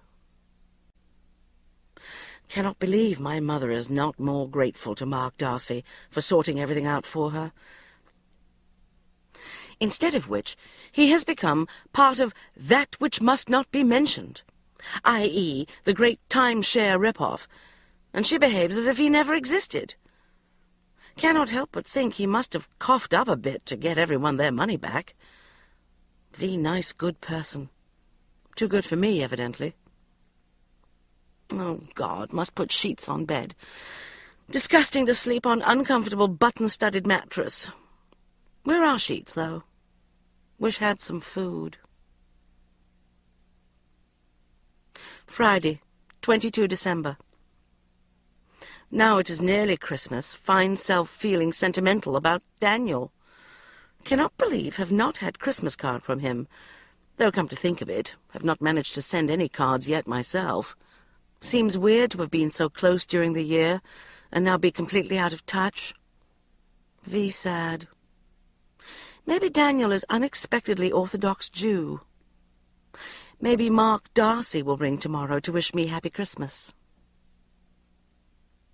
Saturday, 23 December. £130. Alcohol units, 12. Cigarettes, 38. Calories, 2,976. Friends and loved ones who care about self this festive tide, nil. 6 p.m. So glad decided to be festive home alone singleton, like Princess Diana. 6:05 p.m. Wonder where everybody is. I suppose they're all with their boyfriends, or have gone home to their families. Anyway, chance to get things done. Or they have families of their own. Babies. Tiny, fluffy children in pyjamas, with pink cheeks, looking at the Christmas tree excitedly. Or maybe they're all just a big party, except me. Anyway, lots to do. 6:15 p.m. Anyway, only an hour till blind date. 6:45 p.m. Oh, God, I'm so lonely. Even Jude has forgotten about me. She's been ringing all week, panicking about what to buy Vile Richard. Mustn't be too expensive. Suggests getting too serious, or an attempt to emasculate him. VG idea, if asks self. Nor anything to wear, as taste gaff minefield, and might remind Vile Richard of last girlfriend, Vile Jilly, whom he does not want to get back with, but pretends still to love, in order to avoid having to be in love with Jude. Creep. Latest idea was whiskey, but combined with other small gifts so as not to seem cheapskate or anonymous. Possibly combined with tangerines and chocolate coins, depending on whether Jude decided Christmas stocking conceit over-cute to point of nausea, or terrifyingly smart in its post-modernity. 7 p.m. Emergency. Jude on phone in tears. Is coming round. Vile Richard has gone back to Vile Jilly. Jude blames gift. Thank God stayed home. Am clearly emissary of baby Jesus, here to help those persecuted at Christmas by Herod wannabes, e.g. Vile Richard. Jude will be here at 7:30. 7:15 p.m. Damn, missed start of blind date, as Tom rang and is coming round. Jerome, having taken him back, has chucked him again and gone back with former boyfriend, who is member of chorus in Cats. 7:17 p.m. Simon's coming round. His girlfriend's gone back to her husband. Thank God stayed at home to receive chucked friends in manner of Queen of Hearts or soup kitchen. But that's just the kind of person I am, liking to love others. 8 p.m. Hurrah! A magic of Christmas miracle. Daniel just called. "Jones," he slurred. "I love you, Jones. I made a terrible mistake. Stupid Suki made of plastic. Press point north at all times. I love you, Jones. I'm coming round to check how your skirt is." Daniel. Gorgeous, messy, sexy, exciting, hilarious Daniel. Midnight. None of them turned up. While Richard changed his mind and came back to Jude, as did Jerome, and Simon's girlfriend, it was just over-emotional spirit of Christmas past, making everyone wobbly about ex-partners. And Daniel, he rang up at 10 o'clock. "Listen, Bridge, you know I always watch the match on Saturday nights. Shall I come round tomorrow before the football?" Exciting? Wild? Hilarious? Ha! 1 a.m. Totally alone. Entire year has been failure. 5 a.m. Oh, never bloody mind. Maybe Christmas itself will not be awful. Maybe Mum and Dad will emerge radiantly shag-drunk in the morning, holding hands shyly and saying, "Children, we've got something to tell you." And I could be a bridesmaid at the reaffirming of vows ceremony. Sunday, 24 December. Christmas Eve. £130. Alcohol units, 1 measly glass of sherry. Cigarettes, 2, but no fun as out of window. Calories, 1 million probably. Number of warm festive thoughts, 0. Midnight. V confused about what is and is not reality. There is a pillowcase at the bottom of my bed, which Mum put there at bedtime, cooing, "Let's see if Santa comes," which is now full of presents. Mum and Dad, who are separated and planning to divorce, are sleeping in the same bed. In sharp contrast, my brother and his girlfriend, who have been living together for 4 years, are sleeping in separate rooms. The reason for all this is unclear, except that it may be to avoid upsetting Granny, who is A, insane, and B, not here yet. The only thing that connects me to the real world is that once again I am humiliatingly spending Christmas Eve alone in my parents' house in a single bed. Maybe Dad is at this moment attempting to mount Mum. Ugh, oh, no, no, why did Brain think such thought? Monday, 25 December. £131. Oh, God, have turned into Santa Claus, Christmas pudding or similar. Alcohol units, 2. Total triumph. Cigarettes, 3. Ditto. Calories, 2,657. Almost entirely gravy. Totally insane Christmas gifts, 12. Number of Christmas gifts with any point to them whatsoever, 0. Philosophical reflections on the meaning of the virgin birth, 0. Number of years since self was virgin,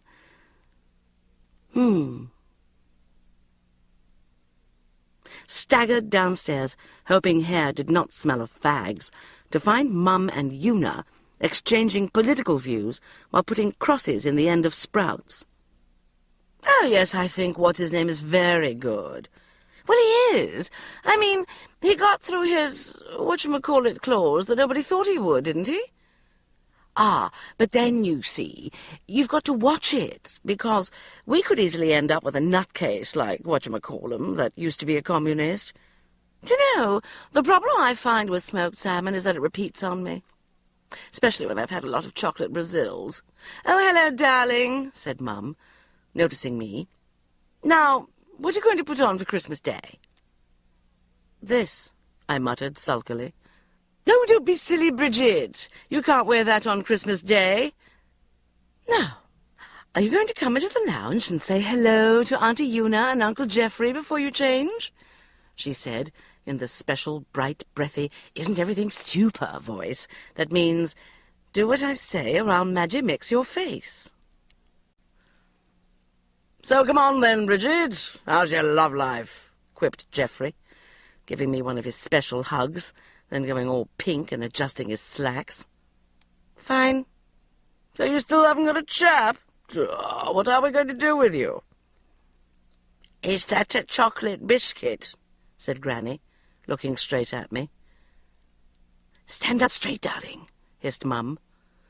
"Dear God, please help me. I want to go home. I want my own life again. I don't feel like an adult. I feel like a teenage boy who everyone's annoyed with."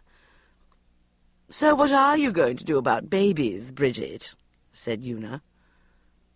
"Oh, look, a penis," said Granny, holding up a giant tube of Smarties. "Just going to change," I said, smiling smarmily at Mum, rushed up to the bedroom, opened the window and lit up a silk cut.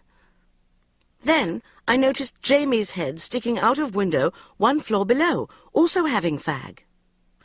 2 minutes later, the bathroom window opened, and an auburn-coiffed head stuck out and lit up. It was bloody Mum! 12:30 p.m. Gift exchange was nightmare. Always overcompensate for bad presents, yelping with delight, which means I get more and more horrid gifts each year. Thus Becca, who, when I worked in publishing, gave me a worsening series of book-shaped clothes brushes, shoe horns, and hair ornaments, this year gave me a clapperboard fridge magnet. Una, for whom no household task must remain ungadgeted, gave me a series of mini spanners to fit different jar or bottle lids in the kitchen, while my Mum, who gives me presents to try and make my life more like hers, gave me a slow cooker for 1 person. All you have to do is brown the meat before you go to work and stick a bit of veg in. Has she any idea how hard it is some mornings to make a glass of water without vomiting? "Oh, look, it isn't a penis, it's a biscuit," said Granny. "I think this gravy's going to need sieving, Pam," called Una, coming out of the kitchen holding a pan. "Oh, no, not this. Please, not this." "I don't think it will, dear," Mum said, already spitting murderously through clenched teeth. "Have you tried stirring it?" "Don't patronize me, Pam," said Una, smiling dangerously. They circled each other like fighters. This happens every year with the gravy. Mercifully, there was a distraction. A great crash and scream as a figure burst through the French windows. Julio. Everyone froze, and Una let out a scream. He was unshaven and clutching a bottle of sherry. He stumbled over to Dad and drew himself up to his full height. "You sleep with my woman." "Ah," replied Dad. "Merry Christmas. Can I get you a sherry?" "Ah, got one already. Jolly good. Mince pie." "You sleep," said Julio dangerously, "with my woman." "Oh, he's so Latin," said Mum coquettishly, while everyone else stared in horror. Every time I've met Julio, he's been clean and coiffed beyond all sense, and carrying a gentleman's handbag. Now he was wild, drunk, unkempt, and frankly, just the type I fall for. No wonder Mum seemed more aroused than embarrassed. "Julio, you naughty person," she cooed.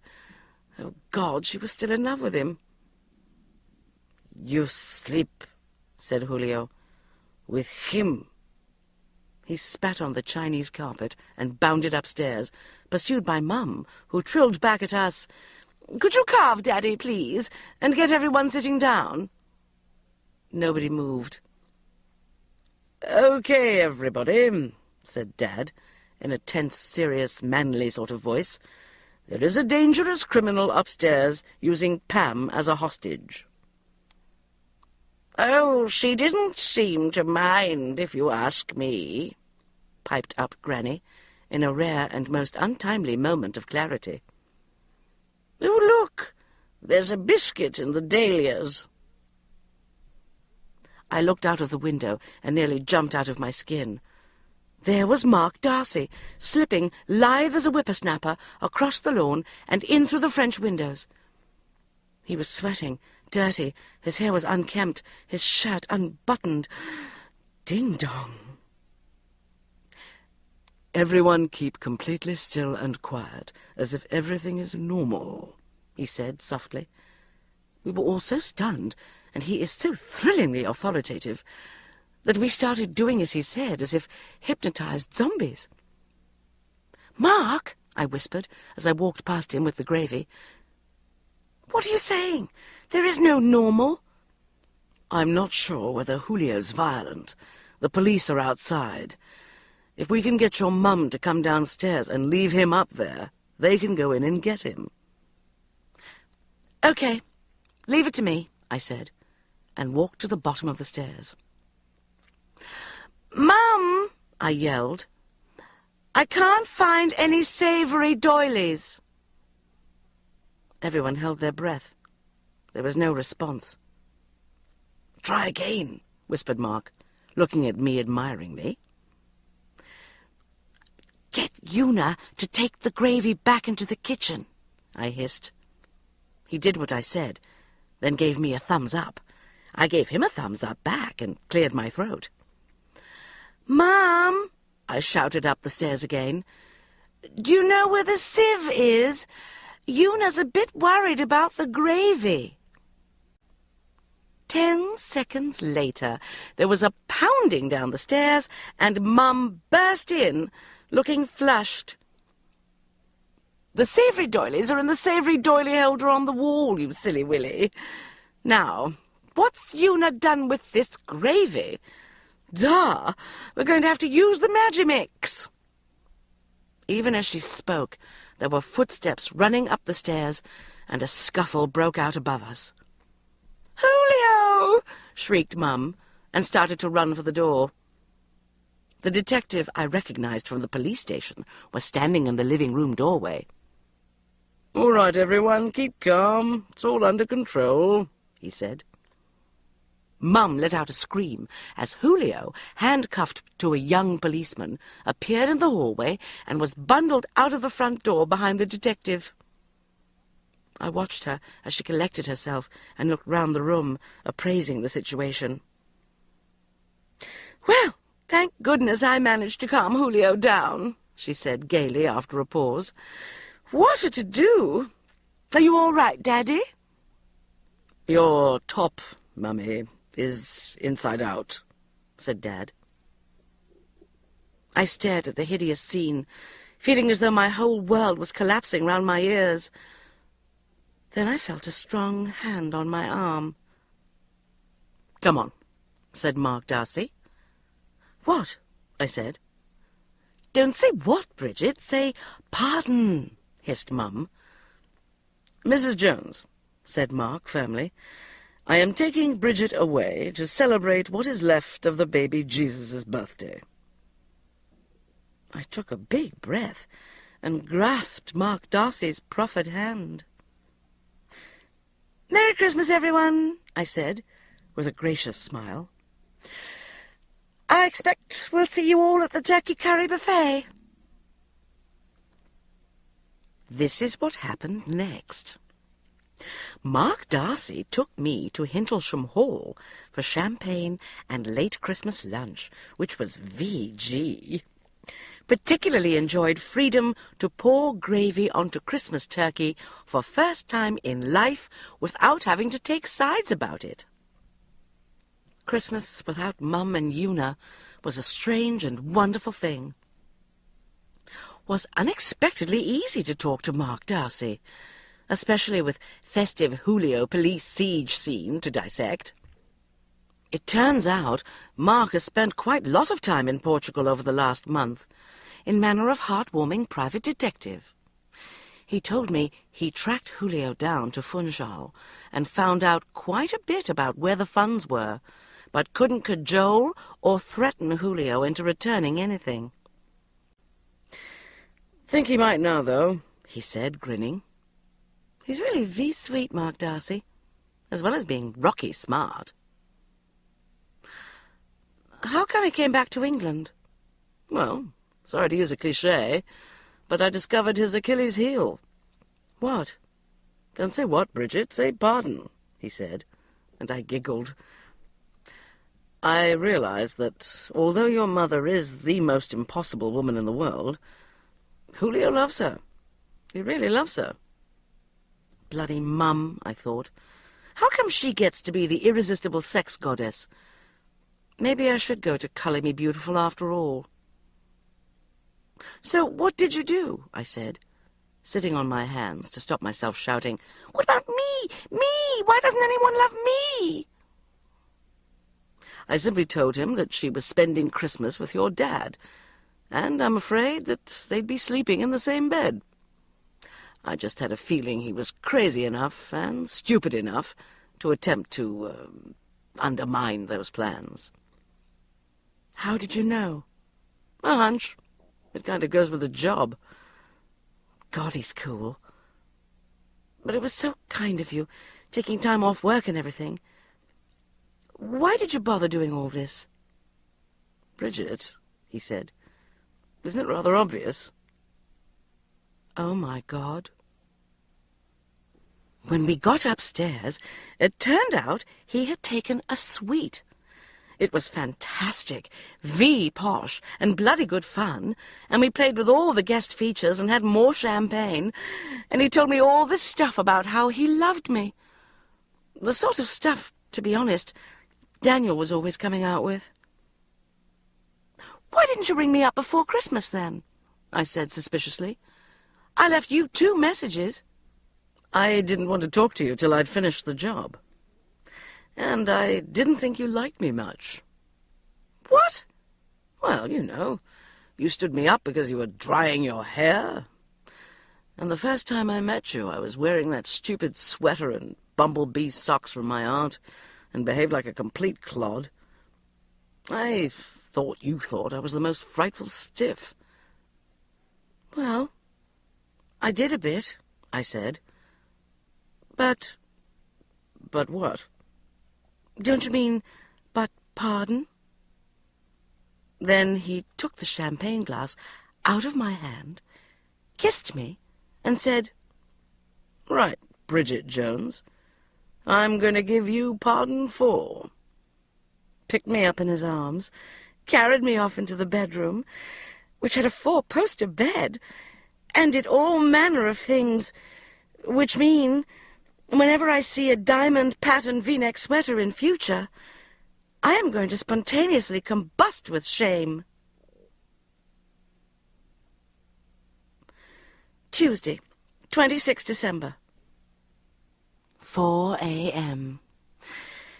Have finally realized the secret of happiness with men. And it is with deep regret, rage, and an overwhelming sense of defeat that I have to put it in the words of an adulteress, criminal's accomplice, and G-list celebrity. Don't say what. Say pardon, darling, and do as your mother tells you. January to December. A summary. Alcohol units, 3,836. Poor. Cigarettes, 5,277. Calories, 11,090,265. Repulsive. Fat units, 3,457, approx. Hideous idea in every way. Weight gained, 74 pounds. Weight lost, 72 pounds. Excellent. Total lottery tickets purchased, 98. Total lottery tickets winnings, 110 pounds. Total lottery tickets profit, 12 pounds. Yes, yes, have beaten system while supporting worthwhile causes in manner of benefactor. 1471 calls, quite a lot. Valentines, 1. VG. Christmas cards, 33. VG. Hangover-free days, 114. VG. Boyfriends, 2. But 1 only for 6 days so far. Nice boyfriends, 1. Number of New Year's resolutions kept, 1. VG. An excellent year's progress.